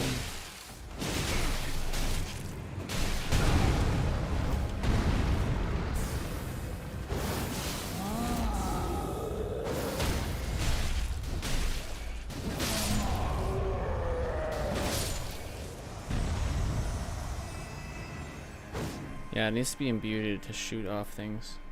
So that's like a little annoying. But what if what happens if I take this out, I just kick, right? Okay. So what I have to do before I get into combat is I have to go like this, which is a little annoying, but I have to go like this, this, then pull this one out, then do this, and now both are imbued, and then I can walk up and I can go, hey, fling, fling, and instantly gets knocked down.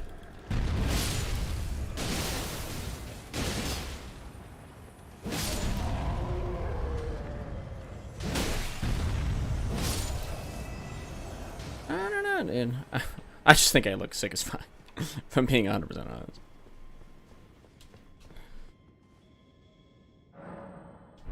We can even go with a different hat if I'm being honest, but maybe we don't have to. I think I've said the word 100% honest a lot right now, but Do I give a shit?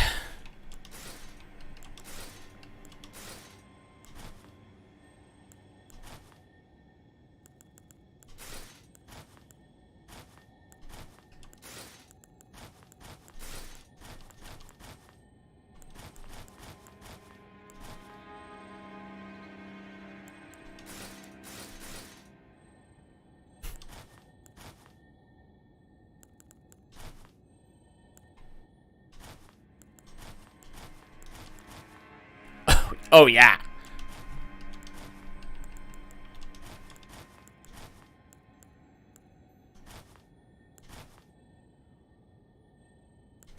It's what? Oh, congratulations! I unlocked the alteration to it. What?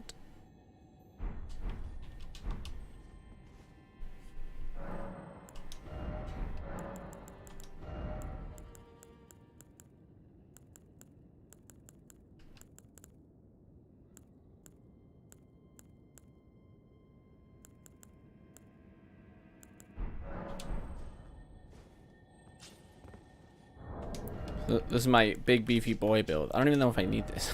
Being 100% honest. I totally do. Yeah, now I got best of both worlds. Big ass damage negation, but I still do a ton of damage. And enormously boost physical damage negation. Greatly boost physical non-damage negation. Pearl Drake Talisman. Is there a better? Actually, just go with talismans. I think all of them are listed. All of them are listed here.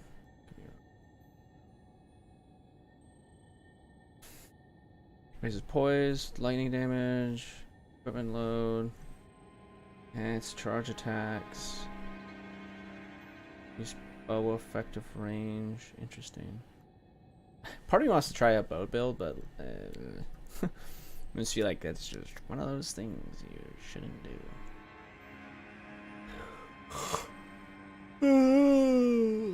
Headshots, don't care at all about that. Incantations, raising the potions, incantations. Interesting. I don't even know how to get this. Boost physical damage negation. Meh.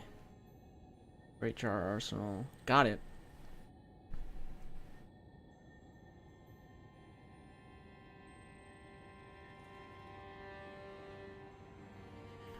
Loss in vicinity increases attack power.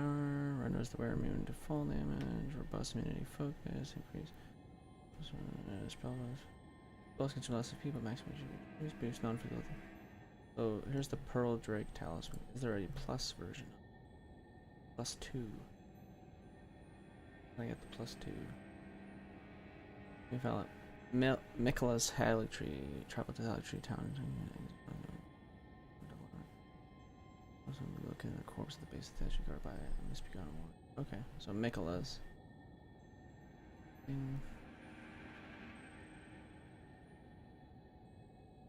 Celia Crystal Tunnel. Seriously?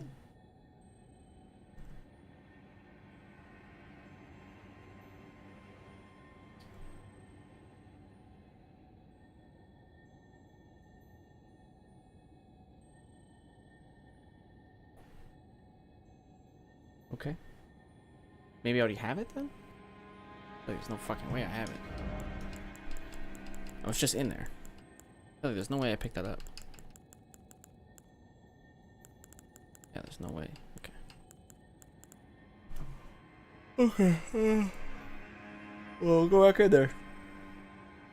So this is it, and I need to go to Michaela's Halleck Tree. I need to go back in there for that.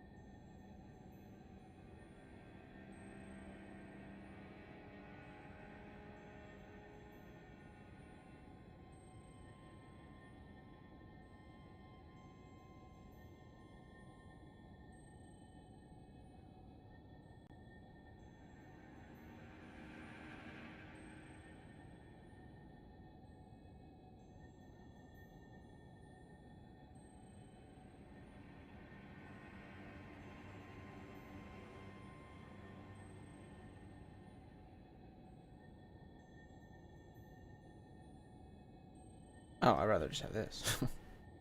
Well, I can have both.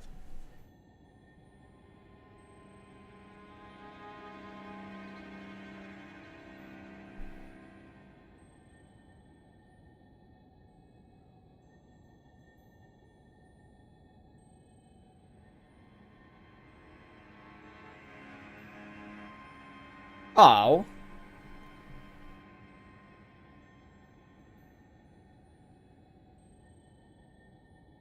Oh, okay.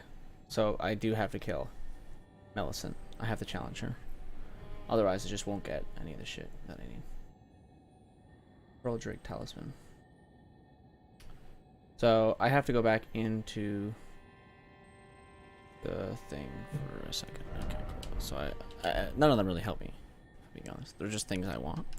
This is like the perfect build. This can go to +2 eventually. But everything else here is like perfect and mint. This can go away. I'm gonna try this in the cave. I have to go back in here. Fucking stupid. Now,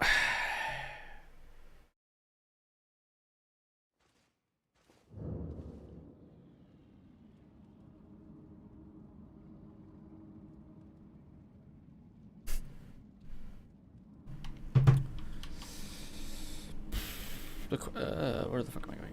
This way? Nope. Fuck. I think I should go to... I'm paying for the gym. I should go to the gym. At least start going. I have more time. I should go in the mornings. I should start going in the mornings. I need to wake up at a decent time and then start going in the morning. I can make it, like, there's no more hockey on Fridays. I could start with, like... The problem is I just never get up in the mornings and go. They're fucking annoying.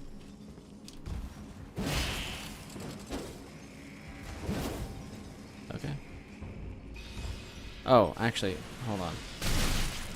There's a chance that it's... Okay, you need to fucking stop, buddy. There's something that two guys... Well, fuck!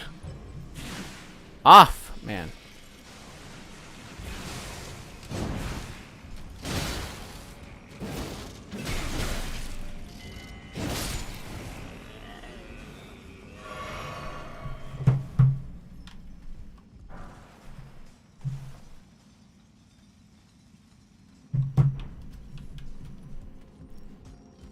Apparently two lads that somebody's guarding.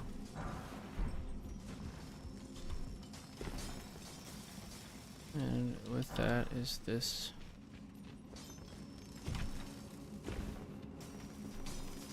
So it has to be deeper then? Because it ain't here.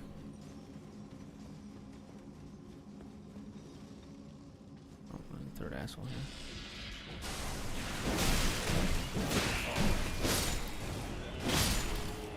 I don't take much damage though. Damn. I need more stamina for sure. That just comes with the territory. I feel like there's a different way I could jump here, but... Or a different way I should have jumped to get that, but here we are.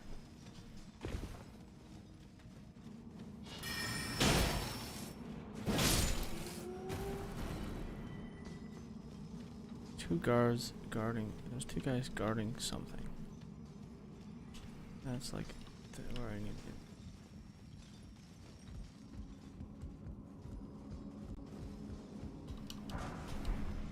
Smithing stone 4.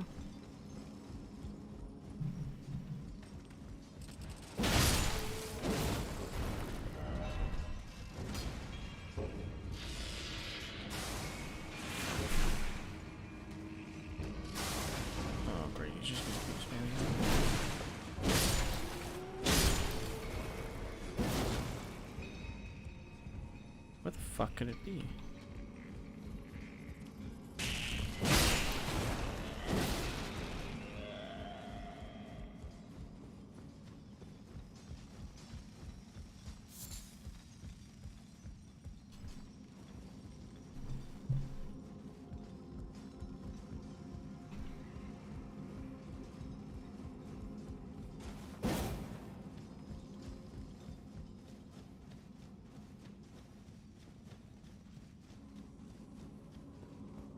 Oh, these assholes.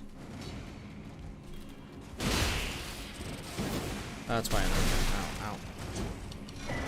Aha, that's why I never get it, because these fucking assholes are the ones carrying it. That explains a lot. Every time I've gone by, I was like, nope. Fuck those fucking losers. That's what it always is. Those guys are fucking assholes. Okay, where's this one at? I totally forget. Flux is in... Oh. Oh yeah, I've got to do the Millicent. Okay, everything is connected.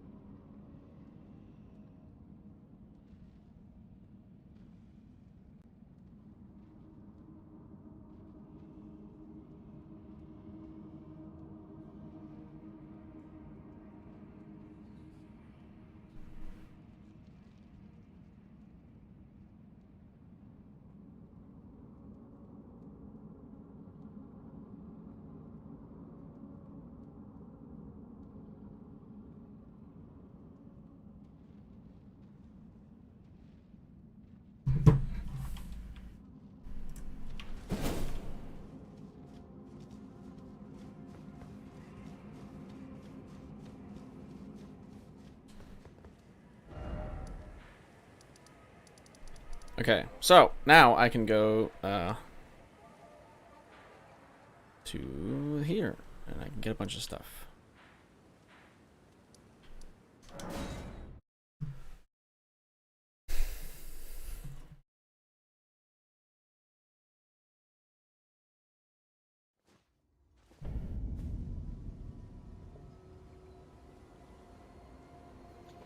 Welcome back. All right, so we are currently a month away from, well, a month and a day away from the start of the playoffs, right? The plan is the playoffs start on May 2nd. So where we're at right now, a lot of teams, we already know all 8 in the East who are going to make it. We know, I would say probably 6 out of the 8 we're pretty sure on. 7 out of the 8 likely. But in the East, really the question becomes one of, okay, so which matchups work best for who and who's in the best position to potentially win it all. So I'll go from the East to the West with this. We'll talk about Florida first. All right, milady. Oh, he's right there. Had and their record in Hi. the year of 2022. Because usually, I'm saying usually, but very often a team that is red hot going into the playoffs can keep that going. Teams that stumble going into the playoffs can have trouble winning in said playoffs. So Florida's currently number 1 in goals for, they're number 12 in goals against. They started off like a house of fire. 8-0-1 in October. They were 7-4-2 in November. 5-3-1 in December. 12-2-1 in January. 3-4 in February, and then 11-2-1 in March. So December and February months with less games. They weren't as good over those two, but in the 2022 calendar year, they're 26-8-2. So Andrew Burnett has done a very good job with this team. And then you get down to the question of, okay, so playoff time. Who's your MVP? I think for them to win the cup, it has to be Barkov. I think this is when Sasha Barkov really proves himself and really hits that next level. That he could see himself as being viewed amongst the best centers in the National Hockey League with a Stanley Cup ring on his finger. Now, I think that he's already one of the better centers in the league. I know that Huberdeau's had an excellent year too, but you have to have somebody to pass to in order to get all those assists. And there are a lot of good targets in Florida. So, the number 12 in goals against, I think it's the 80s style of hockey they play, the transition game. I think it leaves them a little bit vulnerable to rush chances the other way as well. But in the playoffs, very often the team that scores the most during the regular season ends up being pretty good in the playoffs. So we'll see how that affects them once we get to playoff time. Now, Toronto's currently number 2 in the Atlantic. They are 3rd in goals for and 17th in goals against. And yes, there are questions surrounding their goaltending and whether or not they have a goaltender that can lead them through 4 rounds and win them a Stanley Cup. I think that's a valid question. They started the season 4-4-1 in October. Rough start. There were a lot of questions about the job Keefe was doing and whether or not the Leafs wanted it. But in November, they silenced that with a 12-2 record. December, 4-2-1. January, 8-2-1. February, 7-4-1. And March, 8-5-1. They're remarkably consistent. They don't have a fantastic. Dude, I fucking hate. I need to unfollow Vosh, dude. It's so fucking cringe.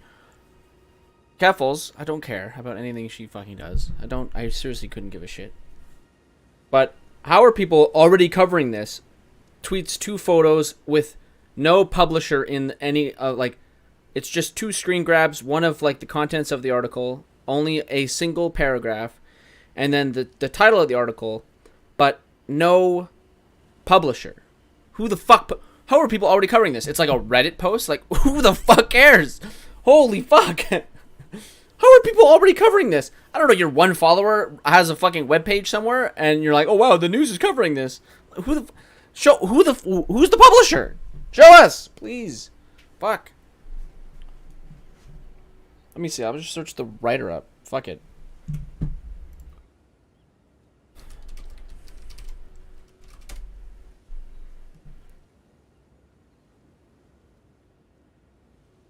That can't be him.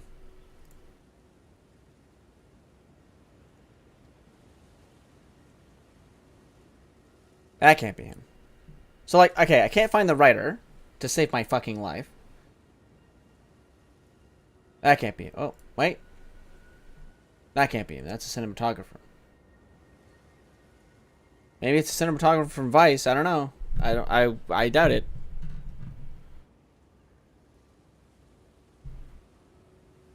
Oh, sorry. My bad. My bad. Danny Peterson. Director of Marketing subscriptions at. Okay, that can't be him.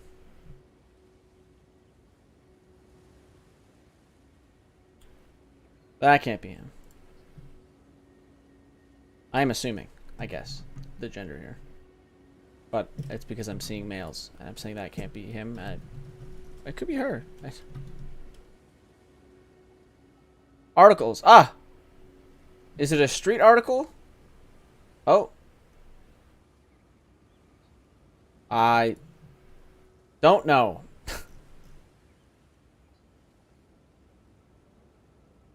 Last time he wrote an article was in May for the street, so probably not.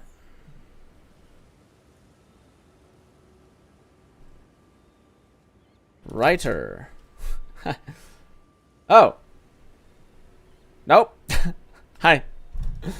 Like, who is the publisher?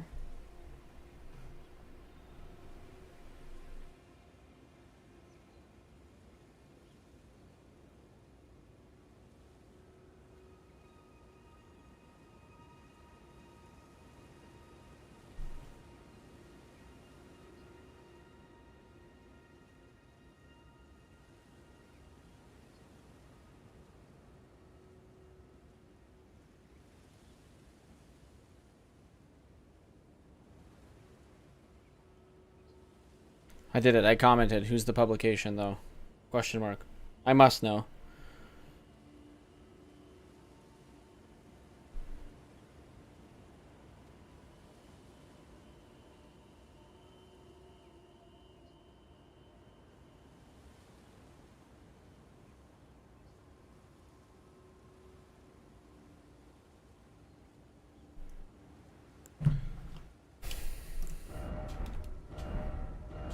I want to keep playing. Fuck, I don't know.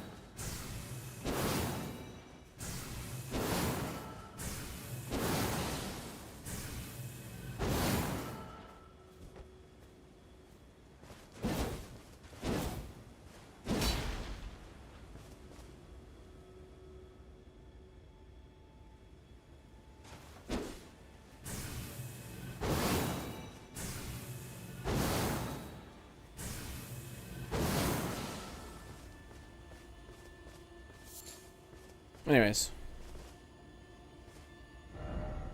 It's a lot of damage.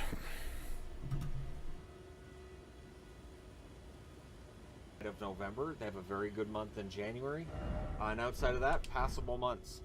The 500 month in October. Outside of that, good months all the way through. This year, the calendar year of 2022, they're 23, 11, and 3.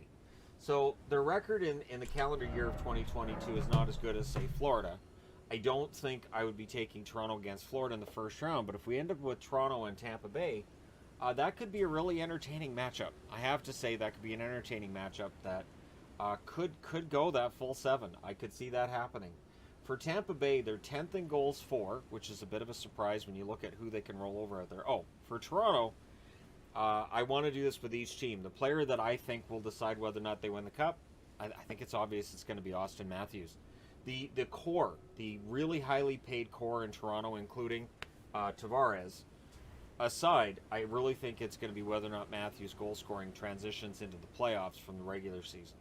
There was a lot of talk about goaltending in previous seasons as well with Freddie Anderson. I think what it came down to was that when that core was being counted on in a big game, they were getting shut down.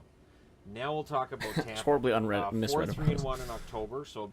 It was like, don't be a bystander. I read it, I was like, about abuse or whatever, and I read it at, don't be a babysitter, and then I read the rest, it's like, don't be a babysitter about it. What the fuck? What abuse? Like, what's happening? Oh, bystander.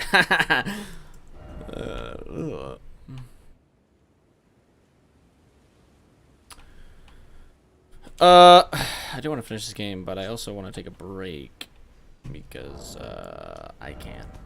So I'm going to. Because I'm gonna get to thing, and then I gotta get to thing, and then I gotta get to thing, and then I gotta get to thing, and then I gotta get to thing, and then I gotta get to thing, and then I gotta get to thing, and then I gotta get to the thing, and then I gotta get to the thing, and then I gotta get to the thing.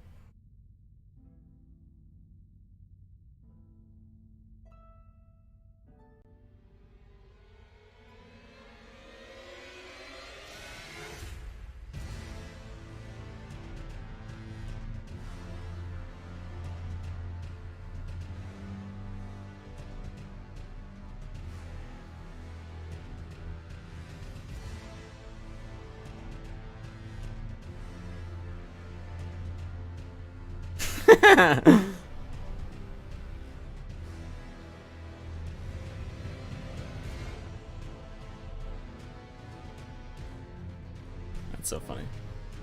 It's just Andrew Garfield. Half the Oscars, like there's a camera on him secretly, I guess.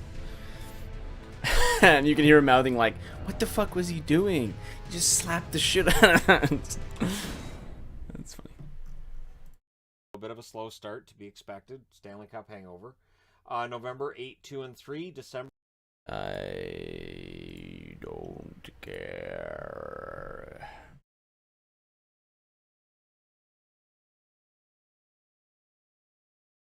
Oh, true. I gotta play some Warthunder. Fuck. Oh no, the event. Oh fuck. Oh god damn it. Oh fuck my fucking ass. I fucking forgot about the fucking shit balls and shitty cock fucking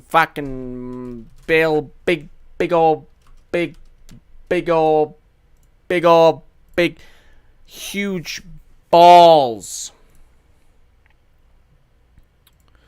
Oh fuck, I didn't even do the and out.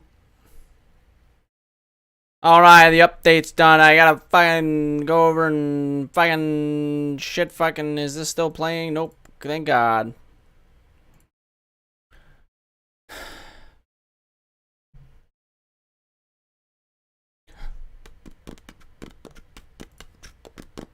At the Round Table Hold, which the wiki describes as a location in Elden Ring, you will find a mysterious figure known only as the Edgelord.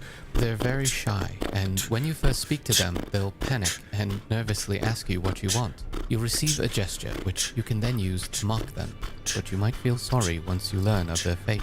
In Lunaria of the Lakes, nestled beneath a cliff, there lies a village shrouded in darkness from the light of the Erd Tree. On top of a hill, you'll find a rather out-of-place object. If you try to smash it, an old man will appear and beg for his life. Oh, please leave me be. If you keep threatening him, he'll offer this medallion and ask you to take it to someone named Lieutenant, but he doesn't tell us where to find them, so we won't. Upon returning to the hold, you'll find the lights have been turned off for dramatic effect, and the edgelord will make a pathetic attempt to attack you. You'll defeat them easily, of course, because they were always just a maidenless loser.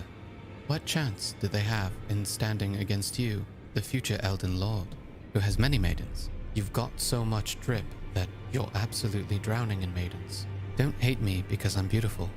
Maybe if he got rid of that yee-ass haircut, he'd get some maidens on his dick. As you look back at the now empty hallway where they once stood, you might not even notice they're no longer there, as they never made much of an impression to begin with. They'll leave behind their armor, which is said to regain the health of the wearer. A lot of good that did them. You don't need vigor when you have skill. And just like that, their story has ended, while yours is only beginning. They were barely a footnote on your journey to greatness. Anyway, thanks for watching, and I hope this video made you cry. Happy April Fools. I vow to never watch a video from that person ever again.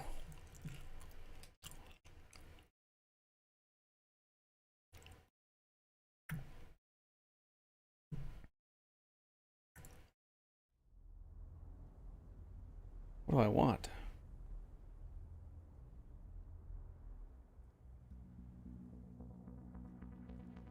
Well, this is a light time.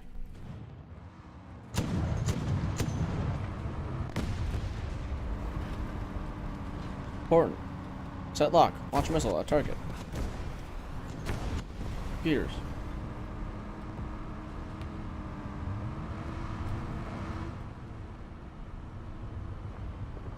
Well, that can't be good.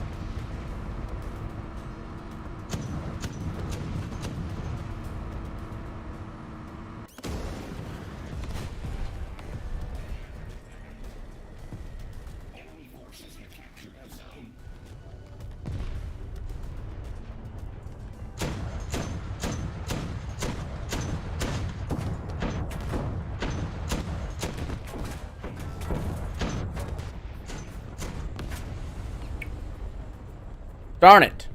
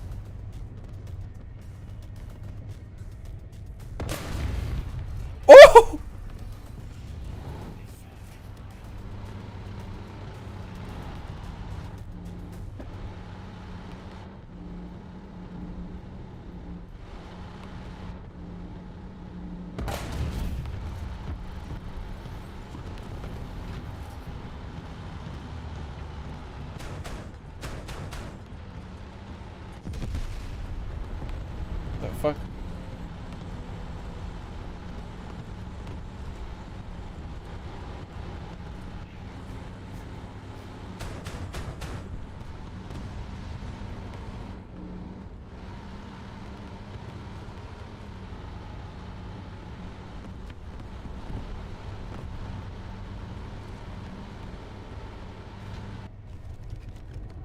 Why did it lock onto me? Why? Why? How do I avoid that? Just want to kill me? Anyways, I got a hopter. A topter? Topter. Hopter? Topter. Here. Got. Let me tell you.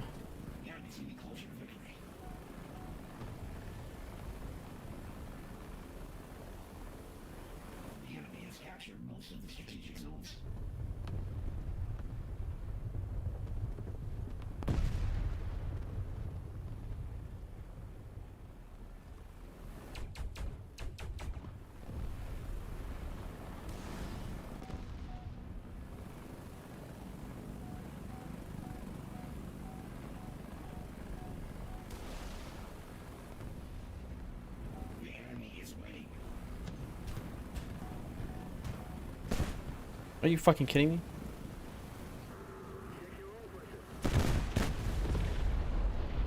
I don't even remember a bullet hitting me. That's all lies. One of my deaths wasn't even real. It's fake.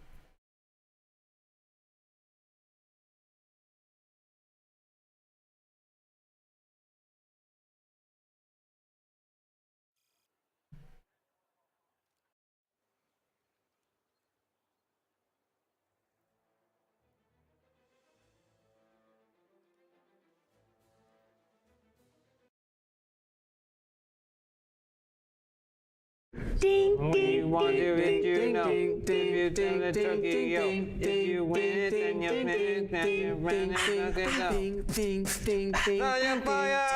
Ding, ding, ding, ding, ding, ding, ding, run fire! Ding, ding, ding, ding, ding, ding, ding, ding, ding, ding.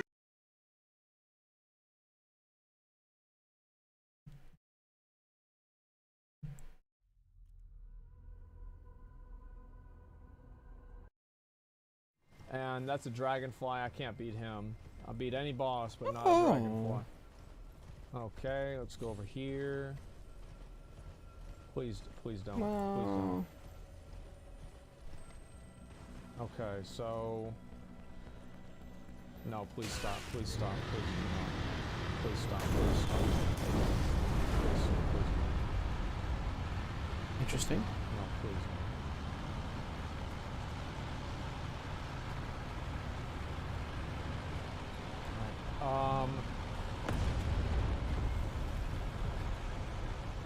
I don't even know what happened. Please, please don't. Please don't.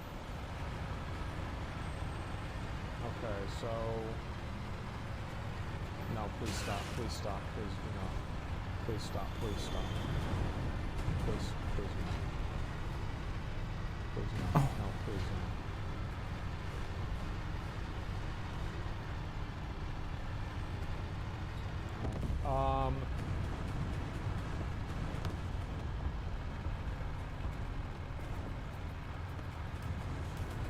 Or she. A deadly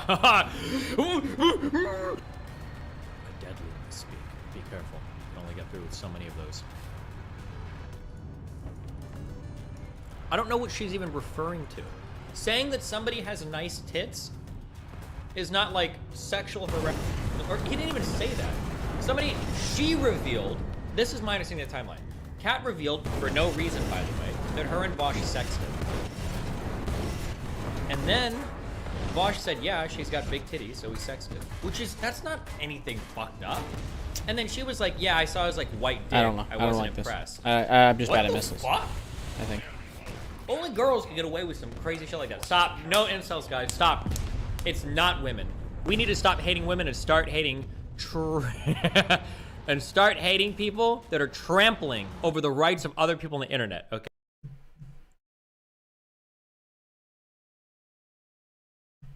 There is a lot of really cool technology packed into the James Webb Space Telescope. Everything from the reflector, the size of a tennis court but thinner than a human hair, the cryo cooler keeping the instrumentation super cold, the ultra lightweight beryllium mirrors. Everything about it is just a technological marvel. But I think the most impressive piece of technology on the entire telescope is this. This is a working replica of the JWST mirror actuators. It's possibly the coolest mechanism that I've seen in quite a while, so I decided to build one. These actuators are required because JWST's primary mirror is composed of 18 hexagonal segments. And these segments eventually will form a concave ellipsoid, which will reflect the light into the instruments. But this is a really challenging task because each of the segments needs to be aligned in 7 degrees of freedom to nanometer precision, which is difficult on Earth, let alone on a satellite out in space. The actuator that we're looking at today handles the kind of kinematic adjustments. So there's tip, tilt, roll, Y translation, X translation, and then piston, or Z translation. The 7th degree of freedom is actually the curvature of the mirror itself, and that's handled by a different actuator. As if this wasn't difficult enough already, it's on a satellite, up in space, which means it needs to survive the rocket launch to get it up there, and even if it survives the launch, it needs to survive hard vacuum and cryogenic temperatures once it's out to its final destination. And because it's a satellite, it needs to be as lightweight as possible, but still stiff enough to hold the mirrors in their nanometer perfect precision position. And because everything on the JWST behind the sun shield can indirectly affect Okay, there's a line of performance tanks just these sitting there. mirrors, it needs to be as cold as possible, so no active positioning that might emit heat holding its position. This is like an impossible set of engineering problems to solve, and yet it has been solved, which is just truly remarkable to me. These actuators were built by Ball Aerospace, and frankly, I think they're just geniuses for coming up with it.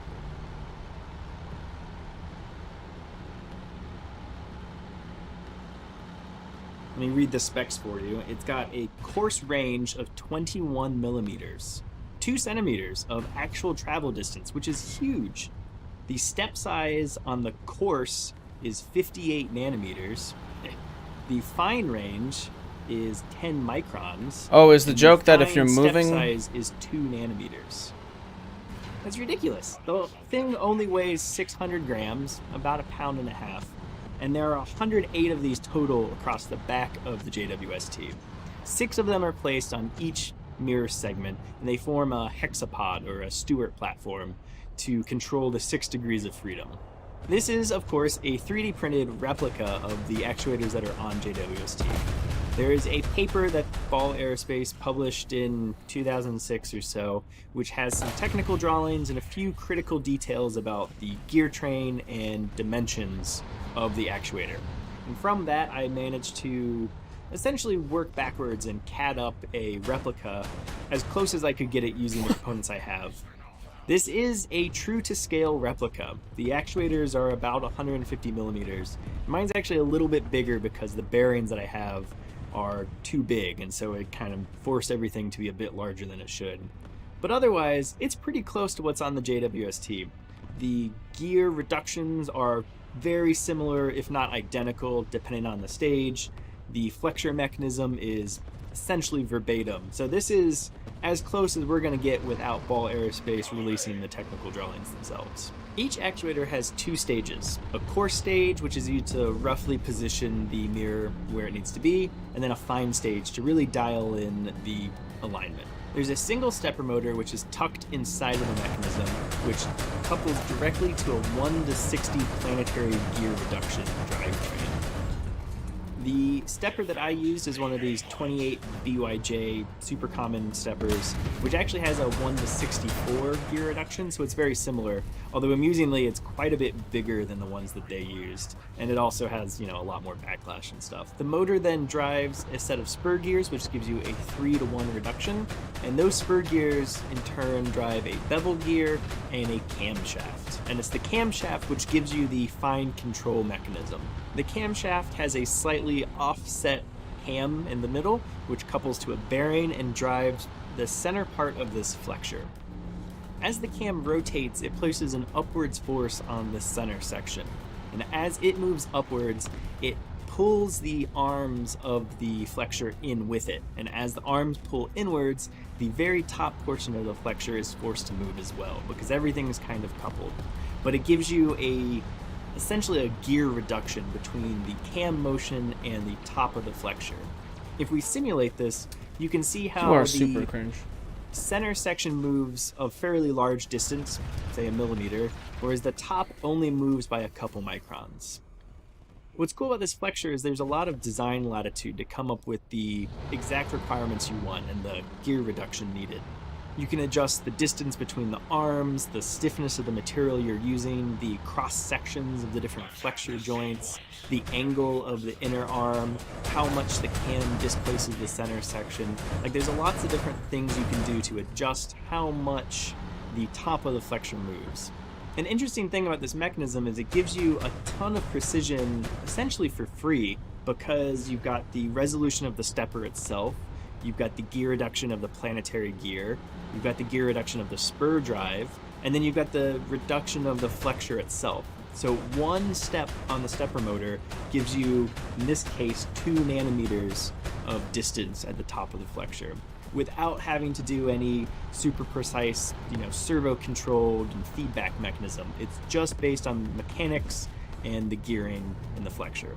Now, they do have sensors to check how much things have moved, but it's not required based on the mechanism itself, which I think is just super cool. Bevel gear that I mentioned earlier is used to drive the course stage of the actuator. The bevel gear couples to another bevel gear. Why? 1-to-1, so no reduction there. Goes through a shaft, through some bearings, down to a coupling disc. And these coupling discs are super ingenious, in my opinion.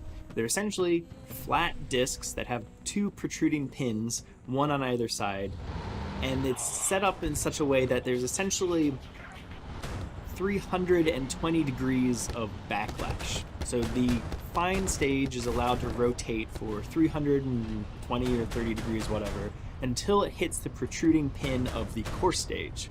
And at that point, it starts to drive the course stage because the 2 pins are in contact. And as long as it keeps rotating in the same direction, it will keep driving the course stage in that direction. But if you stop rotating and go back the other way, it disengages from the course stage, and now you're back to just fine control, which is super cool. And so the way they've done this is that you get a single stepper motor that can control both course and fine positioning using this mechanism. So if you want to go somewhere quickly, do a big course adjustment, you just rotate until you engage the pins and drive it to your desired location, disengage, and kind of go backwards a little bit, and then you can adjust the fine within that 10 or so micron period. If you need to backtrack and go the other way, you just throw it in reverse, engage the pin on the couplers in the other direction, and drive it back down. It's just so cool. The course stage has an additional 1 to 8 gear reduction, and the big gear is directly coupled to a ball screw, and that's what moves it up and down. Finally, the last important thing is this brace at the back of the actuator. It's okay, and everyone else will shoot me like 20 million times. And this is needed. I'll just get instant one shot by nothing. On this ball screw. Oh, it's these stupid and like the laser motor beam things. is I don't even on know top what of the those are. actuator. So if you were to just run it without any kind of stabilizer, it would just spin in place. You wouldn't actually get any lateral motion. So the torsional stabilizer is just a flexure joint on the back that allows the whole thing to stretch kind of in a linear direction, but not twist. As I mentioned earlier, there are 6 actuators per mirror segment, and they're arranged in a hexapod or a Stewart platform configuration, and it's actually the combination of all these actuators working together which is what gives you the 6 degrees of freedom. There's videos online about how hexapods work. They're really cool mechanisms. I thought about building one, but it was already enough work getting this up and running, let alone building 6 and all the kinematic control. So maybe someone else will do it. It'd be really cool to see one of these segments kind of working in real life. If you're interested in printing this yourself, I've uploaded it to all the 3D sites. Fair warning, it's not very printer friendly. Nothing's tolerance to work right off a printer. I did a lot of sanding and filing and gluing to get everything assembled. So keep that in mind if you decide to do it yourself. I'm using a coarse M8 screw as the ball screw because you can't find a 21mm ball screw. It was obviously custom made, but it is a little loose just because it's not made for this kind of application. So keep that in mind, or add some Teflon tape, or maybe find a fine threaded instead of coarse threaded screw. Shout out to the Orbital Mechanics podcast. That's where I heard about this originally. It was on one of their recent episodes on JWST.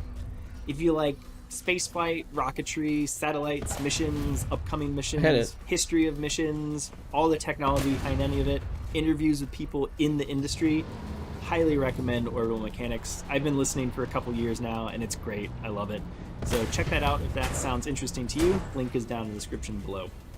If you enjoyed the video, stop! Today, This stupid one of these motherfucker, dude. fine videos that Google thinks you will enjoy as well.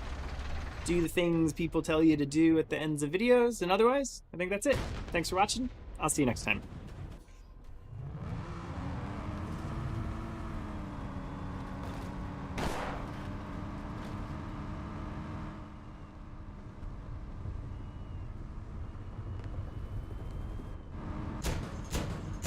Hey everybody, Adam Savage here in my cave with a new one-day build.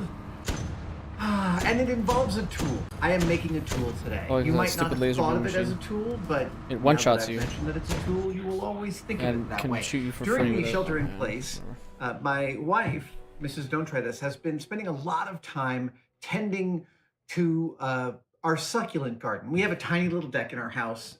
It's a place of great relaxation for us, and it is surrounded by succulents. And in the tending to succulents, it turns out you don't want to just pour water over them. You actually want to put water right in their base. So you want a watering can that has a nice, precise spout that can get to the base of the succulents. Now, her birthday is coming up. It may have already long passed by the time you see this video, but in this point in time, her birthday is about a week away. And so I thought I would make my wife a watering can for tending to our succulents. And I'm going to do it using some sheet brass and some engineering brass and all of my brass soldering, Suddenly I brazing, super don't sanding, care. machining 'Cause I techniques don't get will any. come into play during this build, and it's the kind of thing I've been excited about doing for a while, and I've just been trying to come up with the right project to execute a lot of brass construction, and this is it. So the first step is to come up with a design, and I have a nice big piece of unsullied corrugated cardboard to do some drawings on, and then we'll go from there.